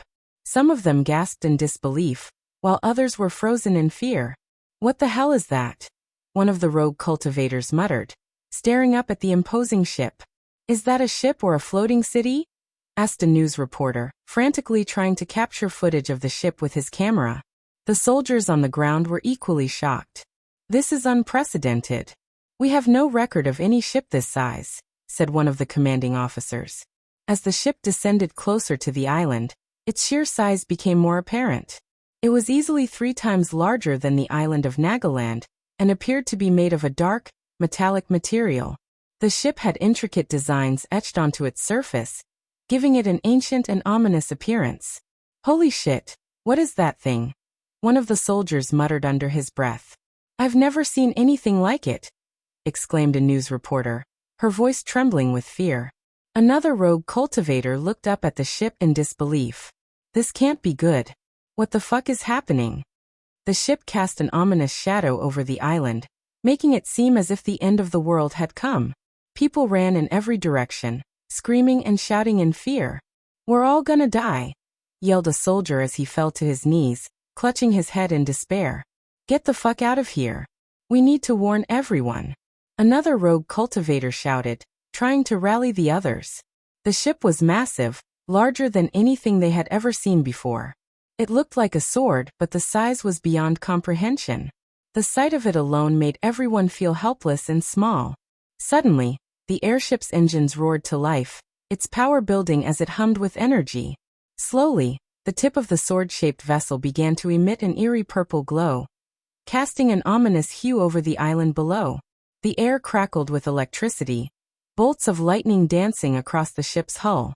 The wind around the ship picked up, causing the trees to bend and sway as if a great storm was approaching. Drowning out all other noise on the island, the sound of the engines grew louder and louder. It became clear that this was no ordinary ship, and the inhabitants of Nagaland watched in awe and fear as it prepared for whatever lay ahead. In an instant, the ship unleashed a devastating beam of energy that barreled straight toward Michael and Gaia, leaving a trail of destruction in its wake. The sheer force of the blast melted the dark storm clouds that had shrouded Nagaland, revealing the true horror of the situation. Michael tried to react, but a strange energy radiating from the ship slowed down his reflexes and prevented him from using a teleportation scroll. Panic set in as he realized the danger they were in, and Gaia's grip on his shoulder tightened in fear. As the energy beam shot through the air, Rowena's heart skipped a beat as she saw Michael and Gaia in its path. Without a second thought, She launched herself from the rooftop, leaving a powerful shockwave on the ground as she flew at breakneck speed toward Michael. Her mind raced with a jumble of thoughts and emotions, and she knew that she had to act fast. As she flew, she thought of the ancient text she had stumbled upon in the forbidden section of the Sky Hall library. A text that spoke of a ship beyond mortal comprehension. Could this be it? Was it the ship that the text had warned about? Her heart pounding, Rowena flew towards Michael, feeling the weird energy from the ship slowing down her reflexes. She had to act fast if she was going to save him. Despite the fact that Dean refused to forgive and forget their mother for abandoning him as a child, Rowena couldn't deny that he was still her little brother, and that blood was thicker than water. She knew that Dean was misunderstood by the world, and that the chaos and destruction he caused had earned him the label of evil, but to her, he was still her little brother. To Rowena, family came first, even above her loyalty to the Sky Hall or her own life. She felt a fierce protectiveness toward both Noah, whom she had watched grow up, and Dean, whom she had only recently learned was her brother. She knew Dean might never understand her loyalty, but she was willing to risk everything to protect him and their family. Driven by her fierce protectiveness towards her family, Rowena knew that she had to do something to save Michael. With no other options in sight, she realized that she had to use the Forbidden Stone, an ancient artifact that had been hidden away in the depths of the Sky Hall's forbidden library for centuries. The energy from the ship had slowed Michael's reflexes, making him unable to use a teleportation scroll, and it was only a matter of time before the beam hit him. Rowena knew that she had to act fast if she wanted to save him. She focused all her energy and determination, racing towards Michael with lightning speed, leaving a trail of crackling energy in her wake. As she drew near, she took out the Forbidden Stone, knowing that using it was a risk that could have dire consequences. But for Rowena, the safety of her family was worth any risk. She pressed the stone to Michael's forehead, and in that moment, a powerful energy surge enveloped them both, transporting them away from the ship's deadly beam. As Michael and Gaia vanished from the path of the beam, Rowena stayed behind to face the full force of the energy blast. The beam hit her squarely, and she felt an intense heat spread through her body. The impact sent her flying through the air, her body tumbling end over end. Diana and Sabrina watched in horror as Rowena was struck, their screams mixing with the sound of the explosion. Diana and Sabrina shouted in terror as they saw Rowena get hit.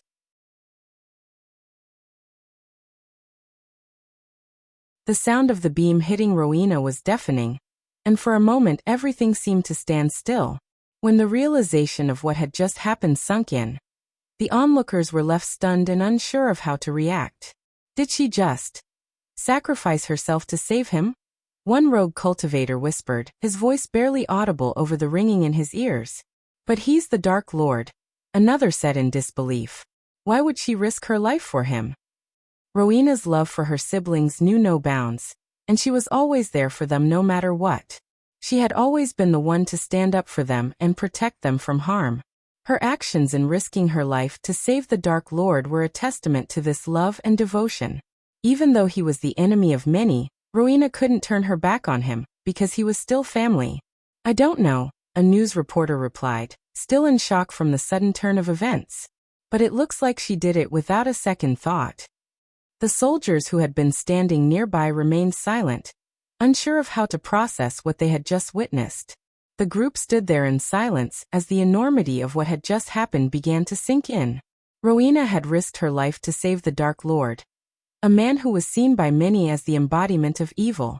And yet, at that moment, all of that seemed to fade away, replaced by the simple fact that one person had saved another.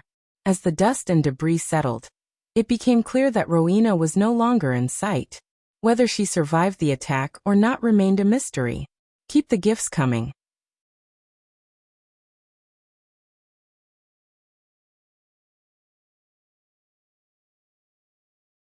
Chapter 939. In the realm of hell, as Michael and Gaia materialized in the new location, he could feel his skin crawl as he took in the barren, desolate landscape before him. It looked like the fire realm he had been to before, but this place was much darker and more ominous. The air was thick with the stench of sulfur, ash and decay, and the ground beneath his feet was jagged and treacherous.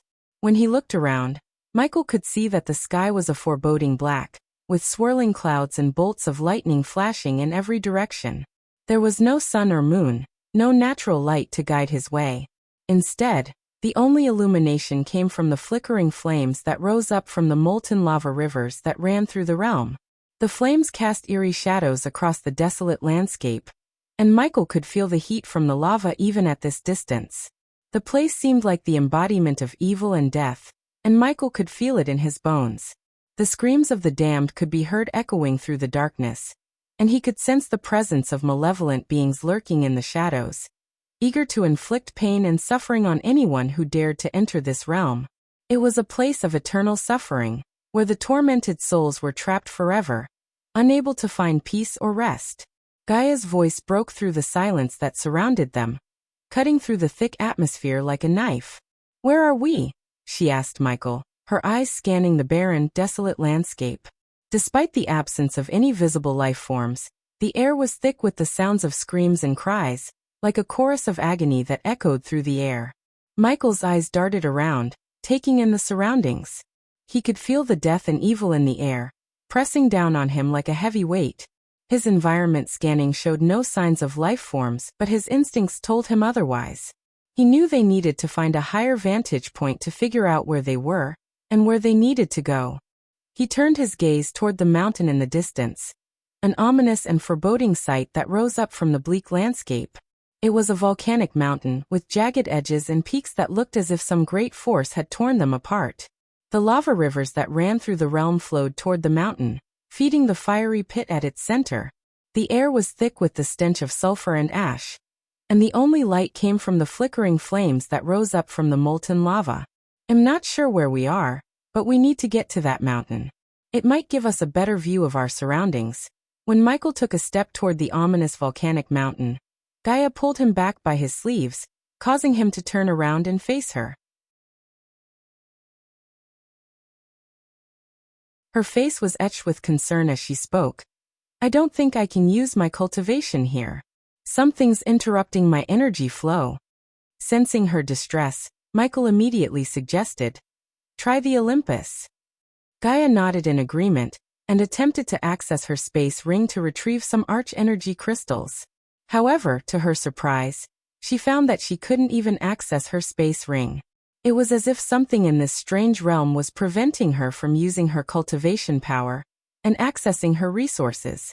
As Michael watched Gaia struggle to retrieve the arch-energy crystals, he realized that this strange realm had rendered her powerless. In contrast to Gaia, he felt stronger in this strange realm. Despite the system being offline, Michael was able to access the storage and retrieve the necessary weapons for their journey through the strange realm.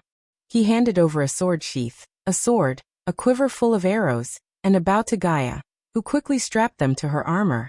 As Gaia prepared for their journey, Michael retrieved a sparkling arch-energy crystal and handed it to her. "Try this," he said, hoping that it would somehow help her use her cultivation energy in this strange realm. Gaia nodded and inserted the crystal into the Olympus on her wrist. The device absorbed the energy from the crystal, but Gaia felt no energy coursing through her veins. Disappointed, she shook her head.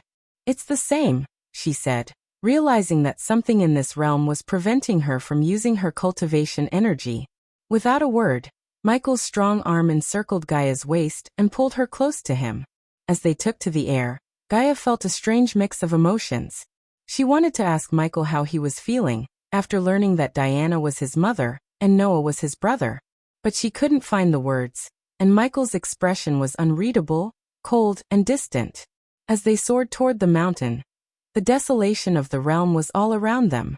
Gaia could feel the weight of despair and darkness pressing down on her. But she was grateful for Michael's presence, which gave her a sense of security and comfort. Finally, they landed atop the mountain, and the sight that greeted them left them both stunned. In the distance, they could see a lone castle rising up from the horizon. Its black walls and twisted spires seemed to mock the very concept of hope. As Gaia stood on top of the mountain and gazed at the horizon, she saw nothing but desolation and darkness. The landscape was barren, devoid of any signs of life, and covered in a thick layer of ash and dust. The air was thick with the stench of sulfur and decay, and the sound of screams and cries echoed through the darkness, creating an eerie and unsettling atmosphere. But her attention was drawn to the lone castle in the distance. It was massive, foreboding, and surrounded by jagged peaks and a moat of boiling lava. The castle was built with black stones, and the gates were adorned with twisted demonic faces, exuding an ominous and malevolent aura. Gaia couldn't help but feel a shiver run down her spine as she gazed upon the castle. She knew that whatever lay within its walls was nothing but pain and torment, a place of eternal darkness and despair. She had never felt such darkness and malevolence before, and the thought of entering the castle sent a chill down her spine. Her heart sank at the sight of the castle. She knew that whatever lay within those walls would be unspeakably evil and dangerous. But with Michael by her side, she felt a sense of determination and courage. Michael typically took a methodical approach when exploring unknown territories, often surveying the area before making a move. However, his anger overpowered his usual caution, and he had no patience for strategizing. As a result, he had no intention of lingering on top of the mountain for an extended period of time. Driven by rage and determination, Michael's sole focus was on finding a way out of this accursed realm, and exacting revenge on the Great Eight clan, and everyone who stood against him. As the Dark Lord, he was determined to show them the extent of his power, and what would happen to those who dared to cross him. He was done playing it safe and wanted nothing more than to charge in, and take out anyone who dared cross him. As Michael was about to move forward towards the castle, Gaia's grip on his hand brought him to a sudden halt. His eyes remained fixed on the castle in the distance, his mind filled with a burning desire to wreak havoc on those who had caused him and his loved ones so much pain. But Gaia's soft voice brought him back to reality. "Michael, we need to talk," she said with a gentle yet firm tone, hoping to reach him through the thick fog of his anger and pain. Michael didn't turn around, his gaze still locked onto the castle in the distance. But her words managed to penetrate his mind, if only for a moment. Gaia took a deep breath, steeling herself for what she knew would be a difficult conversation. "Please, whatever is inside that fucked-up-looking castle," she pointed towards the ominous castle in the distance. "It can wait. We need to take a moment to regroup, to figure out our next move." Gaia's voice was soft and gentle, but it carried a weight of emotion that Michael could feel. He slowly turned to face her, his eyes meeting hers. For a moment, they stood there in silence, the only sound the howling wind that whipped around them. Gaia reached out and gently cupped Michael's face, guiding his gaze toward her. As she looked into his eyes, she could see the pain and anger simmering within him. With a deep breath, she leaned in and touched her forehead to his, hoping to find some way to calm him down. But as soon as their foreheads touched, a wave of grief washed over her.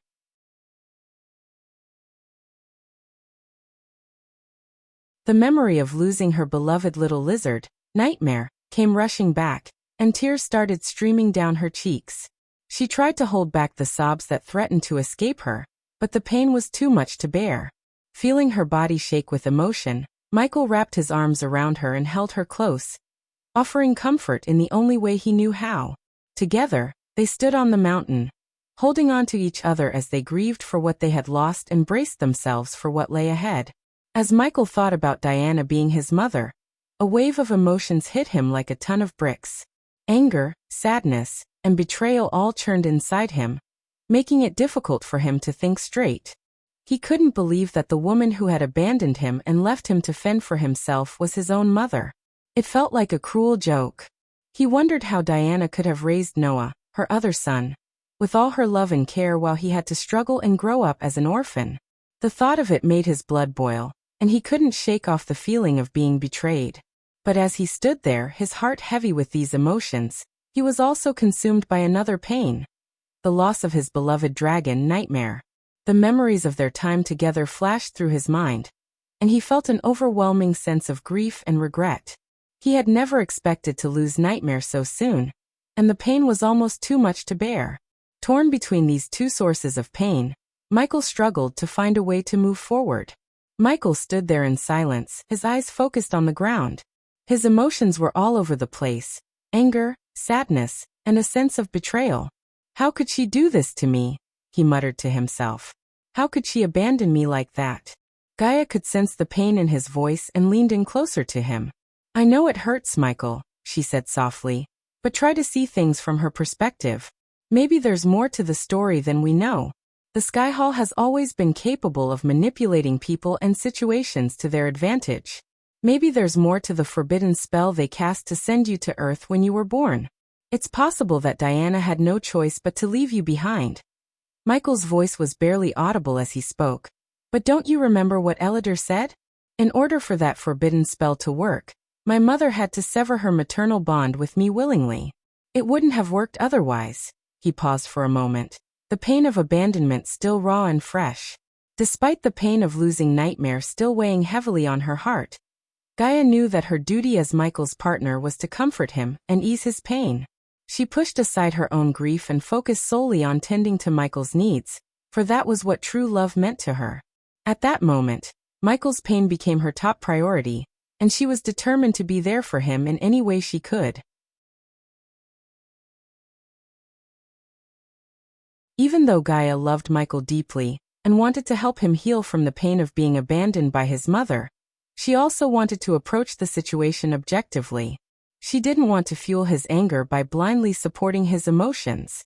Gaia knew that there had to be a reason for Diana's actions, and she wanted Michael to consider the possibility that there was more to the story. She couldn't shake the feeling that there was a bigger picture that they were missing. Gaia wanted to understand Diana's perspective and help Michael see things from a different angle. Michael, I know this is difficult for you, but please try to see things from your mother's perspective, she said, her voice filled with empathy. Think about it. The Sky Hall was afraid of the prophecy and the chaos it could bring. Diana had to make a difficult decision, one that no mother should have to make. The Sky Hall, with all its power and influence, would have done anything to prevent that from happening. Even if Diana had wanted to keep you, they would have threatened her family and their safety. So, what would you have done if you were in her position? Would you have risked the lives of your entire family to save one child? Or would you have sacrificed one child to save your family? She paused for a moment to let her words sink in. I'm not saying what she did was right or fair, but sometimes, people are put in impossible situations and have to make tough choices. It doesn't mean they don't love you or care about you. It just means they had to do what they thought was best in a difficult situation. Gaia looked at Michael with compassion, hoping her words would help ease his pain and anger toward his mother. The damage has already been done, Gaia. It's not that easy to forgive and forget, especially when it comes to something as big as this. I don't think I can suddenly accept her as my mother just because she had no choice. It's like a broken mirror that can never be fixed, and even if we did try to fix it, the cracks would always be there, Michael said, his voice laced with pain and bitterness.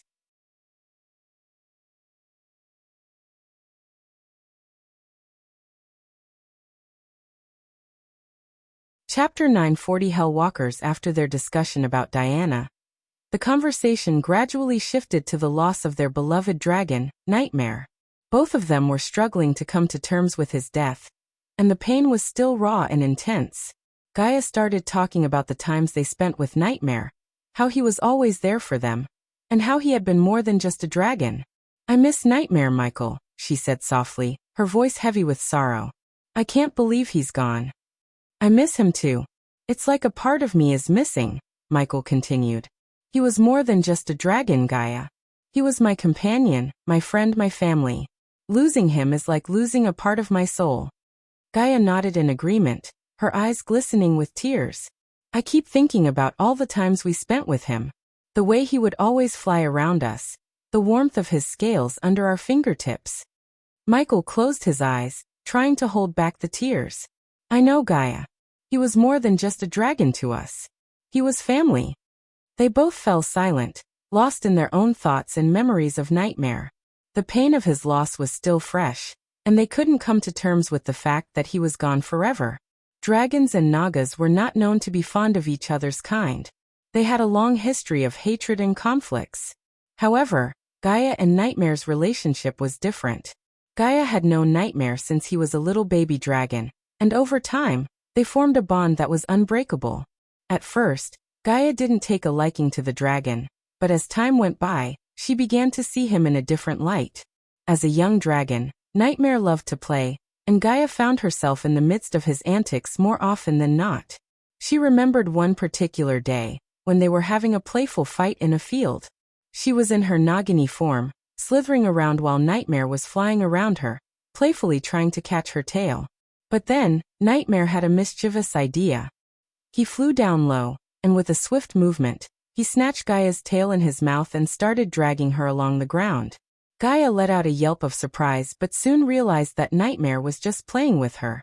Despite their species' inherent hatred towards each other, Gaia and Nightmare formed an unlikely bond.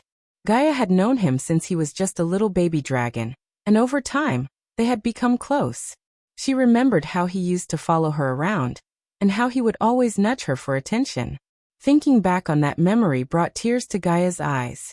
She had lost a dear friend and companion, which deeply hurt her. As they mourned the loss of their beloved dragon, a gust of cold wind swept through the desolate landscape, causing Michael to tense up. He had a feeling that they were not alone in this dark realm. His eyes narrowed in suspicion as he scanned the surroundings, looking for any signs of danger. Gaia noticed the sudden shift in Michael's expression, and knew that something was amiss. She quickly reached for her bow, nocked an arrow, and aimed it at the source of the disturbance. The hairs on the back of her neck stood on end as she prepared to unleash a deadly shot. The eerie silence was broken by the sound of faint footsteps approaching them. Michael and Gaia heard a low growl from the darkness as the footsteps grew closer. They braced themselves for an attack. When Gaia turned to face the source of the gust, she heard a low growl that sent shivers down his spine. Suddenly, the ground cracked open and a hand emerged, dripping with a dark, putrid slime. The stench was unbearable, and she had to cover his nose to avoid retching. The hand gripped the edge of the crack and pulled up a figure that was beyond horrific. The figure was covered in the same dark pus that dripped from its hands, oozing out of every orifice in its body. Its eyes glowed red with a fierce intensity, and its sharp teeth were bared in a menacing snarl. Its skin was stretched taut over its skeletal frame, and it moved with a strange, unnatural grace. Michael could feel his heart racing as he took a step back, but Gaia stood her ground, her arrow pointed directly at the creature. The figure let out a chilling, otherworldly laugh that made the hair on the back of Michael's neck stand on end. "What are you?"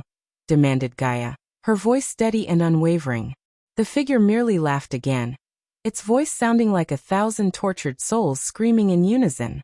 It took a step forward, and Michael could feel the air around them grow colder with each passing moment. This was no ordinary creature, Michael realized. It was a being of pure evil, sent to torment them in this godforsaken realm. He tightened his grip on his sword, ready to defend himself and Gaia at any cost. The figure emerged from the ground like a grotesque nightmare, its body oozing with dark, putrid pus that dripped onto the ground like acid. Its eyes, blood-red and piercing, fixated on Michael with a gaze that sent chills down his spine. "Behold what you have wrought," the figure snarled, its voice a low growl oozing with malice and vengeance. "I am a vengeful hellwalker, thanks to you." The creature's voice sounded like a chorus of tormented souls, each one crying out in agony and hatred. Michael remained resolute, his face stoic despite the terror that threatened to overwhelm him. The figure's voice was a disturbing blend of mournful wailing and seething malice, sending shivers down Gaia's spine. The hellwalker's skin was pitch black, peeling off in some places, revealing the pulsating flesh underneath. Its eyes glowed with a malevolent red light, and its voice sounded like a cacophony of screeching metal and tortured souls. "Can't you see who I am in this form, ghost?" it snarled, saliva dripping from its mouth. Michael could sense the hatred and rage emanating from it, but couldn't recognize the hellwalker's identity, hidden beneath its grotesque appearance. The hellwalker's body convulsed, and its limbs elongated as if trying to escape its own skin. Its eyes locked onto Michael's, and a shiver ran down his spine as he saw a glimpse of recognition in them. Could it be someone he knew before? Michael wasn't sure, but he knew one thing for certain. This hellwalker was out for revenge, and he was the target. Michael didn't fear the hellwalker as one might have, but what surprised Michael was the hellwalker's power. His power seemed to grow with time, and something told Michael the Hellwalker's power depended on his hatred toward him. As Michael looked at the Hellwalker, trying to figure out his identity, the Hellwalker decided to reveal his identity before he died and was sent to the realm of hell. Peter Belafort, heir of the Belafort family, he spat out. That was before you brutally murdered me and turned me into this vengeful Hellwalker. His voice grew even more hostile with each passing moment. Gaia's eyes widened in shock as the identity of the Hellwalker was revealed. She couldn't believe what she was hearing. The name Peter Belafort echoed in her head, and she felt a chill run down her spine. She stood there, frozen in shock, her mind unable to process the truth that had just been revealed. You humiliated me, stripped me of my dignity, and made me a laughingstock. You imprisoned me, and made me a subject of ridicule. But that wasn't enough for you, was it? You killed me in front of my own sister, and now I am cursed to suffer as a vengeful Hellwalker. Peter's voice was filled with pain, anger, and hatred. He was no longer the person he used to be. He had been transformed into a monstrous abomination fueled by his thirst for revenge against Michael. No trace of humanity was left in him, only a seething rage that threatened to consume him completely. Peter's voice suddenly turned into a peal of maniacal laughter that echoed across the mountain. Gaia shuddered at the sound, feeling the hair on the back of her neck stand up. Peter's laughter soon turned into words dripping with malice. I have dreamed of this moment every day since I arrived in this hellish realm. I have dreamed of the many ways I would torture you, ghost. I will tear you limb from limb, drink your blood, and feast on your flesh. I will make you suffer beyond your wildest imagination. And when I am done, I will repeat everything again. Peter's voice was filled with blood-curdling rage. As he spoke, he described in vivid, gory detail how he would torture Michael, making Gaia's stomach churn with disgust and fear. With an unwavering gaze, Michael delivered a cold and unyielding message to the vengeful Hellwalker before him. You made the grave mistake of crossing me in life, and now you're paying the price in death.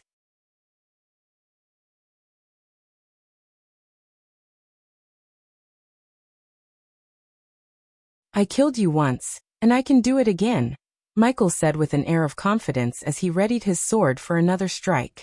Peter only continued to laugh as he slowly approached Michaela's. Peter stepped toward Michael.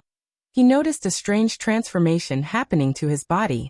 A dim, eerie purple glow emanated from the center of the Hellwalker's body. Moreover, while Peter stepped closer to Michael, an evil sword materialized in his hand. The sword appeared to be made of black pus and pulsated with an ominous, evil energy. The sword seemed to draw power from the death aura surrounding them, as though it were fueled by the very essence of the realm they were in. Peter swung his black sword toward Michael with immense force, vowing to make him suffer before he moved on to Gaia. But Michael, with his fast reflexes, evaded each swing effortlessly. As the two fought, Peter began to taunt Michael with threats to harm Gaia once he was done with him. I'll make sure she suffers for every wound you've inflicted upon me, Peter growled, his eyes burning with malice. I'll make her scream and beg for mercy. Michael remained calm and focused during the fight, but when he heard Peter threaten Gaia, an uncontrollable rage filled him. His power exploded through the roof as he stopped evading Peter's sword swings and grabbed him by his hands, crushing them with his inhuman strength.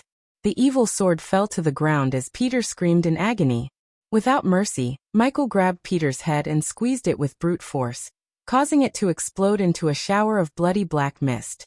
The mist fell to the ground, staining the ground with the corrupted remnants of the vengeful Hellwalker. Unfortunately, Peter's body began to reform, and in moments he was once again standing before Michael. His body was once again covered in dark pus, but he looked stronger than ever. Michael could see the eerie purple glow in the center of Peter's body had grown brighter. Is that all you got? Peter snarled at Michael, his voice filled with malice. You're tuning in to the Li Mei's Wuxia Whispers YouTube channel. We're so grateful for your support, and don't forget to subscribe to join us on this incredible journey through captivating stories.